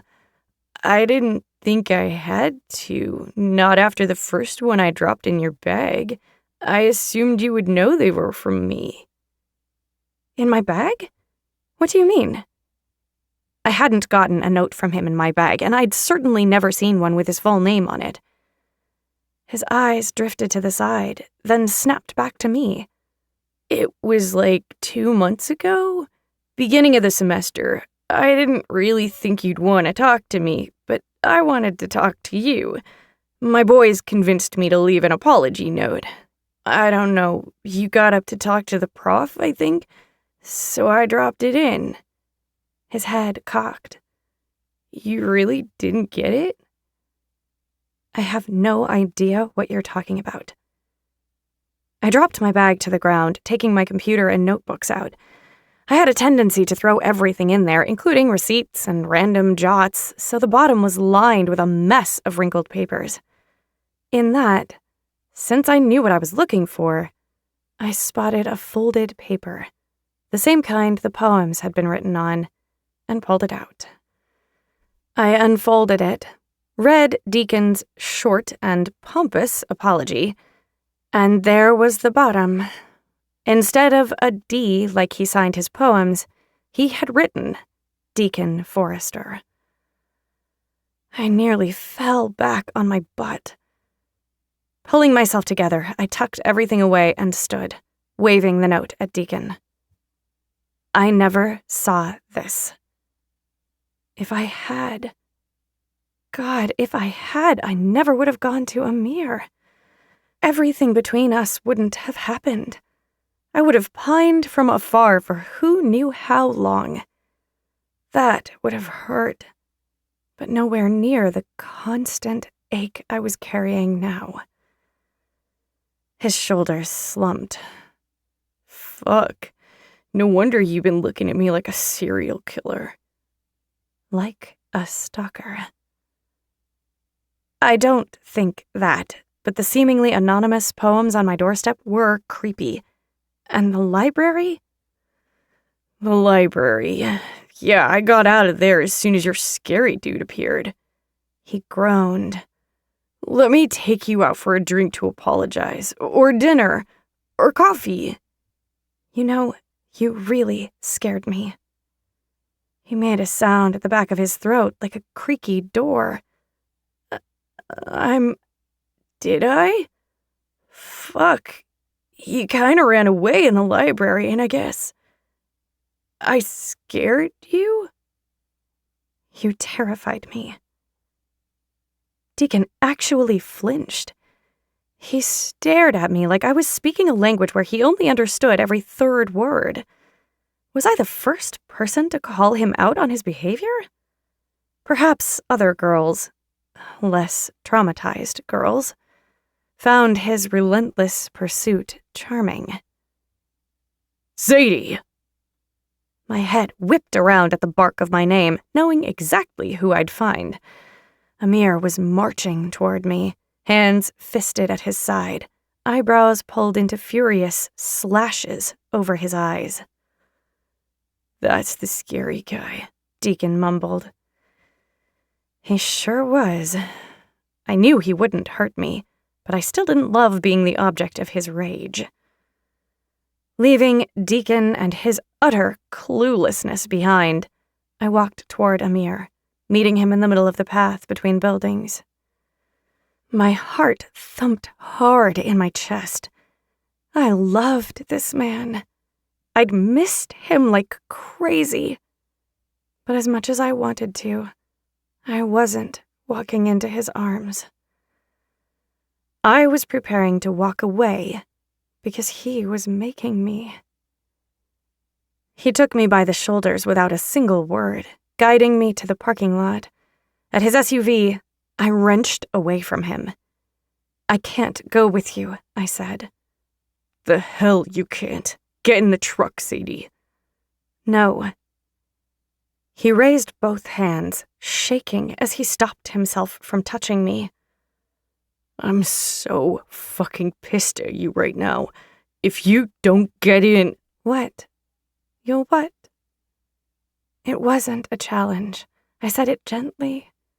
The last thing I wanted was to hurt him more than I already had. He groaned with frustration, thrusting his hand through the side of his hair, eyes flicking to mine. His chest rose and fell, as he struggled to find his control. Were you going to tell me you were back? He finally asked. Yes, of course. I just needed to get my head straight. His hand fell to the side with a heavy thud. Wasn't that why you were in Oregon? Why you snuck out on me, refused my calls, refused to talk about anything real over text? Your head's looking pretty straight to me, Zadie. It's time to talk. The conversation is overdue. I sucked in a quivering breath. He was absolutely right. I was only stalling by avoiding him. The outcome of our talk was a foregone conclusion. I needed to get it over with so I could start learning to live with the pain I would walk away carrying. I love you, Amir. He staggered back a step, hitting the door of his SUV. He gave his head a shake as if he was trying to clear it. What? One word, loaded with so much astonishment. I had to wonder when was the last time anyone had told them they loved him. It made me doubt myself for a moment, doubt my convictions, the decisions I'd made. I nodded. I do. I love you. But I can't be with you if you're working for Reno. The things you do, I just can't overlook it. I know I told you I could. I really thought I could. But after everything, I know I can't. It's not in me. I touched my chest, which should have been caved in with how battered I felt. But I was whole, and I'd still be whole after this. His wonder evaporated, leaving a guarded, angry man holding himself back from exploding. So, this is an ultimatum. No. I bit the inside of my cheek to give myself a different kind of pain to concentrate on. It's not an ultimatum. You've already told me you won't choose me. I won't ask you to. He threw his arms out. And that's it? You expect me to go along with this? I wrapped my arms around my middle to stop myself from hugging him. It was unnatural for us not to touch. Even before, when we weren't together, Amir always found excuses to put his hands on me. From his bunched muscles and tightly clenched fists, he was holding himself back as much as I was. I hated myself for doing this, and I really wanted to hate him for making me do this, but I just couldn't. I don't want this, but I can't be with you anymore. I'm sorry I ever came to you. I bit my cheek again. I'm sorry I can't be the girl you need. His jaw ticked as he stared me down. It doesn't seem you know what I need, Zadie. Not if you're pushing this bullshit on me. My exhale was ragged, like air passing over broken glass. Then I guess I should say you're not the man I need. Copper flowed on my tongue from the wound I'd bit into the inside of my cheek. Amir flinched like I'd struck him. Fuck that. Try again. I love you, Amir. He flinched even harder. Untrue. I do. I love you. This is absolutely destroying me. I'd rather go through 1,000 years of Drew than do this. His nostrils flared as his body listed in my direction. If he touched me, this was over. I would fall into his arms with relief. At the last moment, he pulled himself back, steeling his spine. Then don't do it. My job with Reno doesn't touch you. It's separate. It has nothing to do with you and me. I shook my head hard. That isn't true, and you know it. I pressed my hand to my mouth to steady my quivering chin.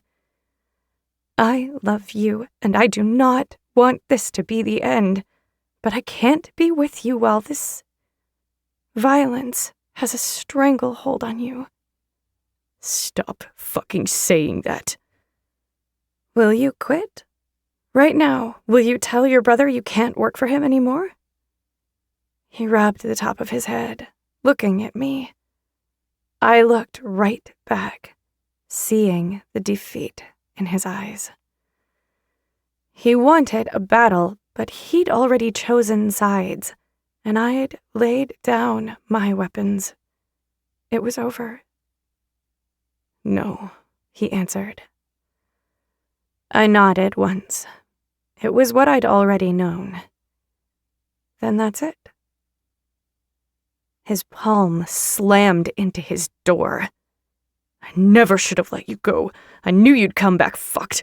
You didn't let me make it right. I'd made my decision before I ever left. His mouth twitched, like he was holding back from what he wanted to say with all his might. I love you, Amir, but I can't be with you anymore. Suddenly cold, despite the warm spring sun, I rubbed my palms up and down my arms. In a year, when you're finished working with Reno, Maybe we can try again. Every muscle on his body went rigid as he stared at me. I'd never seen him more furious. A year? You want me to wait around for a year to be with you again? I shook my head and choked out a response. No, of course I don't want you to wait. I pressed my hand to my burning cheek. I know you're angry with me now, but maybe you won't be then. And if we're both single, we could try again. I sucked in a deep breath. I very much don't want to walk away from you forever, because I love you and I will miss you. Amir stepped forward, bringing his face only inches from mine. His midnight eyes were flat, not the endless night sky I was used to seeing. If you walk away now, it's done. You could be my queen, Zadie. You could be my everything. But if you walk, if you're so fucking weak and disloyal you can't stick with me when shit gets real, you'll be nothing to me. There's no going back from that. He was so mad. I saw it in every breath, every jerky movement.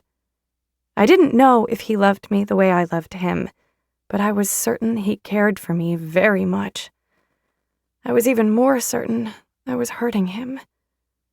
Maybe not as badly as I was hurting myself, but badly, for sure. I drew in every ounce of my courage, fortified my walls with my convictions, reminded myself who I was and what I believed in. Then I let my eyes fall over Amir's face. I wished my last glimpse of him could be when he was laughing at me or giving me one of his smug grins. The angry man in front of me wasn't my Amir. But I was letting him go so it would be easier to walk away from him when he was like this. Not easy.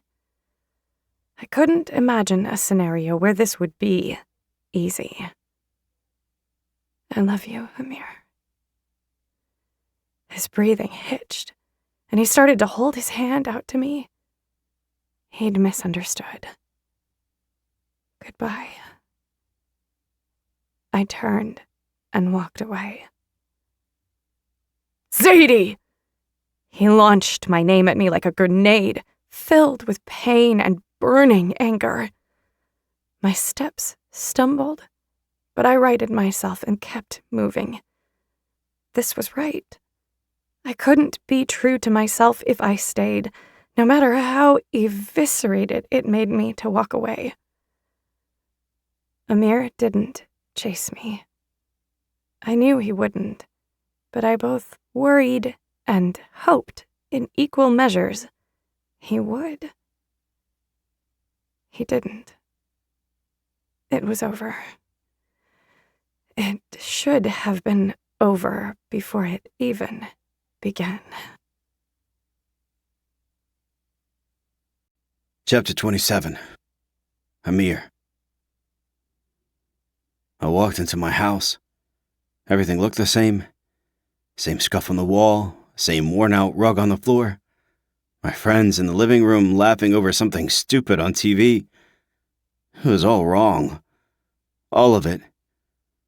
Life didn't get to be the same when I was upside down. I had woken up this morning with the decision to find my girl, bring her back here and make her beg for my forgiveness, which she would, and I would give her gladly. This morning could have been 1,000 years ago. I was a different person now. My world was controlled. I held the reins. Shit went my way because I made it so. People listened to me, deferred to me, did what I asked, what I told them to. No one walked away from me. They watched me walk when I was well and truly ready. I wasn't anywhere near ready to walk away from Zadie.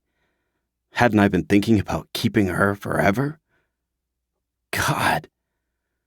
Who was that naive kid who thought he controlled his world? I didn't control shit. Fuck Zadie for asking me to do something she damn well knew I couldn't. Fuck her for throwing around love like it was so damn easy to turn on and off. Julian came out of the living room, headed in the direction of the kitchen. He stumbled over his feet when he spotted me frozen by the front door. Hey. He approached. Did someone die? You look like someone died. Nope. What's up, man? I had enough presence of mind not to throw my backpack across the room. My laptop and school shit were in there. When I got over this, which I damn well would, I'd regret destroying the things important to me. With a calm, I pulled out of my deepest reserves. I set my things down, kicked off my shoes, and passed Julian to head into the kitchen. I grabbed a bottle of water out of the fridge and drank until it was gone. By the time I crushed the bottle in my hand, Marco and Julian had both arrived. Concerned. They were concerned about me. Well, fuck that. Zadie walked. Julian started. Marco crossed his arms, a storm brewing on his face. She broke up with you? Julian asked. Yep. Had a feeling it was coming when she snuck off on me. I pulled up a seat at the table and sank down in it. She confirmed it today. And? Marco took the seat across from me. Is she into someone else? Julian grunted. Zadie would never. I shrugged. I don't even know what Zadie would do. Thought I did. Thought I had a loyal girl. Seems like I was mistaken. What the fuck did she say? Marco demanded. I slowly turned my head to him. My friend was indignant, pissed off for me, and he had no idea what had happened. Just that I was wronged. She said she loved me. Marco stared at me, blinking slowly. Julian leaned forward, his elbows on the table. Let me try to remember her words. I pretended to think, but they were imprinted in my brain. It didn't take much to call them up. She said she can't be with me while this violence has a stranglehold on me. She said maybe in a year, when I'm not doing my job anymore. If we're both single, we can try again. Julian spread his hands on the table. So it's the job? The job she knew you had before this started? Did she give you an ultimatum? I shook my head.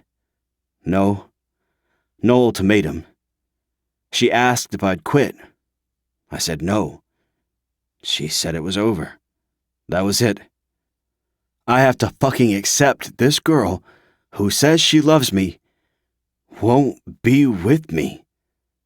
I scoffed at it all. What a farce. That's not love.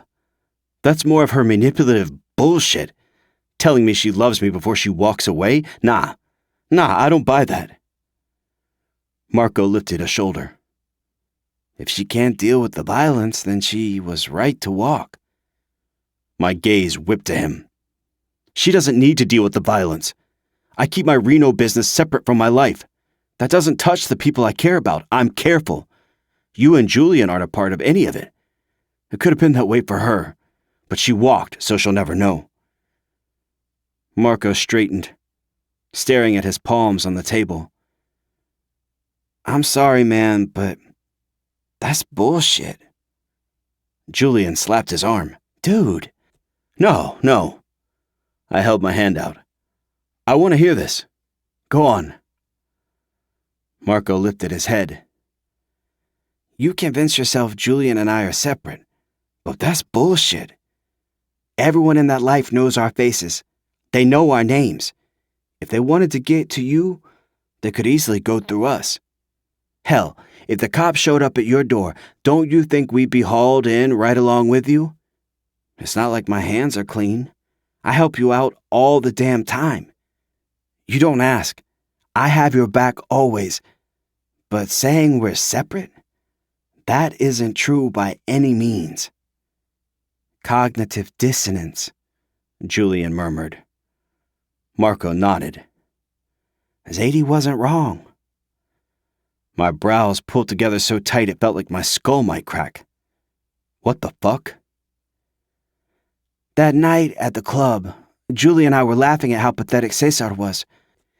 She said it was cognitive dissonance, to see him as weak and look down on him for being an addict, but stand by you when you were the supplier, Marco explained. You told her she was too soft, Julian said. He nodded. Hell yeah, I did, and I stand by it. We both know Amir isn't walking away from Reno and that life. Zadie was going to see a lot of ugly if she stayed. Turned out, she saw more of it that night when Cesar came to the house. My shoulders were bunched so tight, I couldn't lower them. Why'd you say cognitive dissonance to me?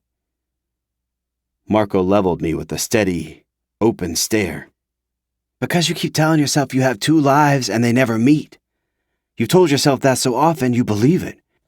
Even when the evidence is waving red flags in your face, you stick to the story you've told yourself. The truth is, Julian and I are in deep with your life. Jesus, man, I helped you fuck up Cesar and his cousin that night. How is that separate? Explain it to me. I had nothing to say. Even if I did, I wasn't sure I could speak. Not when the barriers I'd constructed in my mind were being swept away by the barrage of truth Marco had just dropped on me. Julian folded his arms on his chest. I sat in your room with her that night. She was shaking so hard I thought she might crack a tooth. That level of terror can't be faked. I see why she walked.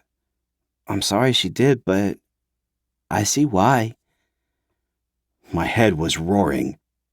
The cracks in my skull weren't there to let the light in. No, those bitches were ushering in the pain. And it wasn't just there. My chest and gut felt like they'd been pummeled with brass knuckles. You can see why? I'd gone dead calm. If I moved too fast, my head would snap off. You understand why my girl left me? Is that what the fuck you're saying to me? I'm saying she was scared, Julian replied just as calmly. You didn't see the height of her terror, but I did. She's only my friend, and I don't want her to ever have to go through that again. She's a lot more than a friend to you. You care about her, want her safe. She wasn't safe with you that night, and the reality is you can't promise to keep her safe. We all know that. Fuck, I grunted. Julian went on even though I really wanted him to shut up. Needed him to shut up. I don't see this as being disloyal to you, Amir. I get why it feels that way, but I don't think it is. To me, it's her putting herself first, knowing what she can handle and what she can't. Asking to try again in a year when you're done tells me she walked strictly because of your job, not because she doesn't want you. He ran his hand through the side of his hair. Zadie's a good girl. Not the right girl for you, though. I decide that. My fist came down heavy on the table. I get to decide who's the girl for me. Julian held up his hands. I'm not trying to decide anything. I'm going to miss the hell out of her, and I really liked seeing how good she made you feel. But fuck, man, I think it's pretty obvious, given the current situation. You two were a mismatch. We all know you're never quitting on Reno. You told her that. There's no path forward for you two. If I'd let his words absorb, I would have detonated, and Julian would have been caught in my explosion. So I didn't take them in. I stared at him, at the view out the window to the backyard, inhaled the faint scent of burnt toast from the morning, soaked up the warm sun streaming through the glass, and rolled everything he said into a ball, tucking it in the back of my mind for when I could handle thinking about the truth in it all. Marco got up from the table. opened the cabinet that housed the liquor, pulled down a bottle of tequila, and grabbed 3 shot glasses. He sat down, filled the glasses, and passed them around. He held up his. "You heard our thoughts. Now it's time to turn it all off." Yeah. Turning it all off sounded like exactly what I needed. I tossed back the shot, reveling in the burn of my throat, and slammed my glass down. More. He filled my glass. I swallowed it. More. The same. More. The burn barely made a dent after that one. More. He kept pouring. I kept drinking. Until finally, midnight came, and with it, all the bright faded, and so did I. It took 3 days for me to crawl out of my hole. 3 days of going to class half drunk and mostly hungover. Nights of drinking until the light was blotted out and all I was left with was black. On Thursday, Marco poured the fresh bottle of tequila down the drain. Enough. I say when it's enough. But I had no power behind my protest. First, because I felt like shit warmed over. Second, because he was right. Getting obliterated 3 days in a row was really fucking enough. "Smoke a blunt if you need some relief. Your liver will thank you," he said. I don't need relief. I just didn't want to think. Thinking meant making decisions. I wasn't ready to do that. He propped himself against the fridge and crossed his arms. I was bent over the island, cupping my head in my hands. "Ready to talk it out?" he asked. "Nah. All right. I have shit to do. Just telling you I'm here if that's what you want." I lifted my head. Marco was walking out of the kitchen. "There isn't anything to talk about, right? I have to get out." He stopped mid-stride. "What?" "I have to get out." I pounded the heel of my hand against my forehead, still foggy from the past 3 days of fucking myself up. You were right. I've wrapped myself in my own bullshit so tight I believed it, even when it was obviously untrue. I'm taking chances with you, with Julian. I've got Krasinski doubting me and my future because of my connections to Reno's business. I've got junkies breaking into my house. I've got my girl. I shook my head. I wasn't going there, not right now. "Can you get out?" Marco asked. I closed my eyes, exhaled through my nose. He's not going to be pleased. I'll have to empty out a lot of my savings to appease him. I opened my eyes and focused on Marco. "Tell me, brother to brother, is this the right move?" He didn't hesitate. "Without a doubt. If he lets you go, this will be the best move you've made in a long, long time." Zadie had been the best move I'd made in a long, long time. But I told myself this particular move, getting out of my promise to Reno a year early, couldn't be about her. It had to be about me, my future, and my 2 best friends who were my brothers. When this was done, when I got free and clear of the stranglehold of violence, maybe she was right. Maybe that was what it was. I'd go to her. She'd be back at my side where she belonged, and she'd never fucking leave again. But I needed to be clean, without any ties before I did that. I wouldn't give her any room to protest since I wasn't going to accept any. He'll let me go. I might have to fight. I'll definitely have to pay. But he'll let me go. He might let me go crawling and bloody, but I didn't care. As long as the chains were broken, it'd be worth it. Chapter 28. Zadie. A week passed. It had been empty and full all at once. I ached for Amir, for what we could have had and what we did have. But I was also angry at him for choosing to stay in that life. I would never understand his choice, and I didn't want to. I was never alone. Not when I cried, studied, or stared out the window on a cloudy day I hoped might turn into rain. It didn't. Elena, Helen, Theo, and even stoic Locke were always around.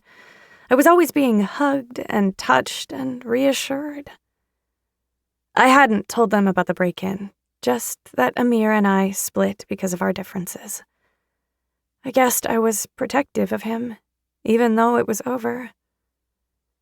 I'd made it through a weekend of no Amir, no Julian, no Marco. Because I missed them, too, but I couldn't have them either. I saw Julian once on campus. He gave me a sad wave, then he turned the other way. It wasn't a surprise, but it stung like 1,000 hornets. Not hearing a single word from Amir stung even worse. It was more like shrapnel lodged under my skin, though. He'd let me go so easily, with barely a fight. It was what I needed, but it still made me feel disposable. Monday was a trudge through my classes. By the time I got back to my dorm, all I wanted was to crash on my bed and turn off my brain for a while. I opened the door, finding Elena on the love seat and an all-too-familiar blonde taking up the one opposite. Hey. I started by them, keeping my head down so I didn't get caught up in a conversation I really didn't want to participate in. Hey, Z, we'll be out of here soon. Elena knew how I felt about Kaylee, one of my roommates from freshman year who'd been absolutely horrendous to me. Oh, my goodness. Zadie, is that you? Kaylee jumped up and surrounded me in her cloud of sugar lemon perfume. I totally forgot you're Elle's roomie. So fun! It's good seeing you. She air-kissed my cheek and gave me a tight smile. You too. Have a good visit. Well, that wasn't so bad. Maybe she'd grown up some since I'd lived with her. Or maybe she was just on her best behavior in front of Elena. I retreated to my room, closing the door quietly, and collapsed on my bed. But I was either a glutton for punishment or too curious for my own good, because I got right back up a moment later, cracked my door, and peeked out. Going to die when I tell you this. Remember the party the Pi Sig boys were planning? Elena made some kind of disgruntled sound. Cretins, all of them. Kaylee giggled. I don't know. I think some of them are really cute. But that's not really the point. See, their dogfight party is this weekend, and almost all of them have secured their dog dates, except Deacon. His buddies sent him after this girl, but Deacon ended up liking her and said she was too pretty for him to win the ugliest date contest. My arms prickled with goosebumps at hearing Deacon's name. Elena patted her mouth like she was yawning. Wow, I'm bored. Misogyny makes me sleepy. Kaylee giggled again, but it was less sure this time. Oh, I know you think the party is lame, and I guess it is.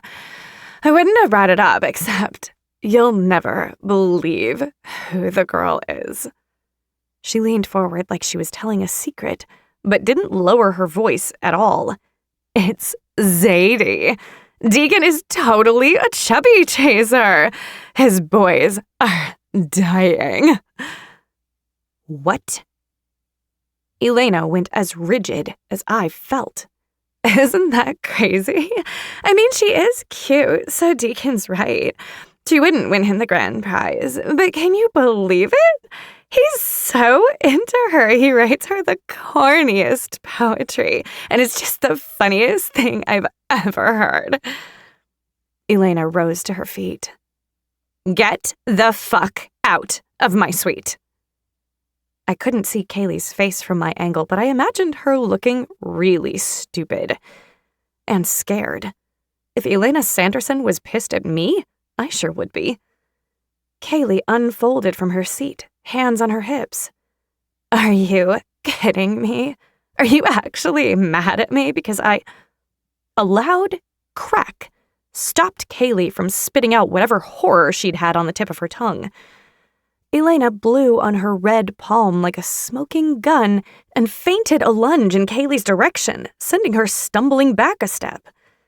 Elena casually checked her fingernails for chips, all while eviscerating Kaylee.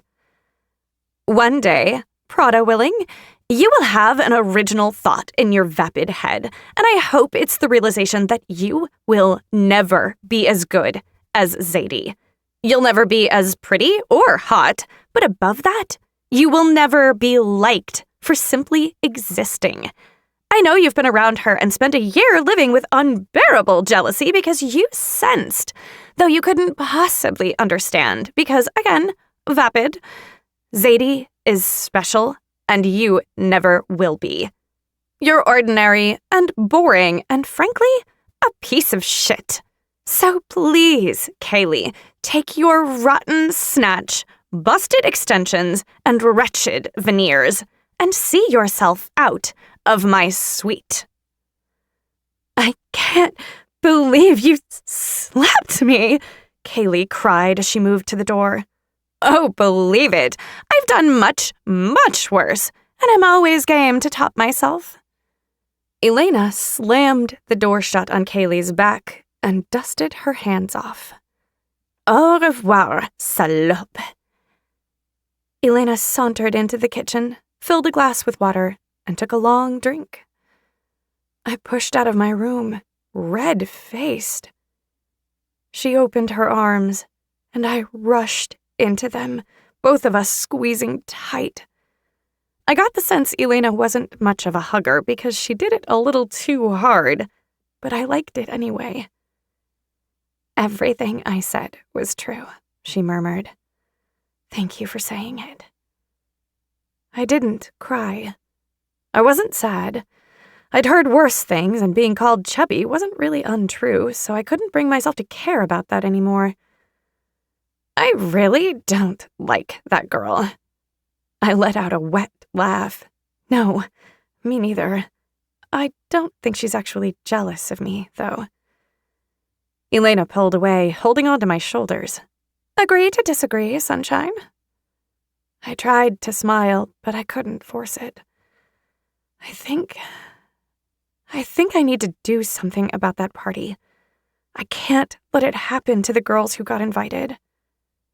You're right, and obviously I can't let you take that on yourself. She let go of me, picked up her phone, and started tapping. Helen will be back in a minute. Once she's here, we're going to fuck up some Pi Sig boys and make them wish they were never born. I crinkled my nose. I don't think I can fuck anyone up. She patted my head. Obviously, we're not going to break bones or anything. It will be the threat of breaking bones that does it. Give me a minute to gather my thoughts. I think I have an idea that won't require breaking bones. I wasn't immune to being hurt. The little confidence I had was a fragile thing, something hard-won after everything I'd been through. Hearing Kaylee talk about me, about how Deacon and his friends viewed me, made my confidence waver. The girl I was when I came to Savage U freshman year would have crumbled. But I was so much stronger now, and I was pissed off. Who were these boys to decide who was attractive? What gave them the right to traumatize girls for fun? How did their self-importance get so grand they assumed they could hurt people and not face repercussions? If I'd accepted an invitation to that party, I would have been destroyed to find out the true reason behind it. How does someone recover from something like that? I wasn't going to run and hide. Those laughing boys wouldn't be throwing a party this time. Helen, Elena, and I marched across campus, each of us with a bat in hand. Elena had bought us all pink bats. Helen absolutely refused to carry hers. Her bat was an old wooden one, scuffed from the times she'd used it, and Helen didn't play baseball, so... We had a plan. Whether my bloodthirsty roommates stuck to it was yet to be seen, but we had one. My courage fled as soon as the frat house came into sight. Laughing boys lined the front porch. If I'd been alone, I would have turned right back around and run home to hide in my room. Elena and Helen had no such qualms. They charged forward, bringing me with them. One of the guys stepped out of the group to speak to us. Can I help you? Helen pushed open the front door and stalked inside without acknowledging him. Since Theo lived here, Helen knew her way around. Not that she would have let that stop her. Elena paused with her bat on her shoulder, cocking a hip, scanning the guy from head to toe. No, I don't think you can, buddy. Try helping yourself to a haircut that doesn't look like it originated from a TikTok trend. Then maybe we'll talk. I put strong emphasis on maybe. The guy sputtered. Elena ignored him, grabbed my hand, and pulled me along with her. Helen was waiting for us at the base of the stairs. As soon as she saw us, she continued her mission, storming up, us following. Deacon's door was cracked. Helen pushed it open with her bat, covering her eyes with her hand. If your dick is out, I'm going to scream. Elena peeked over her shoulder. I think his dick is away. I forgot my magnifying glass to be sure, but if I can't see it, it's not there, right? Helen dropped her hand from her eyes and waved at Deacon, who was frozen on his bed, his laptop on his lap.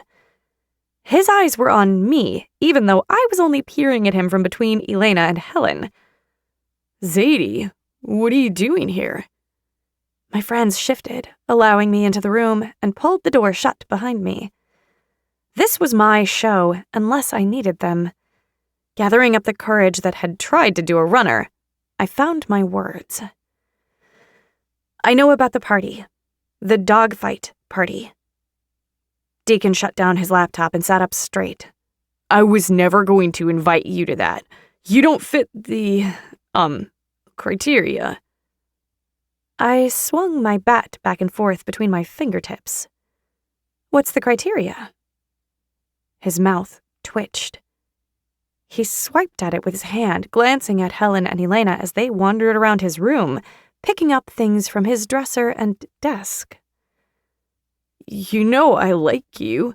Christ, you've seen the poems.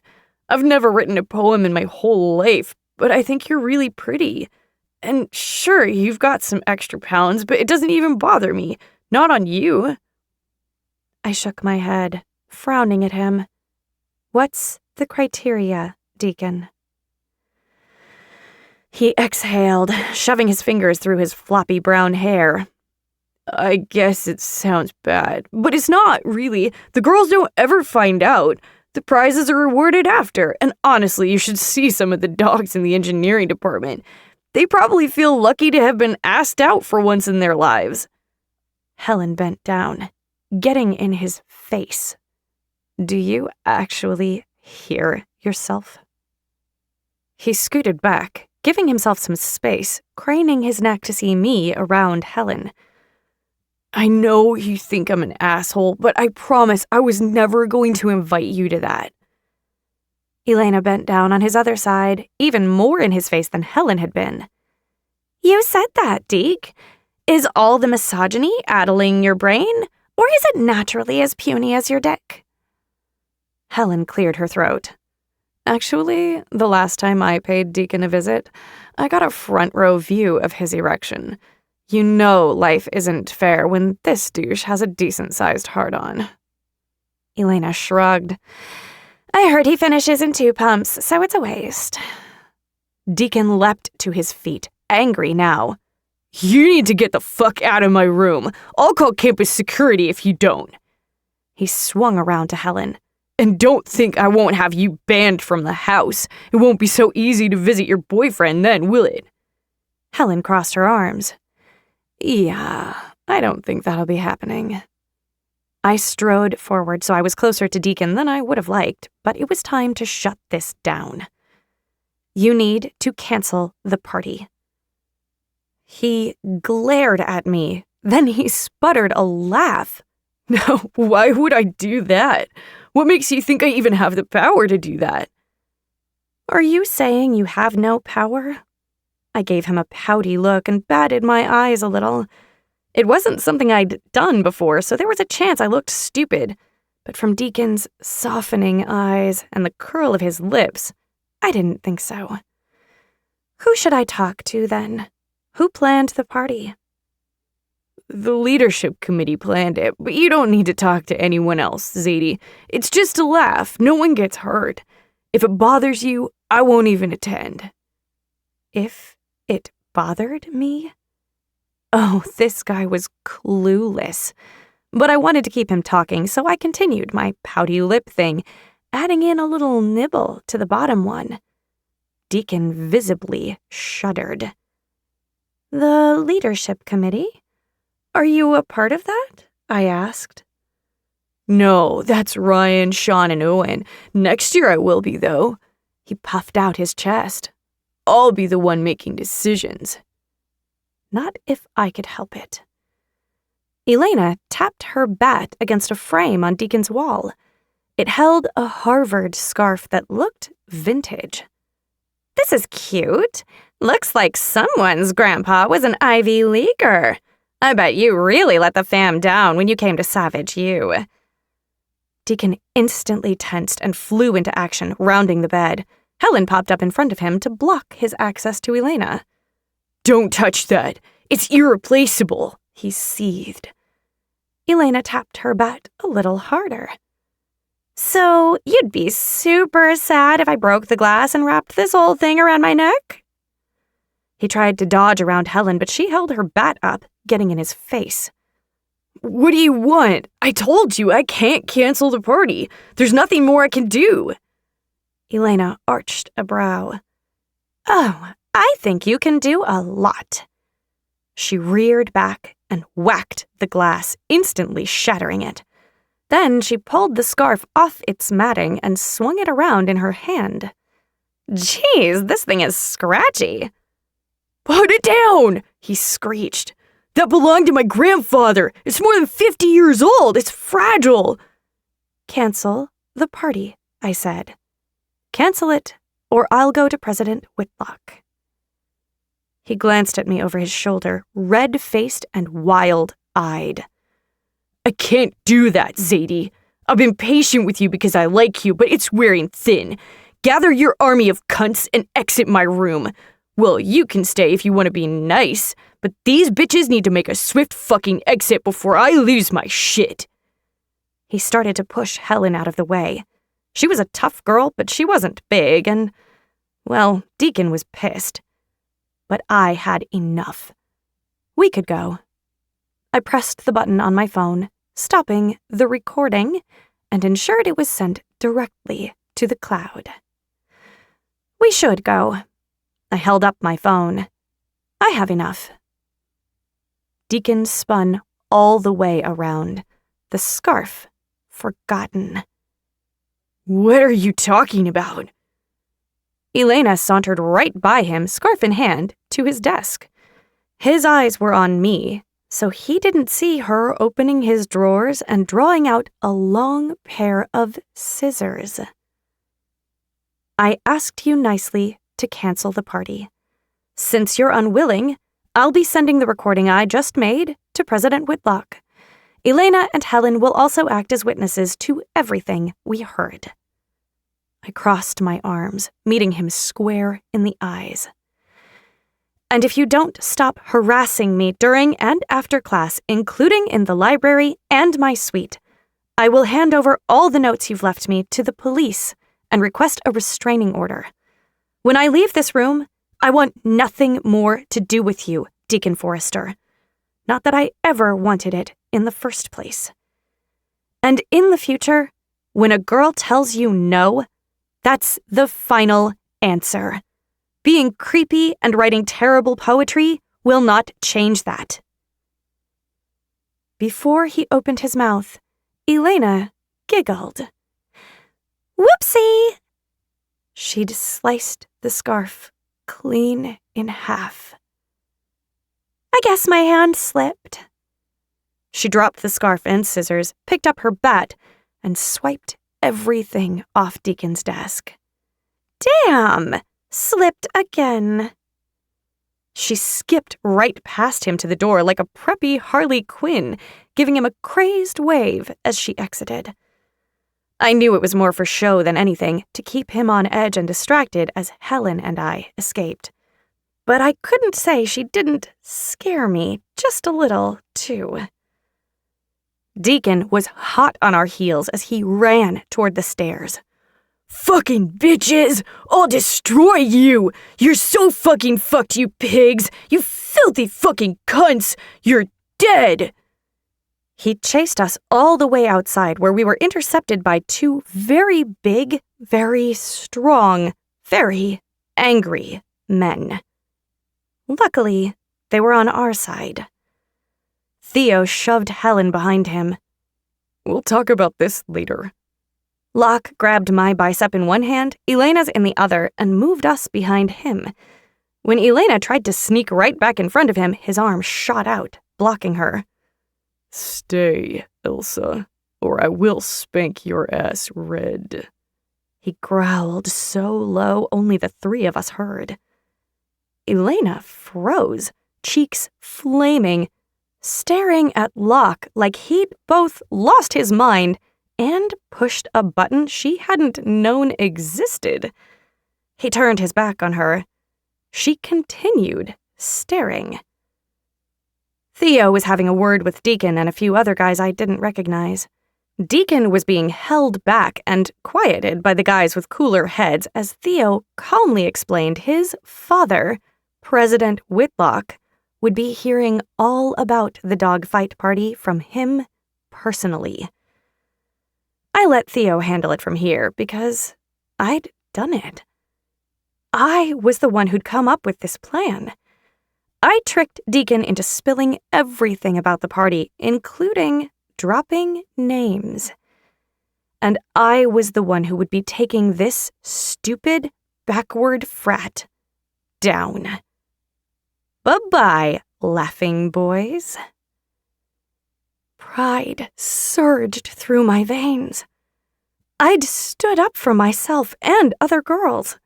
For once, I hadn't sought out a man to help or hide behind. My own bravery had taken me by surprise, and I was high off it.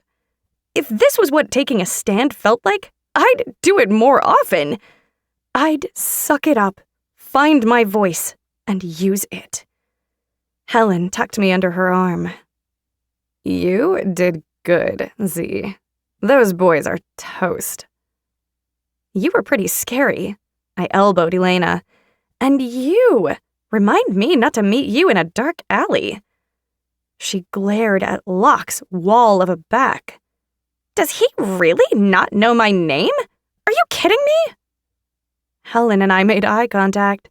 She laughed first, and once she started, I couldn't stop myself. For the first time in a week, I was happy. Genuinely light and not weighed down by heartbreak. Everything was going to be okay. Maybe not right now, or even soon, but I'd get there. Chapter 29. Zadie. By the time Friday came along, action had been taken. Pi Sig was on the verge of losing their charter. The leadership had stepped down and left the frat, and Deacon had been voted out by his brothers. Since Theo lived in the house, he gave us the latest updates as soon as they happened. And that was only what was going on inside the frat. The university hadn't come down with a decision yet, but there was a chance all the guys involved would be expelled. As a private university with very famous and powerful alumni, Savage U really didn't like scandal. Pi Sig had already been on thin ice because of the cheating scandal several members had been involved in last semester. Hopefully, this would be the straw that plunged them into icy water. Despite all the things going right, nothing was truly right. My high had dissipated, leaving room for my ache for Amir to return. It didn't help that I'd seen him twice this week. He'd been studying in the student union once, a frown pulling his entire face down. Maybe he'd sensed me watching, or maybe it had been a coincidence, but he'd raised his head and found me immediately across the room. The second our eyes had clashed, my knees had nearly collapsed. The longing, the bitter sadness, the desperate pining came rushing back, and I had to hold onto a chair to stop myself from crawling to him and begging him to take me back. The next time I saw him, he'd been walking with Julian and Marco. That time, he'd been laughing. And maybe seeing him happy and living his life was worse than the scowl in the dining hall. It seemed like he'd moved on and we'd never happened. That wasn't really fair, since I'd laughed and smiled and had happy moments. They just didn't reach all the way into my soul like the ones I'd had when we were together. There would never be anything like dancing in the rain and making frantic, sweet love in the back of his truck. Nothing. My friends decided to take me out. And since I'd spent way too much time hiding in my room, I agreed. Even if I held out hope that Amir and I might find our way back to one another a year from now, I couldn't put my life on pause for that tiny inkling. Plus, I was tired of moping. Elena got me dressed in skinny jeans and a low-cut black top. Then Helen applied red to my lips. By the time we got to the bar, I had something like a strut going on. It was nothing compared to Elena's, but it was something. That all came to a halt when I saw pretty, slutty sheet Vanessa exiting the bar as the three of us were about to enter. Her shoulder smacked against mine, hard enough for it not to have been an accident. In the past, I would have let it go. But I had become the Zadie who stood up for herself. I wasn't going to be pushed around by Vanessa or anyone else. Hey! I rubbed my shoulder and crinkled my nose. That wasn't necessary. She stopped, cocked her hip, and gave me a slow once-over. I'm surprised to see you here. Shouldn't you be supporting your man? She snapped her fingers. Oh, that's right. You haven't been around for a couple weeks. Amir finally came to his senses and dumped your dumpy ass. I let her insult slide, though Helen and Elena bristled on either side of me. What do you mean, supporting him how? She rolled her eyes. The fight tonight. Wow, you really are out of the loop. She smirked at the girls she was with, who were equally pretty, flat-stomached, and scantily clad. I guess I'll be seeing myself right back into Amir's loop. You know how he gets after a fight. Vanessa winked, and if a wink could be evil, hers was. Helen yanked me away from the entrance so I didn't have to watch Van and her girl gang walk away. Are you okay? Helen asked. When she asked, I took a quick survey of myself and found I was definitely not okay. He's fighting, I breathed. Helen's jaw tightened. My friend Gabe used to fight for Reno back in high school. There are no holds barred. People get legit hurt at those things. What is Amir thinking? Despite the warm evening, my teeth started to chatter. He likes it. The violence, he likes it. He's never going to stop. I swiveled to Elena. Can you drive me to the fight? I need to see it. If I see him like that, I'll be able to let go. I'll remember who he is and what he's not willing to give up. Please? Helen and Elena exchanged a glance over my head. Then Elle focused on me. Okay, but as soon as you see him, we're leaving, coming back to this bar, and getting hammered. Then it's done. No more Amir. He was never worth it, but seeing the sad he's put you through, he's yesterday's trash. The warehouse was at capacity. Hordes of sweaty, bloodthirsty men were crammed together, waiting for the next gladiators to take the center stage. The three of us stood between two sets of bleachers, surveying the area. My heart was in my throat, pounding to a panicked rhythm. I didn't know why I was so worried. Amir had proven again and again he had no trouble handling himself. Nevertheless, as I stood between my friends, I was worried. Really, really worried, and I couldn't even say why. Promise me we'll never have to come here again. Elena kicked the dirty floor with her sparkly heel. I think I have hepatitis. Helen was taut and on guard, scanning the crowd. We're going to stay right here. No sitting down, no talking to anyone. As soon as the fight is over, we're leaving. If I sense we need to leave before that, neither of you is going to protest. Got it? Elena and I bobbed our heads. Helen had 10 times the street smarts than either of us and more experience with crowds like this. If she wasn't comfortable here, I had to ask myself why the hell I thought it would be a good idea to drag my two friends along.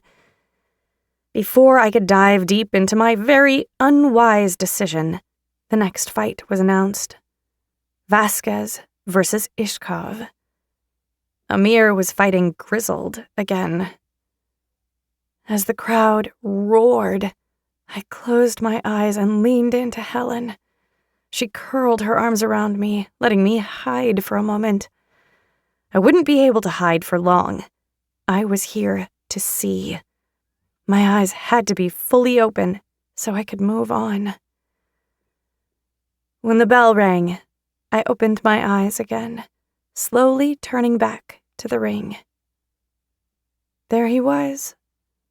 This violent stranger I couldn't seem to stop loving. The man in the ring with him, Ishkov, seemed to have grown 3 sizes and become even more grizzled. Yet he was light on his feet, dancing circles around Amir, landing testing jabs on his middle. I gagged on the bile rising in my throat when Ishkov landed a solid right hook against Amir's jaw.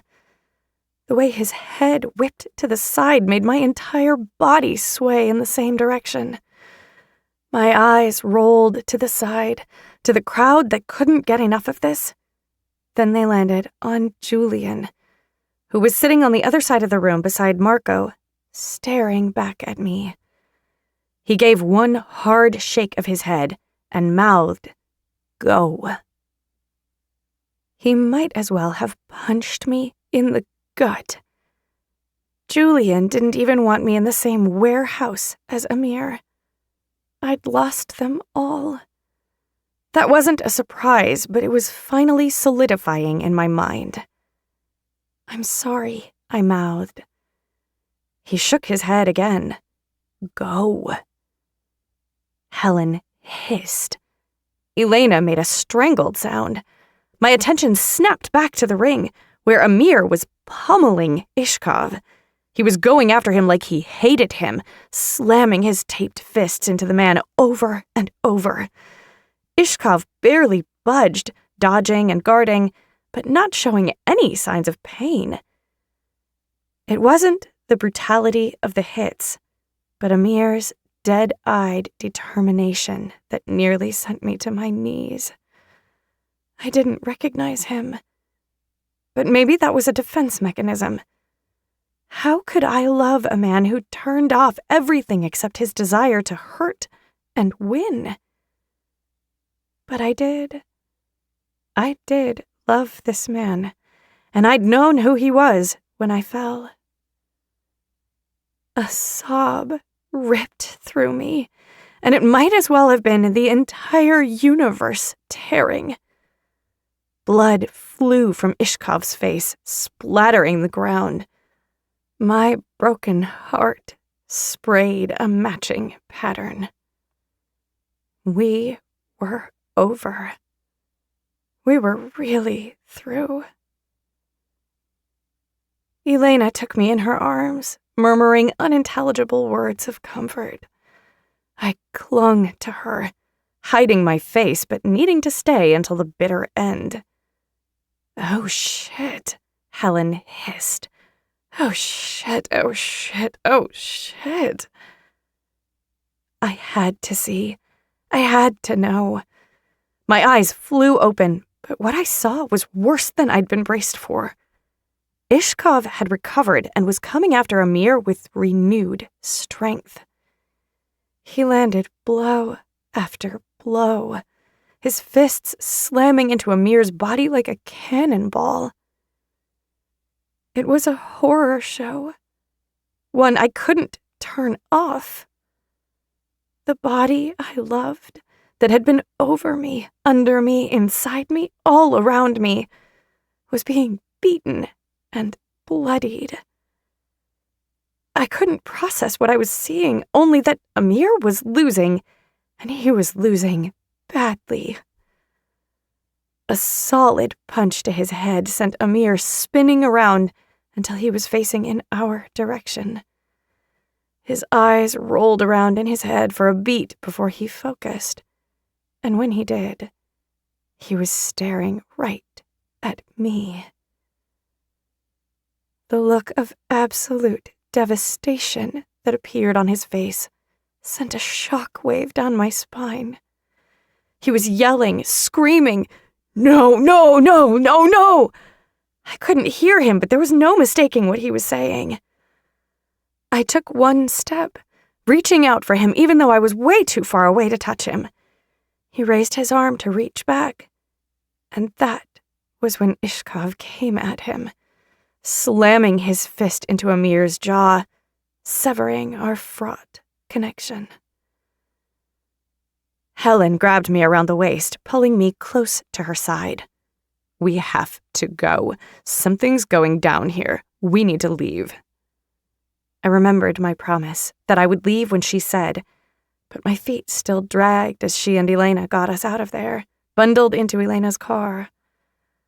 I realized I was rocking myself as we sped away from the warehouse district, back to our pristine, brightly lit campus. "Did you get bad vibes?" Elena asked as she pressed the accelerator, defying the speed limit. "Yeah." I was checking out the crowd, the dudes who were frothing at the mouth when Amir started losing, and it dinged that part of my brain, the caveman part that reacts lightning fast to danger. I don't know, but my gut was telling me we needed to get out. Helen twisted in the front seat to check on me in the back. "Are you okay?" I shook my head, pressing my lips together to stop from crying. "No." Helen sighed, reaching back to take my hand. "You want to go back to the suite, eat mozzarella sticks, and watch a shitty movie?" "Yes, please," I whispered. Amir had been losing, but Reno wouldn't let him get really hurt, would he? God, I hoped not. Amir had to be Reno's exception, the one person he cared for. Even if we never spoke again, I couldn't bear the possibility that Amir wouldn't walk away from that fight. So I convinced myself nothing was wrong. Everything was all right. I was fine. He'd be fine. All of it was fine. Chapter 30. Amir. My world was a dizzying flash of lights, swirls of movements, sounds that were nothing more than crashing waterfalls and ringing bells. There were hands on me, lifting, carrying, digging into broken places, skin, bone, spirit. And then I was down, on something that might have been soft, but to my live wire nerves, it might have been a bed of nails. I struggled to open my swollen eyes. Vulnerable. I didn't like being out of it, but I couldn't bring my mind around yet. Over the raging whoosh in my ears, I heard Julian and Marco's voices. They were close. It was their hands on me, wiping blood, sweat, grime, adding bandages to the worst of my cuts. I hadn't seen myself, but there was no way bandages were enough. My face split multiple times under Ishkov's relentless hits. His knuckles were knives, so sharp and precise, they sliced through skin. Someone trickled water into my mouth, wiped my eyes and forehead, slapped my cheeks a little to bring me around. This time when I tried, I got my eyes open. Julian and Marco were hovering over me. There he is. Sleeping Beauty finally rejoins the land of the living. Julian's words were light, but there was no humor behind them. He was pissed at me for the decision I'd made that brought me to this moment. I'm good, I grunted. Help me sit up. Marco grabbed my hand, slowly pulling me upright.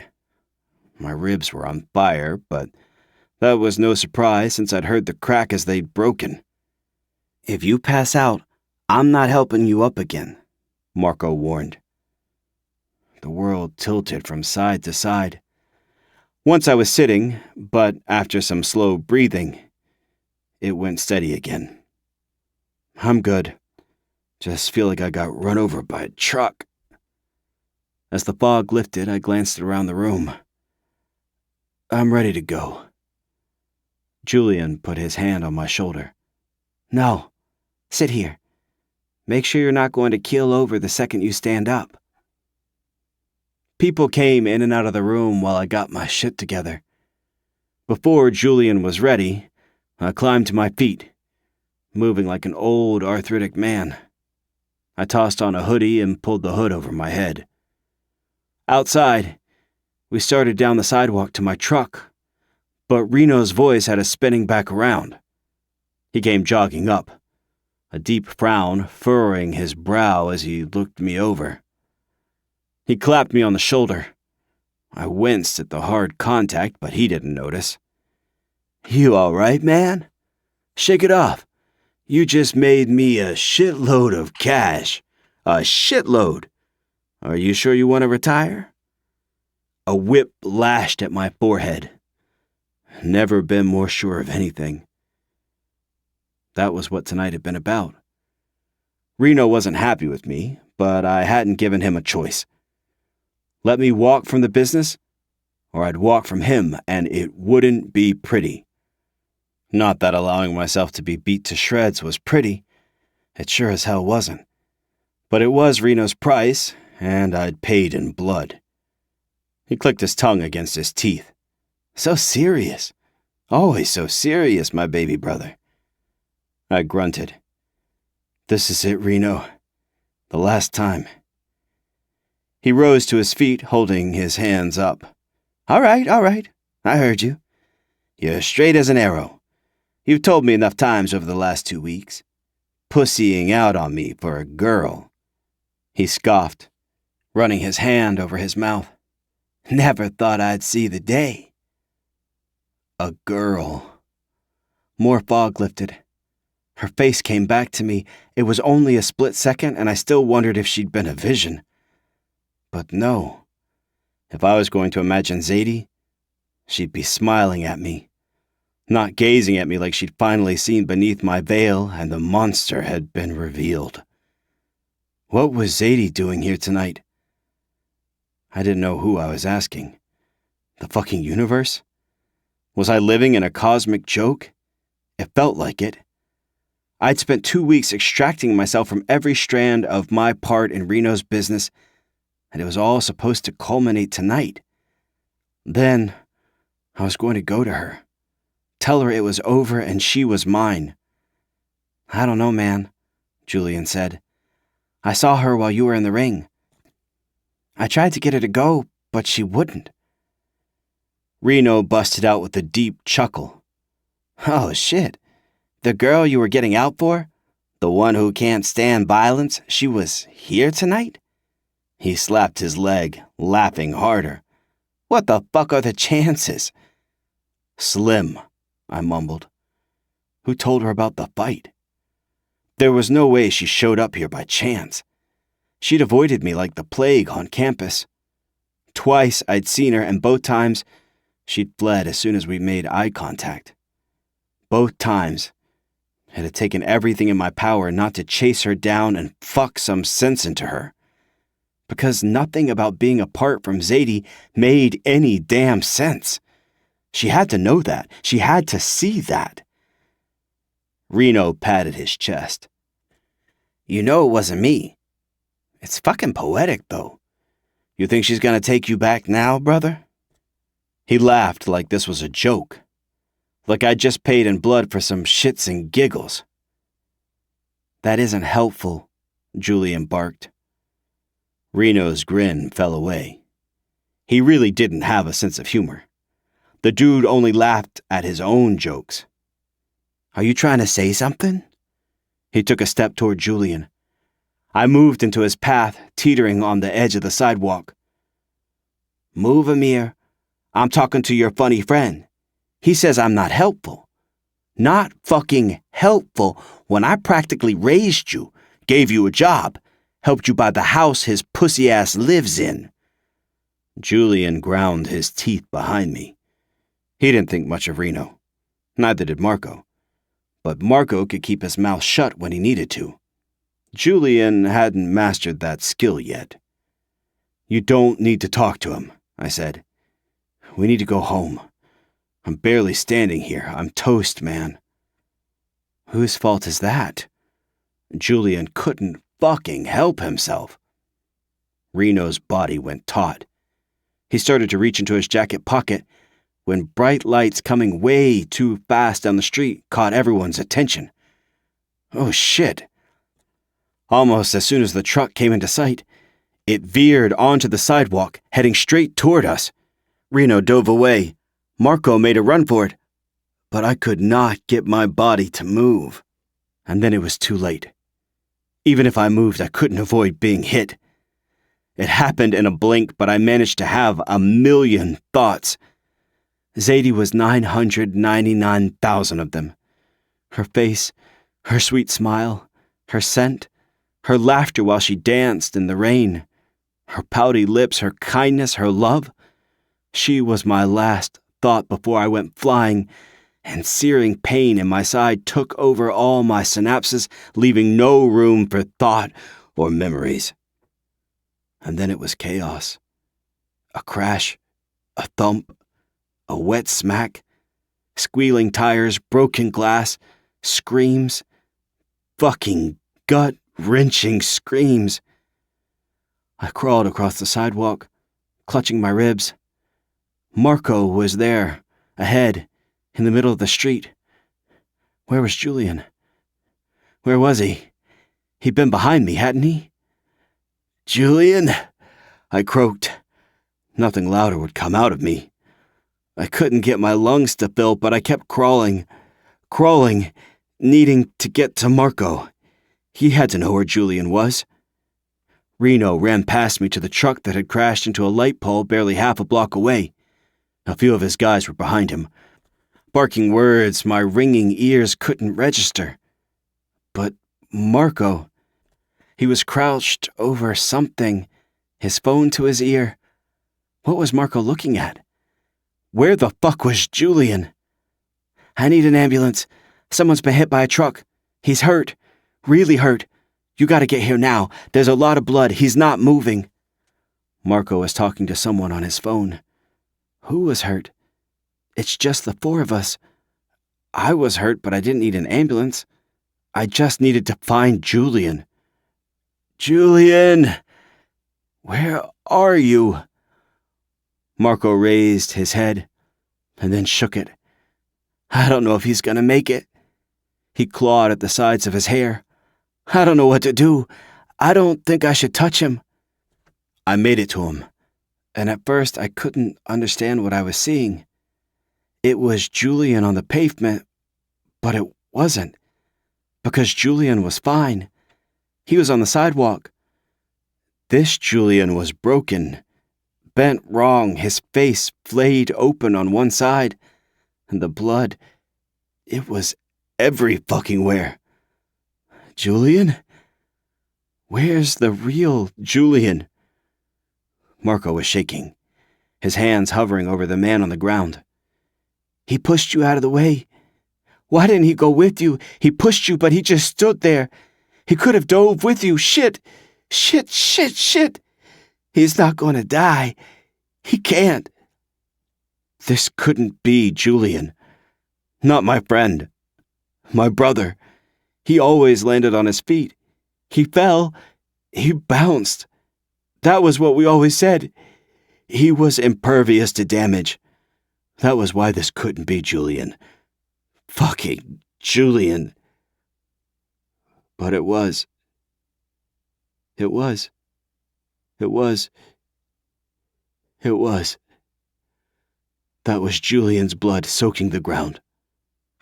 Julian's shoes on the other side of the street. Julian dying on the gritty street. Fucking Julian. Chapter 31. Zadie. Unknown number. Is this Zadie? I stared at the message.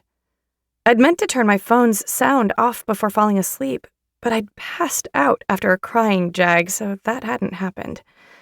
It was 6 a.m, and I was awake, wondering if I should reply. As always, curiosity won out.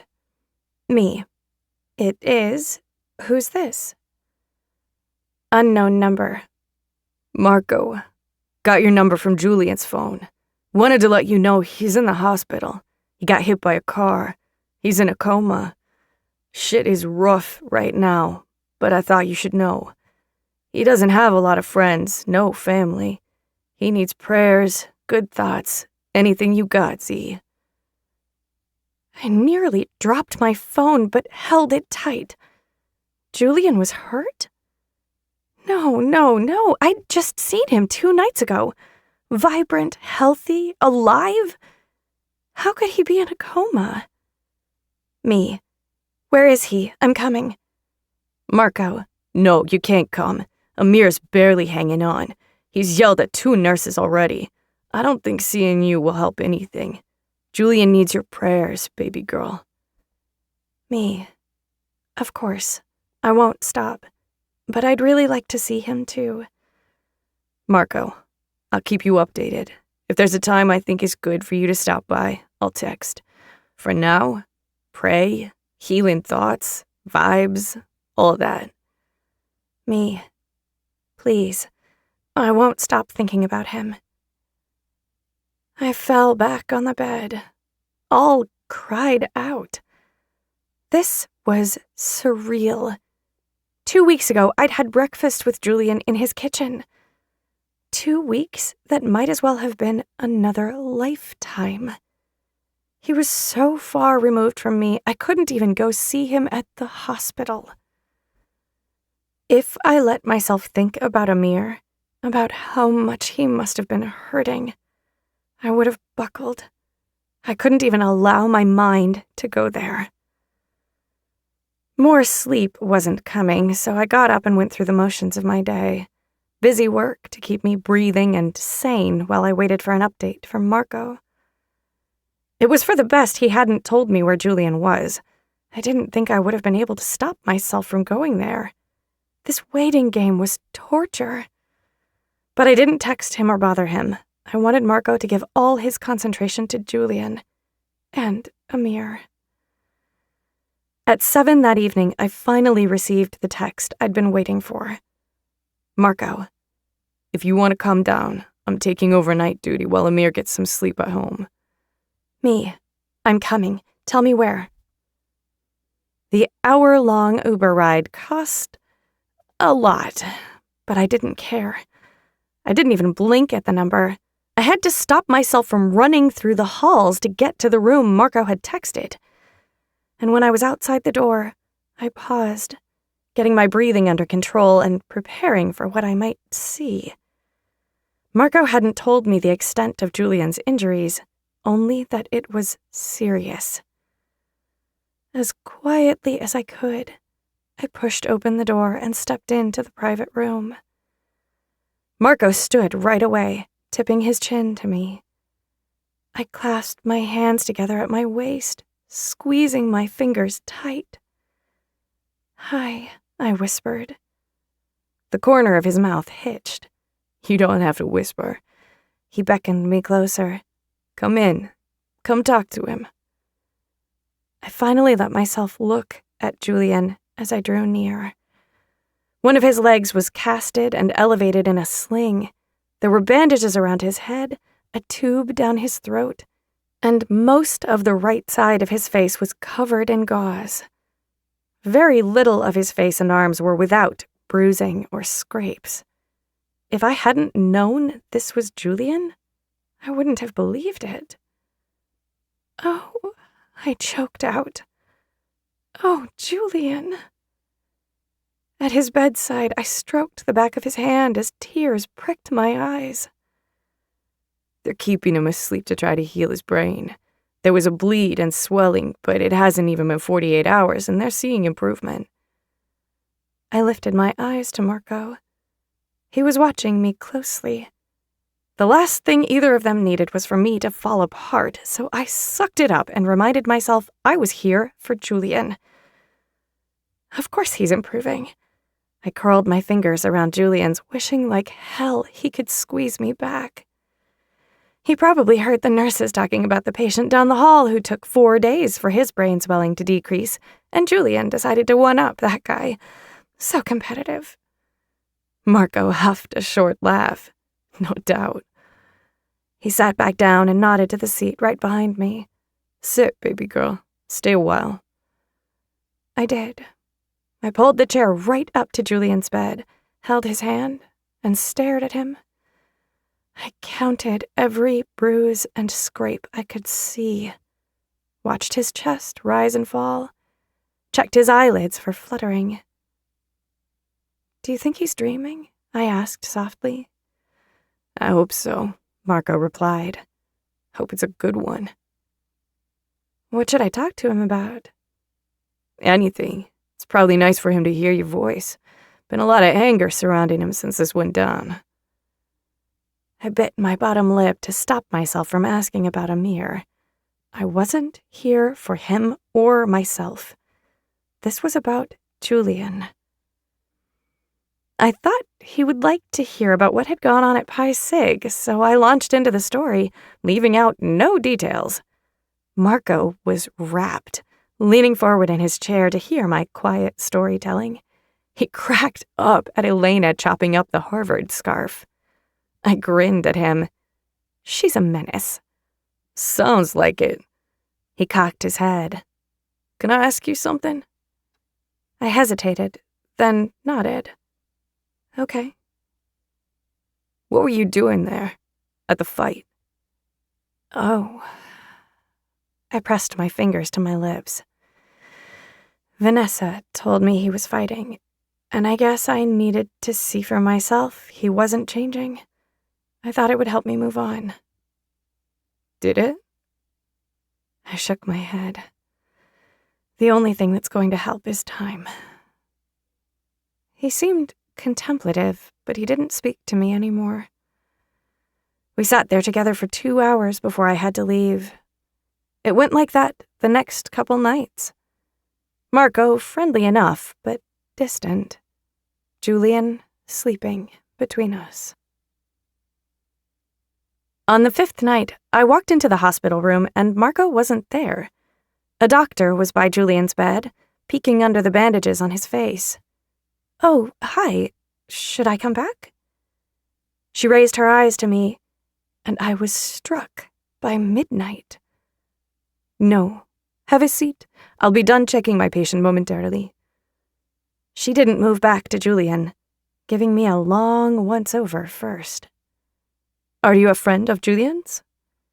Her accent was so light it was barely there, but it gave her no-nonsense tone a lyrical lilt I bet she hated. "Yes, I am. Are you the plastic surgeon?" Her gaze grew shrewd. "I am." She peeled off her gloves, kicked open the trash can, and tossed them inside. "Are you a friend of my son as well?" "Which one?" Even without looking at her name tag, I'd had little doubt who this woman was. Amir's resemblance to his mother was incredibly strong. From his long, straight nose, thick brows, bow-shaped lips, and fathomless eyes, he shared many features with her. She sniffed. "Rahim doesn't have many friends, and those he does have wouldn't spend their evenings sitting vigil by a hospital bed." "Rahim? I don't know who that is. I'm sorry." Her gaze settled on the tablet in her hands where she tapped away with elegant fingers, another feature she had passed on to Amir. "My son goes by Reno. I refuse to refer to him as that." She glanced at me again. She really was elegant all over, her dark hair tucked neatly at the base of her head, artfully applied makeup, small, tasteful diamond studs in her ears. "You must be Amir's friend." "Yes." I couldn't explain who I was to this woman when I hadn't wrapped my head around it myself. "I am." "I'm surprised. You seem like a nice young woman. My sons aren't known to keep the best company. I'd advise you to be wary and not get involved too deeply with Amir. His brother has corrupted him to an irredeemable level. He'll only drag you down with him." I jerked back at her harsh assessment. This was her son, and she was speaking about him this way to a person she'd barely exchanged words with? Amir had devastated me, yet my loyalty was unshakable. "Don't worry about me. I don't think you know your son very well if you believe even for a minute he would drag me anywhere. Amir is one of the smartest, most hard-working people I know. Above that, he's protective of those he cares about." I folded my arms over my chest. "You don't know Amir, Dr. Abadir, and I feel sorry for you, because you're missing out." The muscle in her cheek twitched. "I know both of my sons. Do you wonder why I'm checking on my patient while Amir and Rahim are absent? It's because my sons forced me from his room this afternoon." I took a step closer. "Do you wonder why they wouldn't want you anywhere near them? Could it be that you and their father neglected them for so much of their lives? All they had was each other? Is it possible you're the one who is irredeemable?" She scoffed. "I won't dignify your remarks with a response. You're a child. One day, when you mature, you'll understand my point of view. I don't owe my sons anything just because I gave birth to them. They are adults, capable of making their own way in the world." As she brushed by me to the door, I whispered, "They were children once." Her footsteps stuttered, but she continued, practically leaping out the door and slamming it behind her. I whipped around at the slow clap coming from Julian's bed. "You're awake!" I'd been so distracted by meeting Amir's mother, it hadn't even registered that Julian's breathing tube had been removed. He was still covered in wires and tubes, but he was breathing on his own. Yeah. He sounded raspy and tired, but beautiful nevertheless. I stood by his bed, taking his hand in mine. He squeezed me back, and I choked on a sob. Nothing had ever been more wonderful than Julian squeezing me back. His mouth curved at the corners, giving me a lazy smile. "You told her off," he said. My nose scrunched. Heat bloomed in my cheeks. I probably shouldn't have done that. It's not my place. She just made me so mad. "You definitely should have done it. I'm just glad you did it after she worked her magic on my face." I sank into the chair beside his bed, looking him over. "I can't believe you're awake and I'm talking to you. How do you feel?" "Like I got hit by a fucking truck." I sputtered a laugh. That makes sense. "For real? They're pumping me with drugs. I dread the day they cut me off. But hey, I'm alive. Didn't think that was gonna happen." His words were slurred and lethargic, but he'd never sounded more perfect to me. "Because you were too busy being a hero to save yourself," I said softly. Marco had explained what had happened after the fight. Julian saw the truck coming, and instead of running, he pushed the injured, slower Amir out of the way and took the hit intended for him. Cesar had come gunning for Amir as payback for the beating he'd been given. And somehow, miraculously, Cesar's neck had been broken when he'd crashed into a light pole after hitting Julian. It was strongly hinted that Reno had taken care of him, but Marco couldn't confirm or deny that. "I'm no hero, Princess Z. Amir would have done the same for me." "I believe that." I lifted his hand and pressed it to my cheek. "God, I'm happy you're awake. Did everyone see you wake up?" "Yeah, Amir and Marco were here.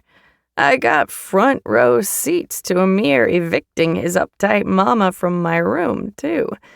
I just pretended to nap so everyone felt free to be on their worst behavior." I snorted a laugh. My grandma used to do that, too. Then she'd yell at us later. "Smart grandma." Yeah. I couldn't stop smiling at him. He looked terrible. Really, really bad. And I was right beside him in his worries about how he'd feel once they lowered his pain meds. But for now, I had to focus on the good. The beautiful eyes I was scared I'd never see again. The way he could make any situation lighthearted. His warm presence. The simple, vital fact that every breath he took was under his own will. His gaze traveled over my features. "You got serious." "I'm really relieved you're alive." He gave me the barest of nods. "Me too." "Where's Marco, by the way?" "He's home. He told me you were coming. I told him to get his ass home to his bed. He looked like dog shit." "He's been by your side every second." He stared at me for a heavy beat. "Marco and Amir. Never doubted they would be." "They're good friends to you." His nostrils twitched. "Are you going to ask me about him?" I brought his hand up to my forehead and exhaled. "No, I'm here for you." "He almost died. You know that, right?" A tear tracked down my cheek. "Of course I know that." "You and him need to talk." I lifted my eyes to Julian's. "I don't know if we need to. I can't My voice cracked as another fissure streaked down my broken heart. I can't go through this again, Julian. And this is what it means to love Amir. It's knowing being hurt is inevitable. He clucked his tongue. You got it all wrong, Princess Z. You need to talk to him. Let him explain. Sucking in a breath, I nodded once. If he wants to talk to me, I'll listen. Good. Now stop talking to me so I can take a nap, woman. These bones won't heal themselves. Despite all the sadness, violence, pain, and turmoil, I laughed. I held Julian's hand, smiled at my beautiful, broken friend, and laughed. Chapter 32. Amir. I played the message once again through the speaker in my car. Amir, this is your mother. If you would like Julian to continue under my care, I can't stress enough that I will not tolerate any more scenes. As if Rahim accosting me while I attempted to care for my patient wasn't insulting enough, Julian's little loudmouth girlfriend seemed to think her opinion of me was something I needed to know. Keep Rahim and the brunette out of my sight, and I'll continue acting as Julian's physician. If I see either of them again, he'll have to find a new doctor. I was fucking seething. First, because getting bitched out by my mother via voicemail, when the only reason she even had my number was because I was Julian's emergency contact, was not how I'd wanted to start my day. Second, and maybe the bigger reason I careened into the hospital parking lot, parked my truck between two spaces, and stormed up to Julian's room, was because of the troublemaking brunette. Vanessa was the only person it could possibly be. I was not on board with her being the cause of my mother bitching me out, and she shouldn't have been visiting Julian without supervision. Even then, I didn't want her skeevy ass close to him. The ride up the elevator gave me a minute to cool off. Julian didn't need me exploding and losing my visiting privileges. And my mother, as much as I despised her, was one of the best plastic surgeons in California. There was no way I would chance her walking away from Julian's case. Not when it was my fault he was in that bed in the first place. It was early. His room was quiet and dim when I pushed in. He was fast asleep in his bed, his chest rising and falling at a steady rhythm. He wasn't alone in his room. Beside his bed, a woman was sleeping. She was sitting in one of the hospital chairs, her head slumped forward, resting on his mattress. Long, dark hair spilled around her onto the white sheets. Their hands were joined. How sweet. I rounded the bed, pried her hand off his, gripped her bicep and yanked her out of the chair. Get the fuck out of here, I seethed. She stumbled into my chest, and out of pure instinct, I caught her to stop her from going down. Once I had her in my arms, my mistake blared. It had been 3 weeks since I'd touched Zadie, but the feel of her was ingrained so deeply in my mind, there was no erasing it. Amir, she steadied herself on my chest. Oh no, I fell asleep. What the fuck are you doing here? It came out harsher than intended, but I was losing my mind looking at her sleepy eyes. The crease on her cheek from where it had been pressed on Julian's sheet, her plump lips pursed into an O, and just about everything that was Zadie Knight. I'm going. She shoved against me, wiggling her arms in my grip. Shock had me dropping my hold on her when she pushed away. She stumbled backward, shoving her curls out of her face, then bent down, grabbed her bag, and ran out of the room. I would have run after her, but I didn't know what to say. My anger was overriding my ability to think. Knees giving out, I sank down in the seat Zadie had just vacated. It was still warm from her, and I leaned into it, soaking it up like it was part of her. That was how desperate I had become. Julian turned toward me, glaring. "What did you do?" he croaked. I poured him a cup of water from the jug on the nightstand. He drank from the straw until the cup was empty. "What did you do to Zadie?" he repeated. "What was she doing here?" He reared back as much as he could while lying down. "She's always here. Every night I've been here, Zadie's been here." That couldn't be right. I'd know if Zadie had been here. I knew Marco had texted her, watched him do it over his shoulder. But she never showed. She hadn't been here. The disappointment stacked in my belly like logs on a fire had been the thing that had kept me going. If I could be disappointed and pissed off at her, I didn't have to remember the look of agony she'd given me at the fight. "How would you even know? You've been in a coma." I rapped my knuckles on his bed rails. "You've been dreaming about her?" "I've been listening to her talk to me and keep Marco company night after night. So yeah, she's been here." "She's been coming? At night?" "When I wasn't here. When it was only Marco." Fuck. That hurt worse than my shattered rib. "Yeah." He gave me a sorry attempt of a grin. Thank Christ he was on heavy pain meds.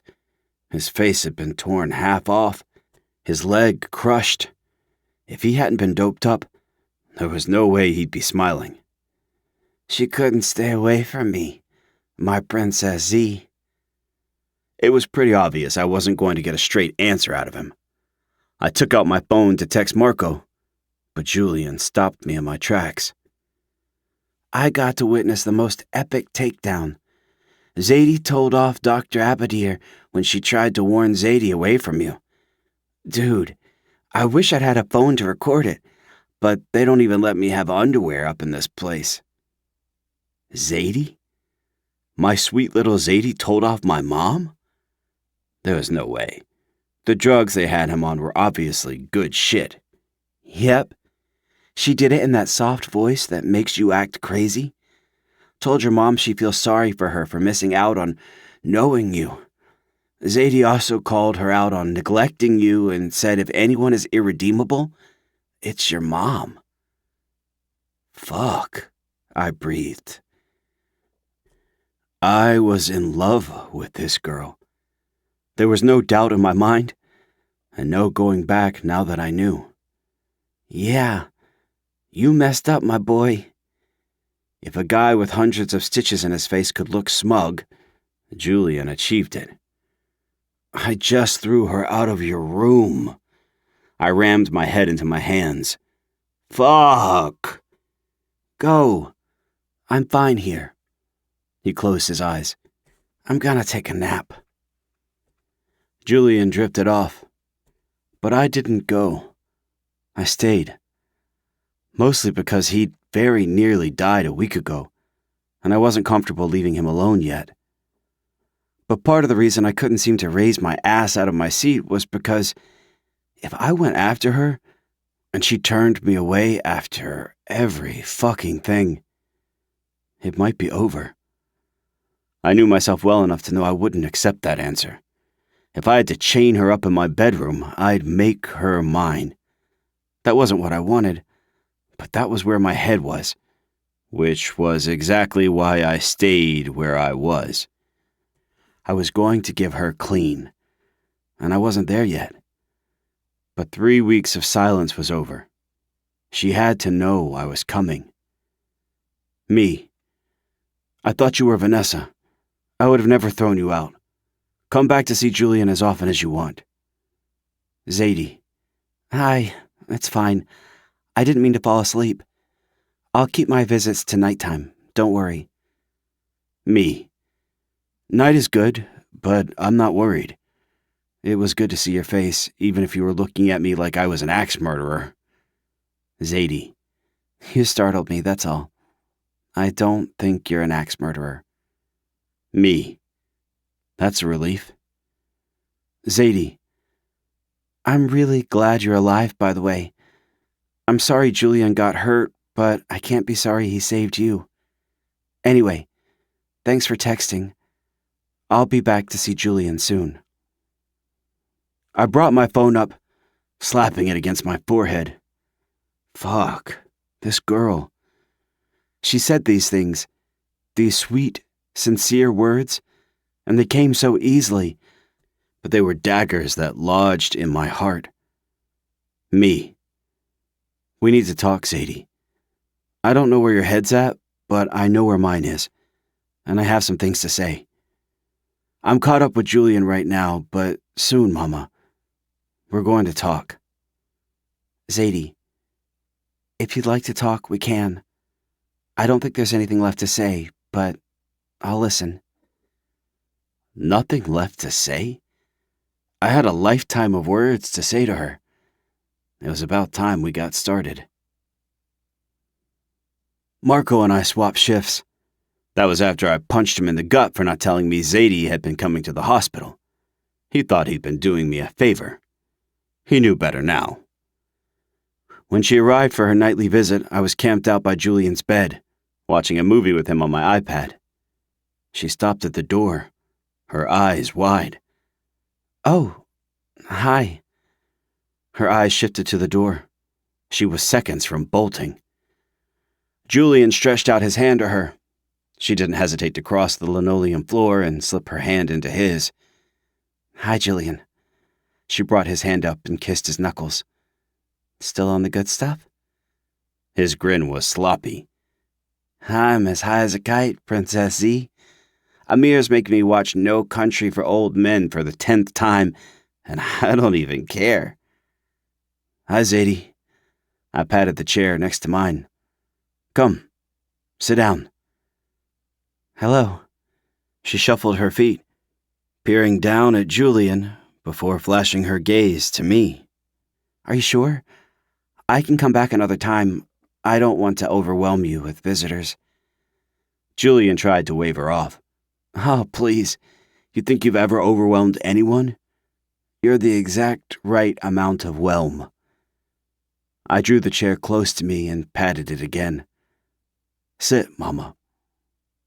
Her nose crinkled, but she skirted the end of the bed and gingerly lowered herself into the chair. I'm not a dog, she mumbled.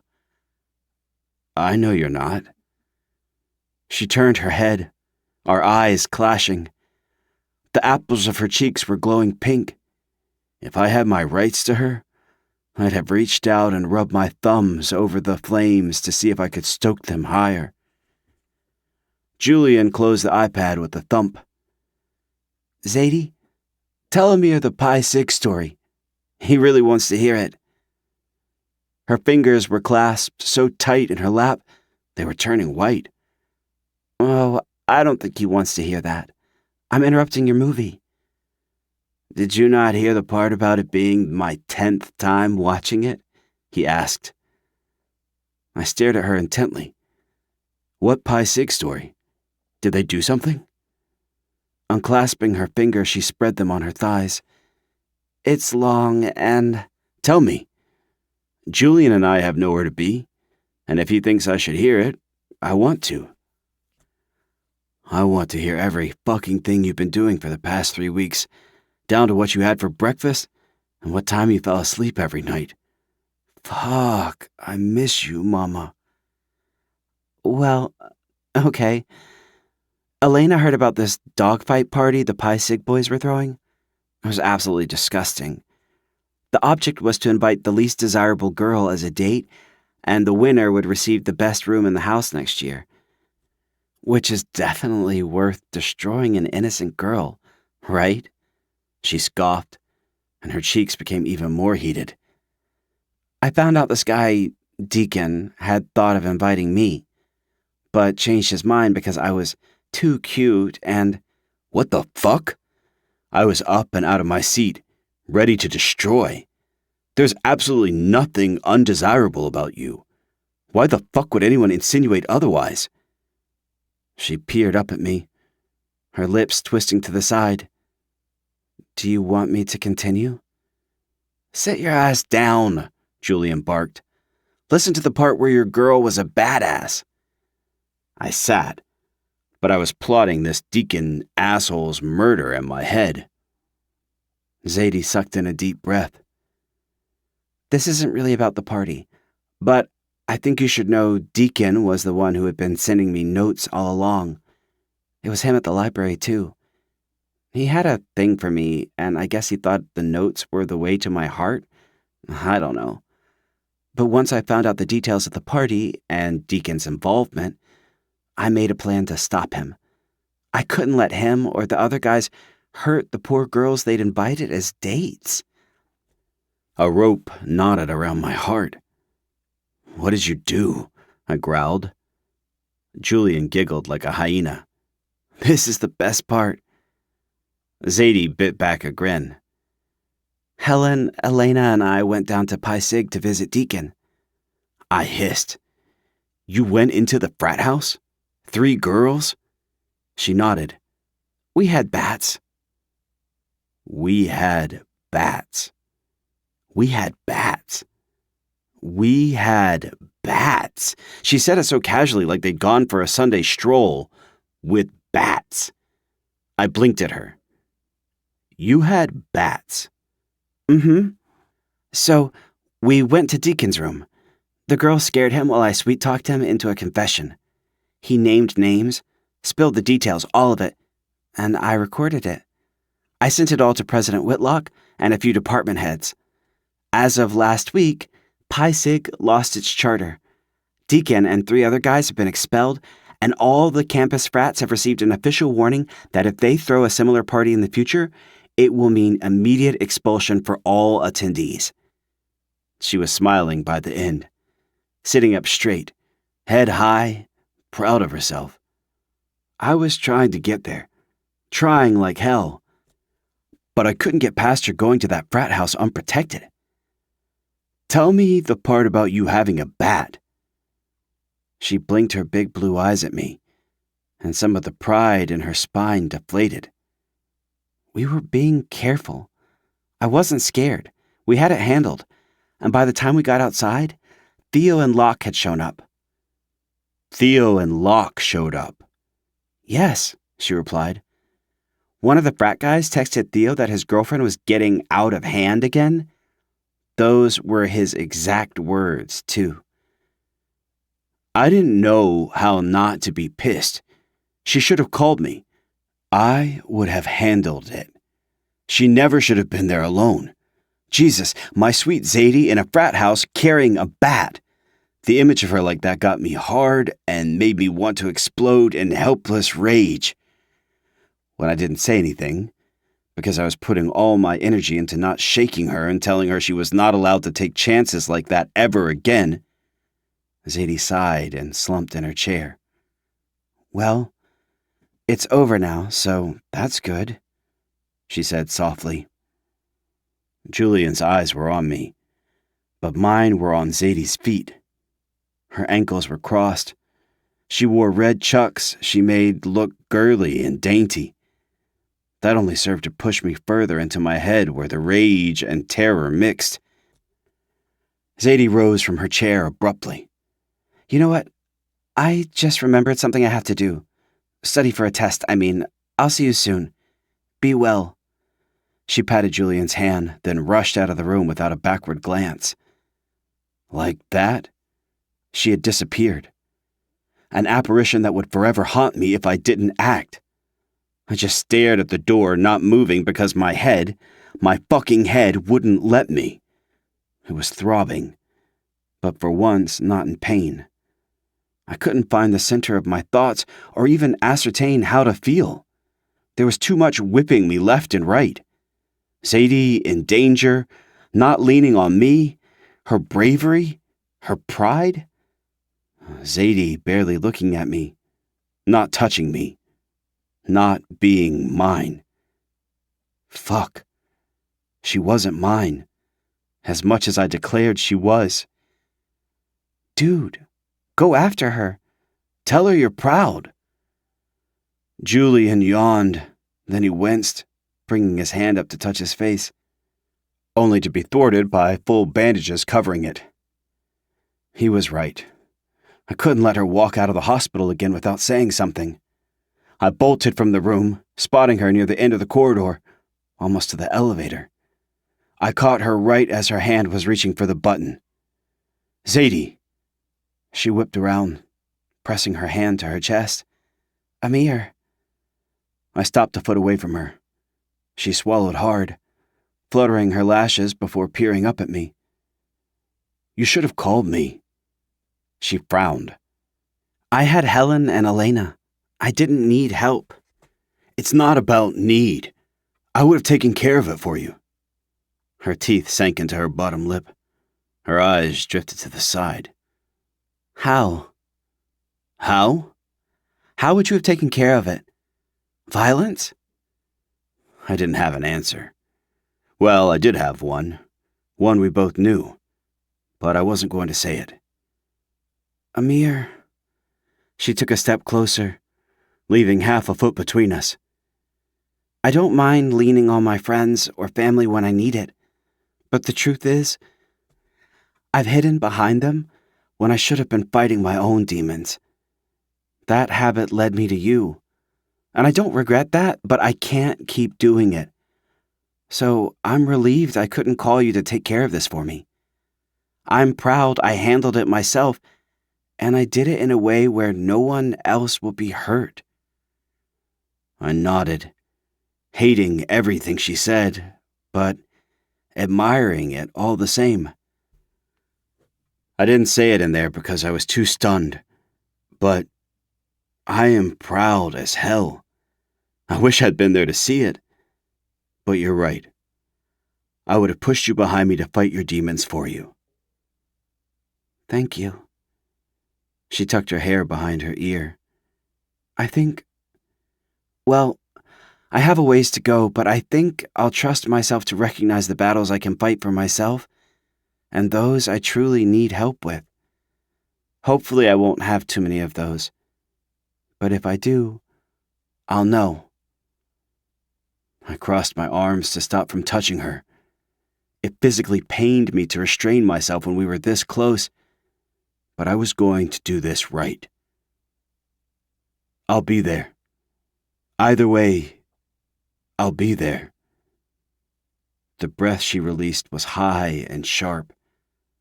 "Amir, I don't know." "You miss me?" Her gaze snapped to mine. "Of course I do." Her ready admission settled deep into my soul. There's not been a day, a minute, where I haven't missed you. I'm done with Reno. I'm out. She nodded, her lips pressed into a straight line. "Good. That's good. I'm relieved." Giving into the pull, I reached out and cupped her cheek. She shook under my light touch. "Give me a time, when we're not standing in a hospital hallway, that we can talk. I have some things I need to explain, and I'm hoping like hell you'll listen." She covered my hand with hers. "I told you I would." I let her walk away this time, but only because I'd gotten her to agree to meet. I had a time, a date, a location, and still, the need to tie her down in my bed until she promised she was still mine pulled at my insides like heavy chains. The only thing assuaging my near insanity was knowing this would be the last time Zadie walked away from me. Chapter 33. Zadie. Your mom had an accident. The words kept repeating in my head. Eli said she was okay. She wasn't even in the hospital. But I couldn't stop the panic and knew it would only recede when I saw her in person, when I touched her, felt her heart beating under my ear, assured myself she was alive. I was alone in my suite, Helen and Elena off doing something far more exciting than hanging out with their sad, freaked-out roommate, trying to figure out how I was going to get to my mom. She lived an hour away. I could take an Uber. It would cost a fortune, but I'd already racked up quite the bill from visiting Julian, and there was no question she was worth the price too. As I scrolled through the app, there was a knock on my door. When I didn't get up to answer right away, another knock followed. Frustrated at the interruption, I tucked my phone into my hoodie pocket and threw open the door. Even out of my mind with worry, Amir Vasquez possessed the ability to take my breath away. With his hands braced on either side of the door jamb, he peered at me from under his thick, sooty lashes, sweeping a gaze over me that was 2 parts longing and a whole lot of desire. Amir. I sighed his name like he was a daydream. Zadie. He stated my name like it meant more than just princess. It was his mission statement. I was his mission. Are you ready? My mouth fell open. Then I realized why he was here. I'd forgotten he was coming. I'd been anticipating and dreading this day since that night in the hospital. And now that he was here, I couldn't stay. He stepped into my room, taking my face in his hands. What's wrong? My mom. I have to go. I need to order an Uber so I can go. Stop. His thumb stroked my jaw. You need to get to your mom. Yes. Eli texted. My mom had an accident. She's home, but I need to see her with my own eyes. I am a little bit freaking out right now. I pushed my hair off my forehead. I'm sorry. I just need to... I'll drive you. My nose twitched as my eyes burned with tears I refused to shed. Okay, but it's an hour away, so I could just take an Uber. His fingers threaded in my hair, tugging hard enough to capture my attention. You're not taking an Uber. I'll drive you, Zadie. Grab whatever you need and we'll go. Okay. I stared at him, into the brightness of his beautiful midnight eyes. I loved him. I ached from the hugeness of loving him. Will you hug me for a minute? I'm afraid I might fall apart, and I just need you to hold me together. He had me in his arms before I could finish asking. He held me tight against his chest, shoring up my crumbling walls until I was reasonably sure I wouldn't fall apart when he let go. And I clung to him for just a little bit longer than I strictly needed because I'd been starving to feel Amir's arms around me. I did let go, though. By the time I had thrown a few things into my overnight bag and grabbed my messenger bag, Amir was by the front door, waiting for me. He took my things from me wordlessly and directed me to his SUV. He handled me with the utmost care, and it both rattled and soothed me.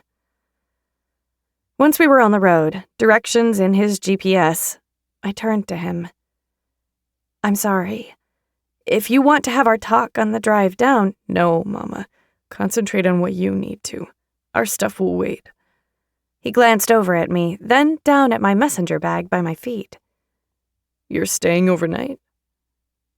I don't know. Maybe? I thought I might stay for the weekend to see how I can help. I pressed my hands into my thighs.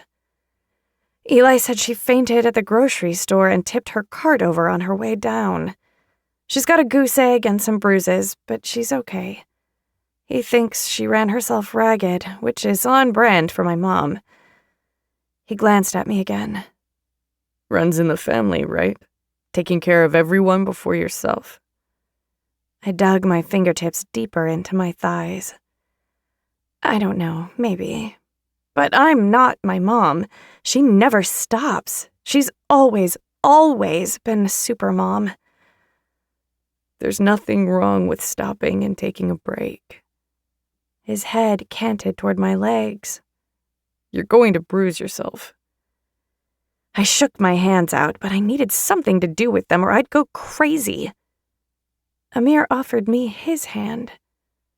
Use it. Abuse it. I don't break easily. My mouth quirked. Like my own personal fidget toy? Whatever you need. I wanted badly to believe he'd be what I needed outside of this moment. But that was too big for me to even fathom right now. So I rested my hand on his and let that be enough. As the miles ticked by, I rubbed my fingertips on his palm, curled my fingers around his, and traced every line on his hand. Having my skin on Amir's eased my stress like nothing else. My focus narrowed down to the feel of his calluses, his fluttering pulse, the heat building every time I ran the pad of my finger up and down the length of his middle one. Fuck, he muttered, shifting in his seat. My gaze flicked to him. Is this okay? His exhale was ragged. His answer was clipped. I told you it was. I was bothering him. Crap. That was the last thing I wanted to do when he'd gone out of his way to comfort me and drop everything to drive me down here. I started to withdraw my hand, but he grabbed it, curling his fingers around mine. Don't, he uttered lowly. Don't? We stopped at a traffic light, and Amir faced me fully. Do you have any idea how much I've missed you? You're touching my hand, and I feel like I'm going to come in my pants like a kid. That's what you do to me, Zadie. I covered my mouth with my other hand. Then I should stop. His blazing gaze held mine. Don't you dare. I haven't felt your skin in 3 weeks. If this is all I ever get, I am taking every second of it. Okay, I whispered. Amir held my hand the rest of the way to my mom and Max's house. Only he was the one doing the rubbing. It started with his index finger grazing my knuckles, then his thumb stroked the soft pad of my palm. He pressed in places I'd never known about, and caressed other places he'd discovered while we were together. Those places had me trembling as we pulled into the driveway of a home that still didn't feel like mine. You're good, Zadie. I'm here. I've got your back. He touched his lips to my wrist, then my palm, before letting me go. He hopped out of the truck, circling the front to open my door and help me out. Standing in front of him, it was as natural as breathing to fall into his chest for a long, desperately needed embrace. Then he walked me to the house with his palm between my shoulder blades. Eli opened the door for us before we even knocked, and I surged into his arms. He curled around me, shoving his face in my shoulder. You came, he mumbled. Of course I did. I'm here, don't worry. I'd been crumbling on my way here, but once I saw Eli's worried face and tired eyes, that was done. I'd be his pillar to lean on. I was his big sister, after all, even if the title was relatively new. He let go of me and shook Amir's hand, then guided us into the living room to see my mom and his dad. They were snuggled together in an oversized armchair, covered in a furry throw. Max was bald now, but he wore a knitted cap on his head to keep in the warmth. His cheekbones knifed at his skin, so sharp they seemed like they were threatening to poke through. My mom's skin was sallow, and the rings around her eyes rivaled Saturn's. But when she spotted me, her smile was nothing but pure delight. My daughter's come to see her old ailing mother. She held her arms out to me, and I went, collecting another fortifying hug. Then she spotted Amir lingering by the door and held her arms out to him, too. "Come here, my love. I'm sorry you have to see me this way, but at least you have the memory of me looking well-rested." Amir crossed the room and was given the Felicity treatment of being hugged and fawned over. Then he met Max, who also promised he didn't normally look so much like dog shit. I knelt in front of my mom's chair, holding her hands. What happened? She wrinkled her nose. You know me. I'm go, go, go, then I crash.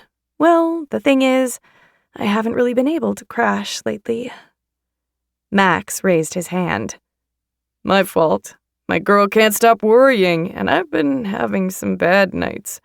She won't leave me alone for it. Mom rolled her eyes. As if I would. Don't even bring that up again. His eyes roamed over her like she was his beginning and end, his every damn thing. And this was why I was able to love Max, despite the way their relationship had started. He always looked at her like that. But you need to rest during the day if you're going to do that, babe. I can't have you fainting at the grocery store, he admonished gently but firmly, exactly what she needed. I'm here for the weekend, so whatever you need, I'll do. I'm here to be at your service while you rest, and I'll come back as much as you need, I promised. Amir gripped my shoulder. Put me to work, too. I have wheels. I can do whatever needs doing. It turned out what they needed was someone to drive Eli to his baseball game and then a friend's house to sleep over. Amir jumped at the chance, kissing my temple before he led my brother out the door. My mom and Max napped while I cleaned their house from top to bottom. Not that it was dirty, but it gave me something to do and made me feel useful when I was utterly useless. I couldn't take Max's leukemia away or make my mom rest before she made herself sick, or drive Eli to practices and cheer him on in place of his father who simply couldn't be there. This was all I could do, so I made their house sparkle. Later, Mom, Max, and I had dinner together. Amir had stayed to watch Eli's baseball game and texted us pictures and updates. Max cleared his throat a few times and swiped at his eyes when Amir told us Eli had hit a home run. My mom took him upstairs soon after that. I was scrubbing the clean kitchen counters when Amir knocked on the side door. He was watching me through the glass, and I couldn't take my eyes off his heavy lids and the way he licked his bottom lip as he gave me a long once-over. I opened the door, stepping back to let him inside. He closed it, locked it, and took the towel from my hand, tossing it on the counter. Then he had me, pulling me close, cupping the back of my head, and just holding me. That was all it took. All day, I hadn't stopped moving. I'd kept my feelings locked down tight because I wasn't here for that. This wasn't about me. If my mother saw me falling apart, she'd never forgive herself. But I knew, despite our distance, despite how angry he'd been with me, despite it all, Amir was my safe place. I thought I'd needed to hear my mom's heartbeat to find my footing, but it turned out it was his steady thumping that put me back on level ground. With him here, I could fall, and he'd be there to catch me. If I fell apart, he'd put me together. I couldn't make sense of that in my head. How could he be my safe place when he used these same hands to hurt? I stopped trying to work it out, though. It didn't have to make sense. It just was. Amir took me into the living room, made me sit down, and held me through it. My body trembled as the adrenaline that had kept me going all day seeped away, and his arms tightened. He didn't ask for anything back. He was simply there. Even when I stopped shaking and my tears ebbed, he held me close. I sat up, wiping my face with my palms. I'm okay. Thank you. Yeah, you are. He took my face in his hands. And if you ever thank me for holding you when you need it, I'll spank your pretty ass until you remember that's my job. I swallowed hard. Amir wasn't treating me like an ex-girlfriend, but that was what I was. We weren't back together, even if I was letting him act like my boyfriend. More than letting him, reveling in his presence. The last thing I wanted was space, but we needed it. I scooted to the edge of the cushion and twisted to the side to face Amir. How was Eli? He stared at me long and hard, his eyes narrowing on me. He knew what I was doing, but he didn't push it. Eli is cool as shit. He's fucking phenomenal at baseball. He's also worried as hell about his dad, and now he's got your mom on his worry list too. He'll be okay though. Maybe he could use some extra visits from his sister, who he worships, by the way, but he's got a good head. He'll get to the other side no matter what. I sniffled at the way he spoke about Eli, like he really cared. I know I'm not allowed to thank you for taking care of me, but thank you for taking care of Eli. It means more than I can put into words. He shrugged. Don't worry about it. Like I said, he's cool, and the game was highly entertaining. I wouldn't mind coming down for more of his games. I wouldn't mind it at all. Amir. I didn't know what to say. This was all too much, and the energy I was exerting to stop myself from crashing into him was exhausting me. Yeah. He grazed my cheek with his fingertips, then climbed to his feet. I should probably go. Text me when you're ready to head back, and I'll drive down to get you. My heart lurched. He was leaving? I jumped up, grabbing his hand. I know you're probably anxious to get back to Julian, but he's fine. He's covered. Okay, good. Then you should stay. It's already getting late and you don't have to convince me. I'm staying. That easily. My heart settled again, even as my stomach swirled. Okay. I released his hand, even though I didn't want to. I'd let him go, and it wasn't fair for me to act like I hadn't. Let me show you the guest room. With a sigh, he followed me upstairs. The bed was made up, so I just had to point out the adjoining bathroom and where extra blankets were in case he needed one. He stared at me as I nervously pointed out the obvious, and he was still staring at me as I beat a hasty retreat. We were supposed to talk, but I didn't want to. My chest felt battered from the upheaval of emotion I'd gone through over the past few weeks, and I'd cried myself dry. I was tapped out and had nothing else to give. All that was true, but the biggest truth was I was making excuses out of fear. I wasn't sure I was ready to listen to what Amir had to say, even if I had said I was. I went through the motions of getting ready for bed, and though I was tired once I was under the covers, sleep was well beyond my grasp. I lay in the center of my bed for what felt like hours. Thinking, always thinking, picturing Max's face, the softness with which he watched my mother, how he loved her, how she loved him back so deeply she'd made herself sick over it. Of course, Amir was part of my thoughts. I couldn't stop thinking about his texts from Eli's game.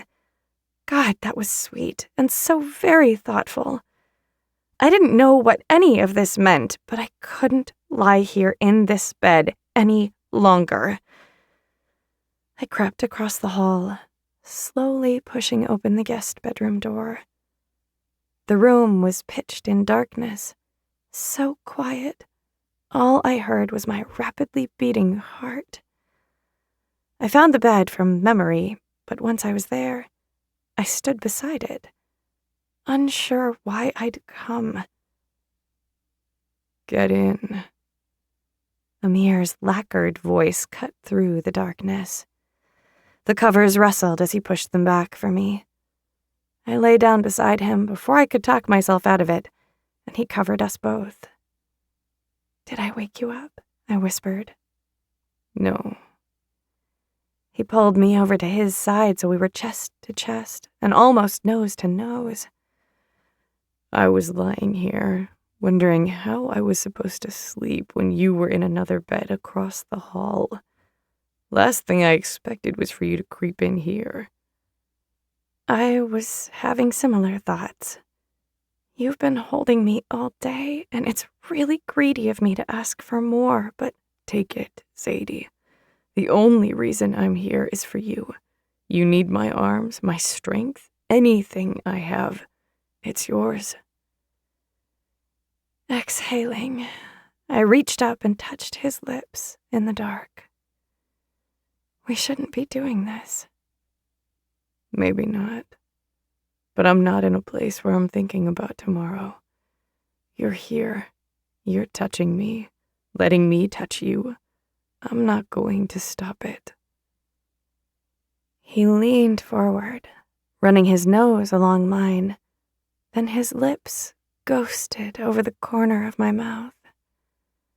My fingers trailed down his jaw to the sides of his neck, pulling his face closer.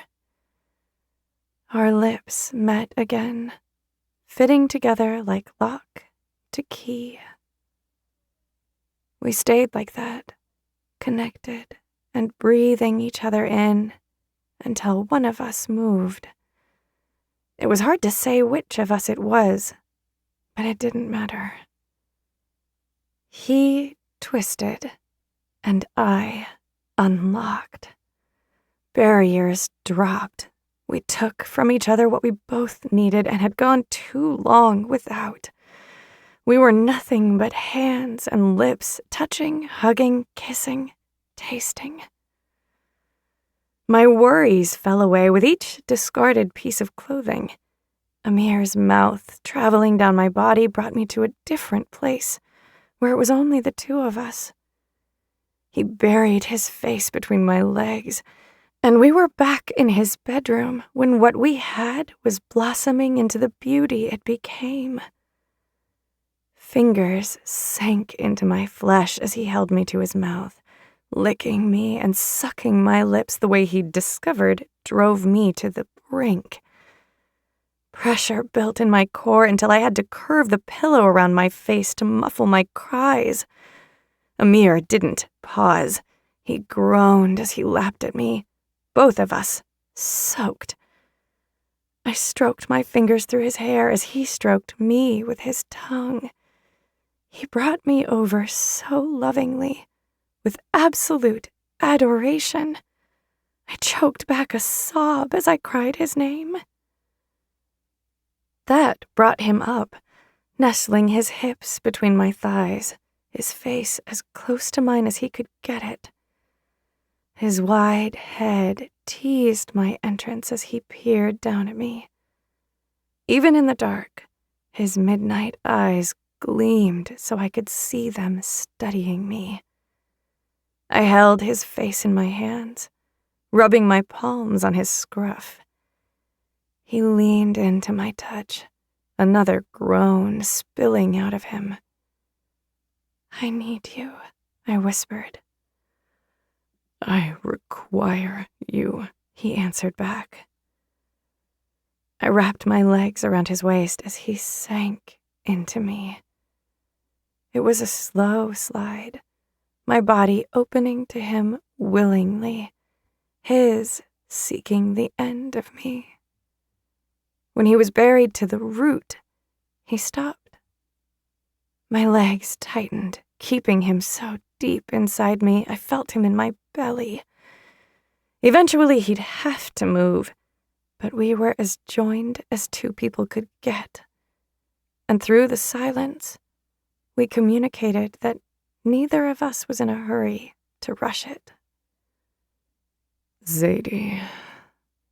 He caressed my face, kissed my eyelids, the corners of my mouth.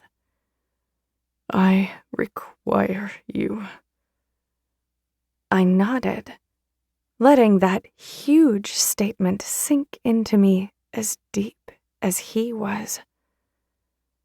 I didn't know how to reply with words, so I lifted my head and kissed every inch of his skin I could reach.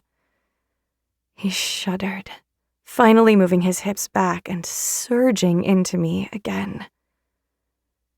We made slow love, because there was no denying that was what we were doing. I didn't think either of us knew whether this was hello or goodbye. I knew for certain it was necessary. I had to hold him, feel him, touch him, taste him, as surely as I had to breathe.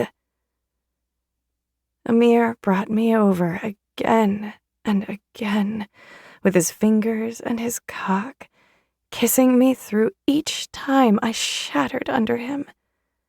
I was wrung out, limp, boneless, yet I still ached for him.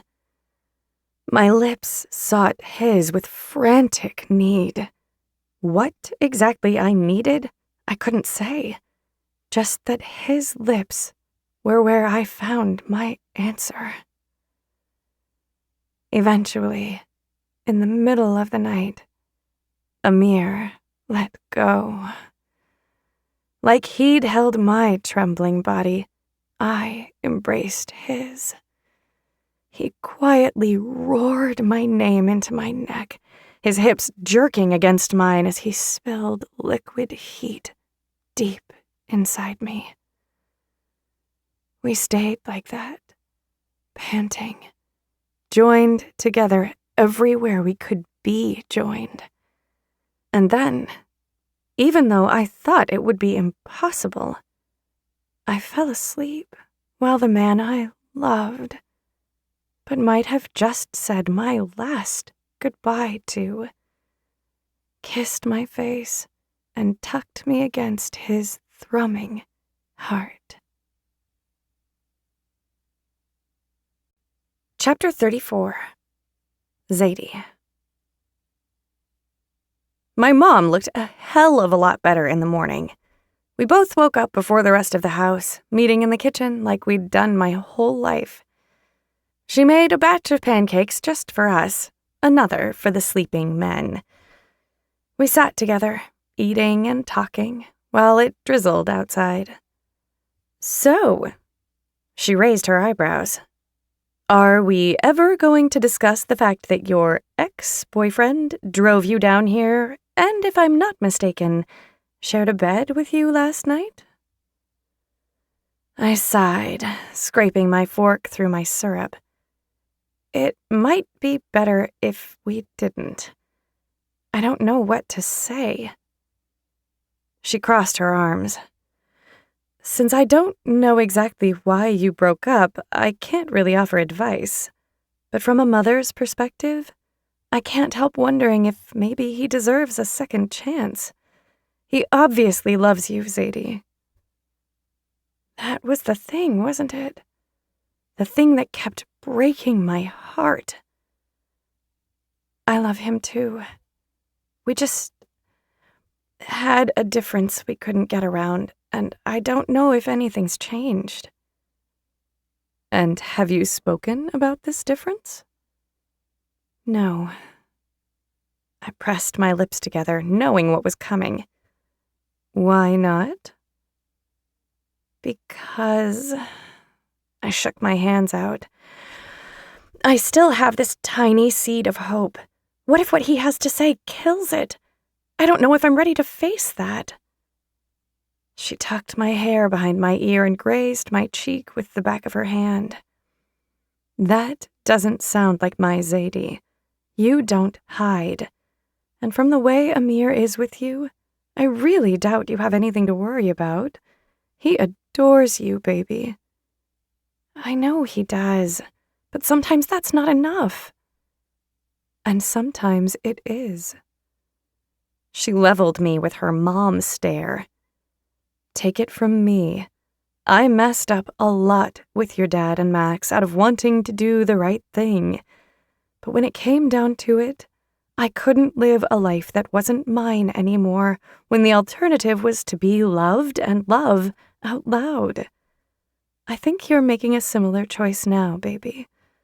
I want you to experience love that is so aggressive you never once question it.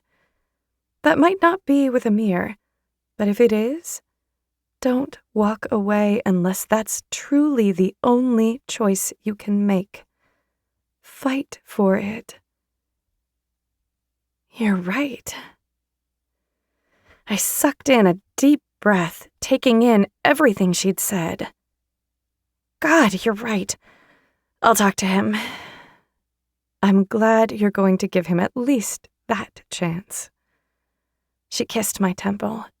Thank you for coming down here.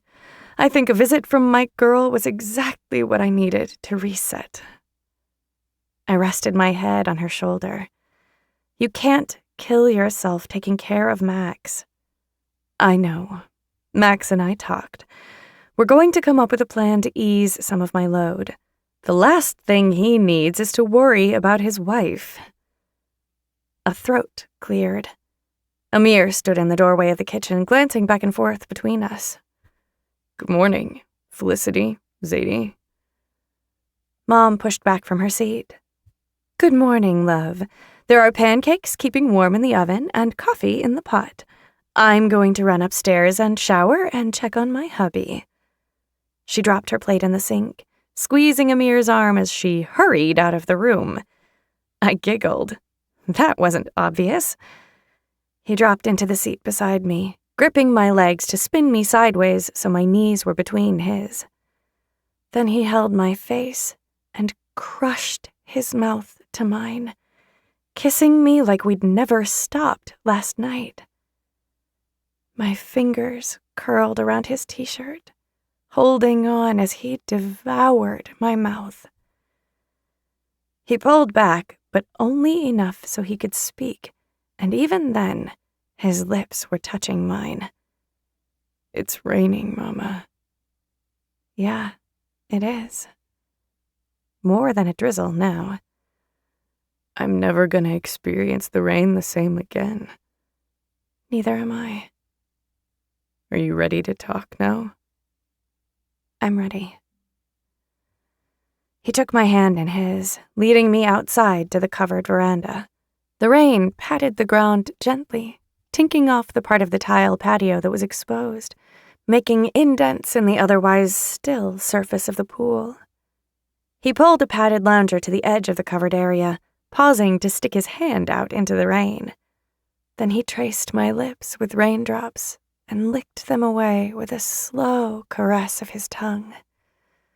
My knees had already been weak from nerves, but he knocked them out from under me then.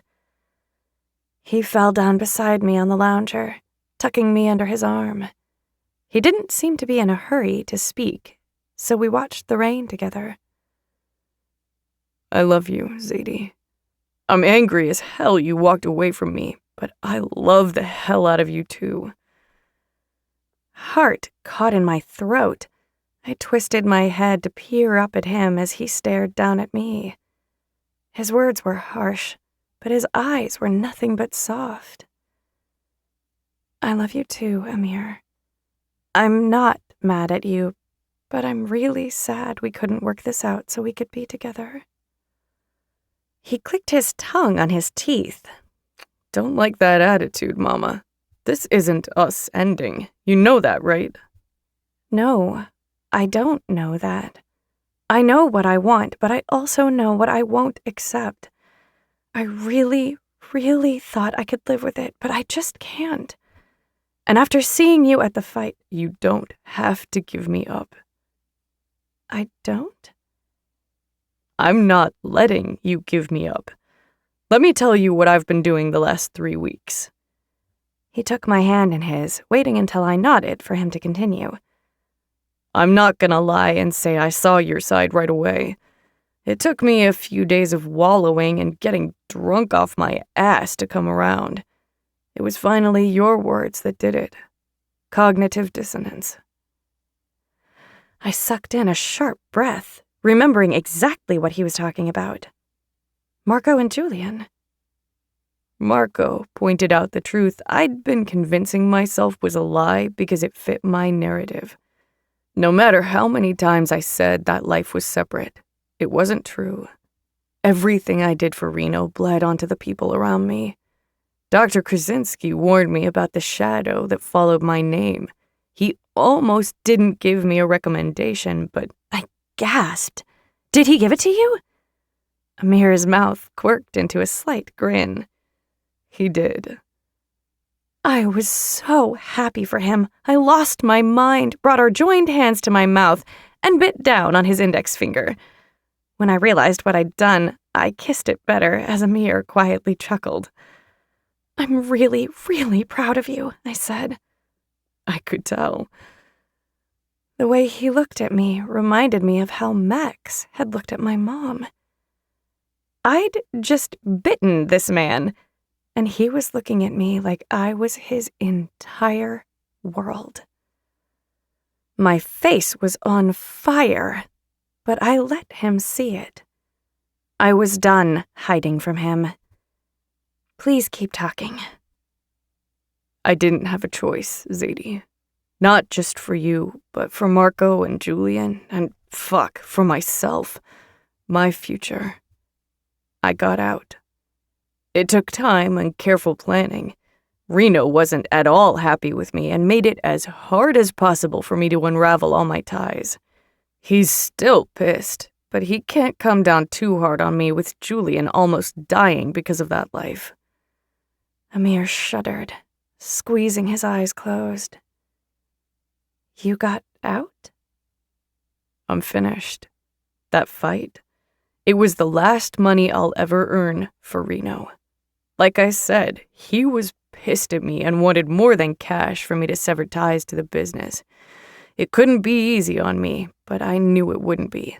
I knew it, and I ran straight for it because I wanted it so badly. I threw the fight so Reno could bet against me, allowed Ishkov to beat me to hell and back, all so I could have a clean break. And I'm clean now, Zadie. No ties. That life is history. I couldn't get the image of him pounding his fists into that man out of my head, nor his bloody knuckles and clothing from the night of the break-in. He might have severed those ties, but what he'd done before, how did I get past that? I was at the fight. I saw you. Fucked with my head that you were there. I was gonna come to you after, tell you everything, but you were horrified by me. I never thought I'd see you again. Never thought you'd let me hold you. I didn't think I would either. He gritted his jaw. His chest rose and fell as he swept me with his gaze.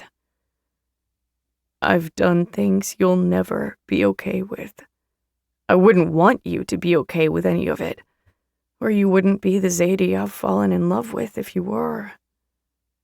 He patted his chest and cleared his throat, but every word he said came out choked. But here I am anyway, asking you to look past it like you once told me you could. If it were one of your flaws, then I would revel in it because it gets me you. You've seen the worst of me, and I'm asking for you to love me anyway. Fear enveloped me like a fog, surrounding me so thickly until it was hard to breathe.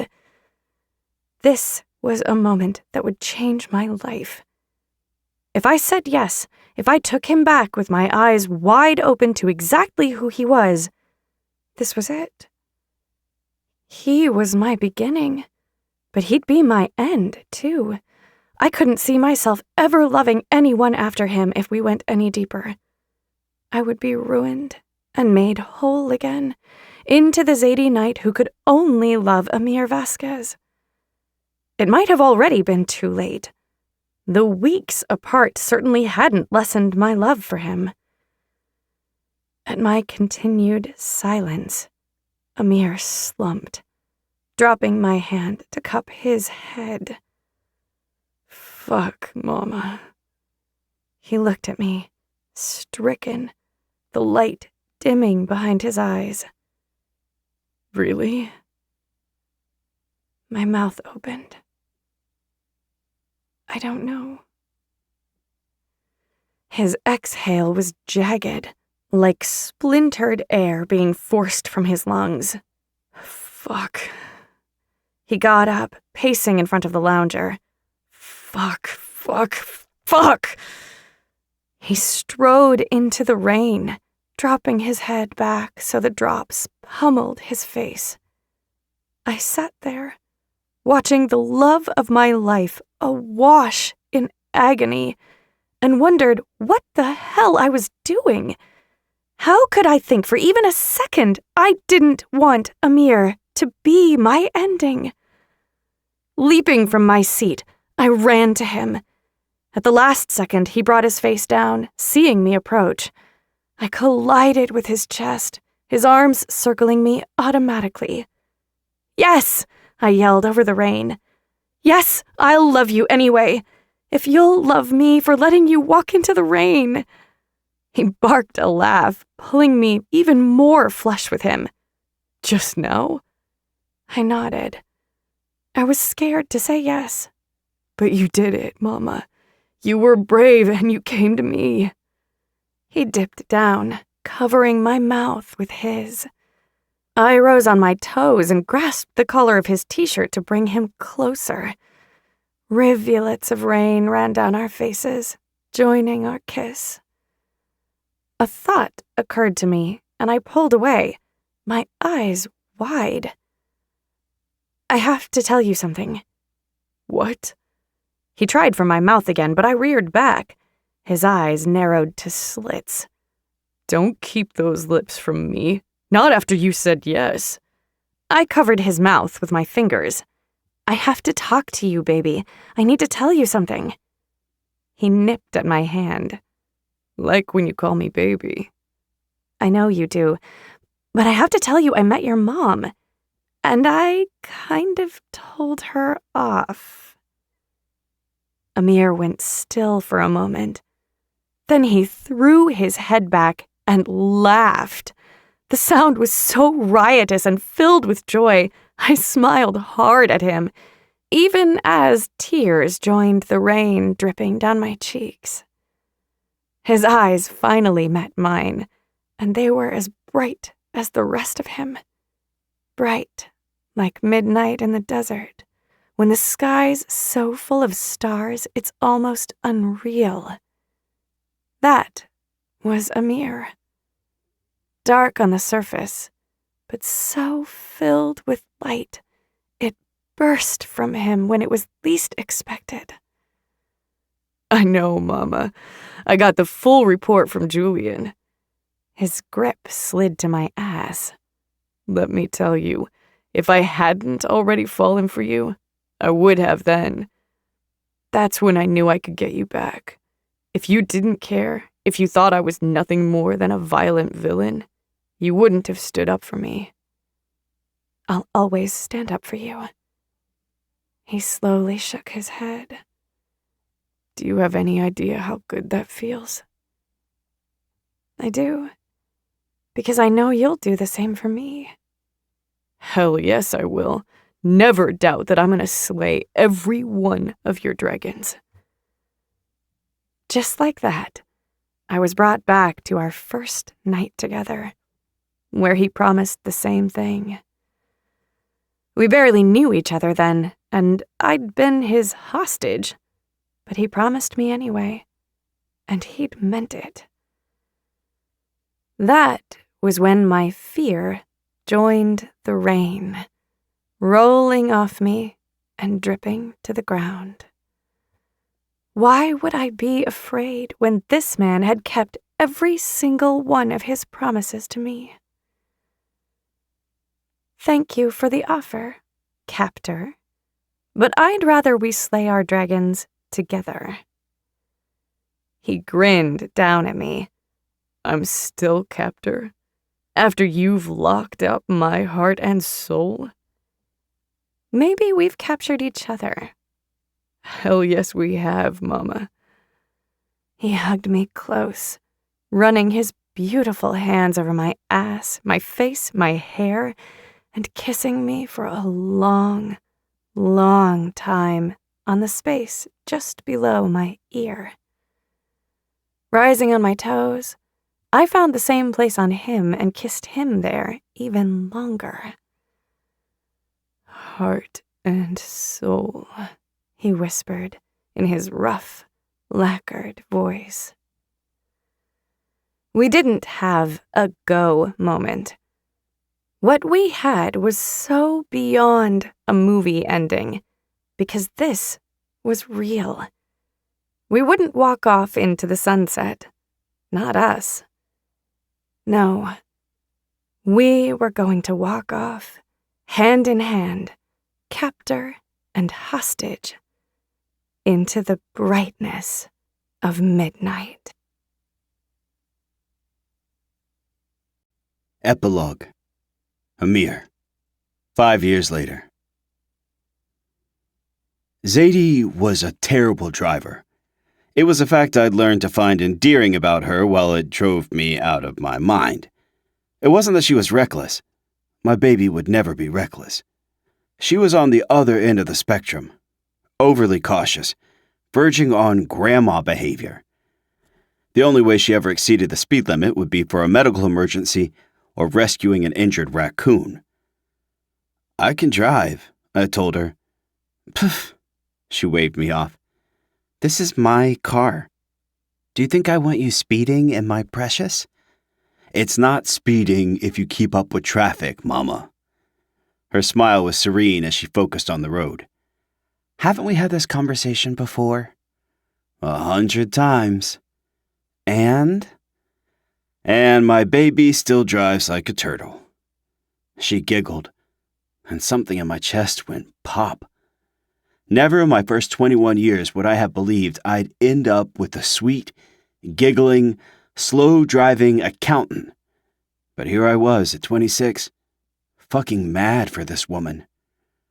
There was a lot about me she probably never considered as someone she would want in her life. But I was lucky as hell she continued to look past all of it to love me like no one ever had.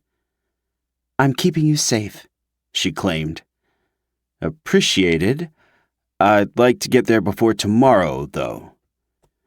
Her eyes slid to the side, then right back to the road. Why are you in such a rush, I thought I'd get you all day today. You do. I just want to be there so I can get my hands on you. Her cheeks lit up like stoplights. Yeah, she liked that answer. It wasn't a lie, since she was no nonsense while she drove and I wasn't allowed to feel her up. But it wasn't the whole truth either. I had tricks up my sleeve she wasn't going to know about until it was time. Leaning back in my seat, I accepted my slow ride and took in the scenery. We'd lived outside of Portland, Oregon for the last 3 years, and the lushness of the landscape still hadn't gotten old.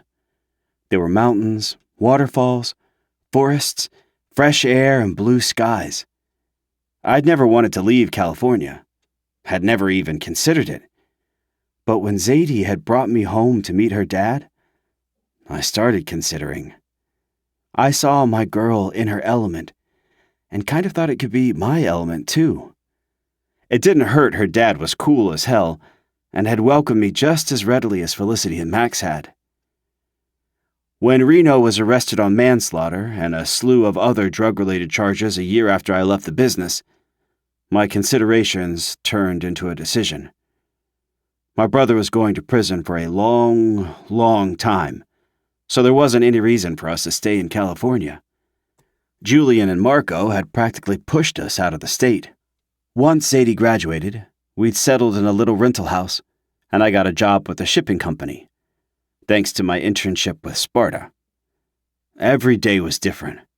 I never spent much time at a desk since I managed operations at a large port. It was exactly what I'd envisioned doing, and every time I thought about how I'd played fast and loose with my future in my college days, I wanted to travel back in time and slap myself upside the head. But hindsight was 20/20 and all that, and I knew a hell of a lot more now. I rubbed my forehead, but only out of habit. There were still days when my head would throb hard enough to send me to a dark room, but since leaving Reno's business and moving out of state, those were few and far between. I hadn't even realized the level of stress I'd been living under until I'd ridden myself of it. Zadie pulled into the parking lot at the beginning of the trail we were hiking. This was one of our favorite places to explore, and most of the time, there weren't too many other people around. "Wow, it looks like other people had the same idea as us," she remarked at the other cars in the parking lot. "Maybe, but no one knows about our path." I steered her attention away from the cars, grabbing my backpack out of the trunk. Zadie had turned me outdoorsy. I regularly hiked with her or a couple of guys from work. I biked, mostly on my own, occasionally with my baby or friends. I'd ridden a horse since we'd moved here, though I wasn't too interested in repeating that. I'd even been foraging for morels more than once with Zadie's dad, Keith. That was the kind of life I was leading. A far cry from the vicious kid I'd once been. I'd never known life could be like this, though. Peaceful, but never, ever dull. As we walked the narrow trail we discovered during our first year living here, my stomach clenched. My girl was in front of me, a place where I always put her when we couldn't be side by side. It was mostly for protection, but the view of her peachy ass bouncing as she climbed over rocks and stumps did not hurt one bit. God, I loved this woman. I questioned sometimes if people experienced different types of love. There was no way everyone had it as good as Zadie and me. If they did, there would be no more wars. Global warming would be under control. Politics wouldn't get dirty. People wouldn't have time for hating each other. They'd be too consumed with getting back home to love their partners. Whatever the truth was, I knew without a doubt I was a lucky man. "Zadie?" She turned around, a questioning smile tilting her lips. "Yeah, baby?" So fucking lucky. "Do you love me?" She pressed her hands to my chest. "Have I not been showing you enough?" Exhaling, I closed my eyes and thanked the rain for giving me this girl. "You have, Mama. Just jonesing for you to say it." She lifted on her toes, biting my chin, then kissing it. "I love you so, so much, Amir Vasquez. Like the moon loves the tides, like the stars love midnight, like Michael Myers loves slashing horny teenagers." With a laugh, I took her in my arms and kissed her hard on the lips. I wasn't convinced until that last part. Michael Myers really loves murdering horny teenagers. And Zadie, my sweet pacifist girlfriend, it turned out, loved more than cult classic 90s movies. She was a slasher film fan too. The cheesier, the better. The first Halloween was her ultimate favorite. We traded off on who picked movies when we Netflixed and chilled. Hers were always bloody in the most unrealistic way. My choices usually veered more toward crime dramas. Are you going to ask if I love you? She shook her head. I don't need to. I already know. I touched my lips to her temple. Yeah, you do. She'd really know in a few minutes. As we neared the clearing overlooking the falls no one but us ever seemed to find, voices rose above the rushing water. Zadie's nose crinkled. Damn, it sounds like our luck has run out. Someone else found our spot. I squeezed her hand. Let's check. Maybe you're hearing things. A surprised laugh burst out of her. Are you saying you don't hear anyone? I shrugged, needing her to stop questioning me and just trust me. Come on, crazy girl. We rounded a copse of trees, and it became clear we weren't alone at our secret spot. Zadie stopped in her tracks, taking in all the people staring back at us. Eli, who had grown even more than when I'd met him at 16. He was playing ball in college in San Francisco. Zadie and I went to his games as often as we could. Now, he was grinning at his sister like a Cheshire cat. Felicity and Max were beside him. Felicity was ready to burst. She'd been holding back the secret for almost a month, and it'd been killing her. Max, healthy and in remission after a long, scary battle with leukemia, held on to his excited wife so she wouldn't lunge at us. Elena and Locke had shown up too. Helen and Theo hadn't been able to fly since she'd just given birth a few weeks ago, but Elena had her on FaceTime so she could watch. Julian and Marco pulled through for us. With Julian's leg, I hadn't been positive he could make the hike, but he'd flipped me off when I'd expressed my doubts. And here he was. Not the same as he'd been before the accident, but alive and living. Keith was on the other side of them with his partner, Sarah. They weren't married, but lived together. She was an Oregon hippie who shared his love of weed, foraging, and Zadie, and by extension, me. This was my family. They didn't all live nearby, but when push came to shove, they showed up. They got excited for us, loved us, supported us. I'd never had anything like this growing up, but I had it now in spades. I knew without a single doubt I was a better man for it, which meant I was a better man for Zadie. She pressed her hands to her mouth. What are you guys doing here? I took her hand, leading her to the rock overlooking the waterfalls we always sat on when we came here. Instead of sitting, I knelt in front of her. She gasped. My sweet, beautiful girl, who'd stuck by me for nearly 5.5 years, actually gasped at me getting down on one knee. I should have done this years ago. My intention for forever had always been solid, but life had gotten in the way. First, Reno's trial and Max's illness. Then school, jobs, moving. We talked about it, knew we were on the same page with what we wanted for the future. But we were happy.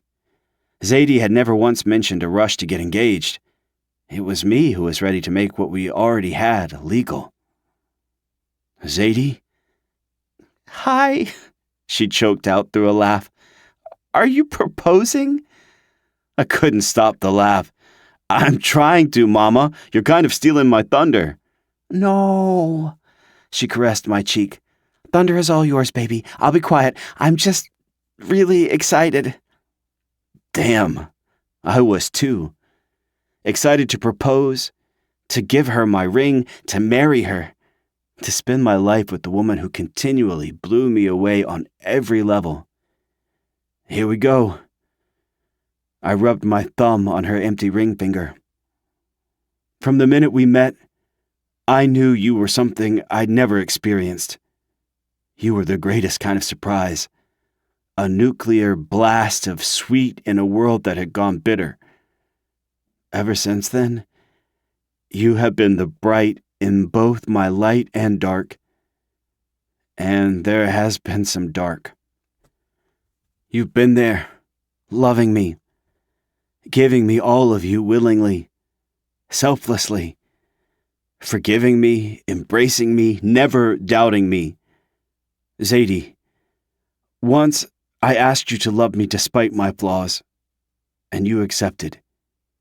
Today, in front of everyone we love, I have another question. She nodded. Yes. I laughed again, but this time, it was through a thickly coated throat. There was no fucking way I was getting through this without crying. That was what this woman did to me. Let me ask before you answer. Okay, but just so you know, it's a sure thing. My head dipped, forehead to her arm. Her other arm came around me, lending me strength, giving me support, loving me like she always did. God damn, was I lucky. Zadie? I tipped my head back to meet her shining blue eyes. I want you to know, you still hold my heart and soul, and they are yours to keep. You've taken such good care of them. You're the rightful owner anyway. I don't want to walk this earth without you, ever.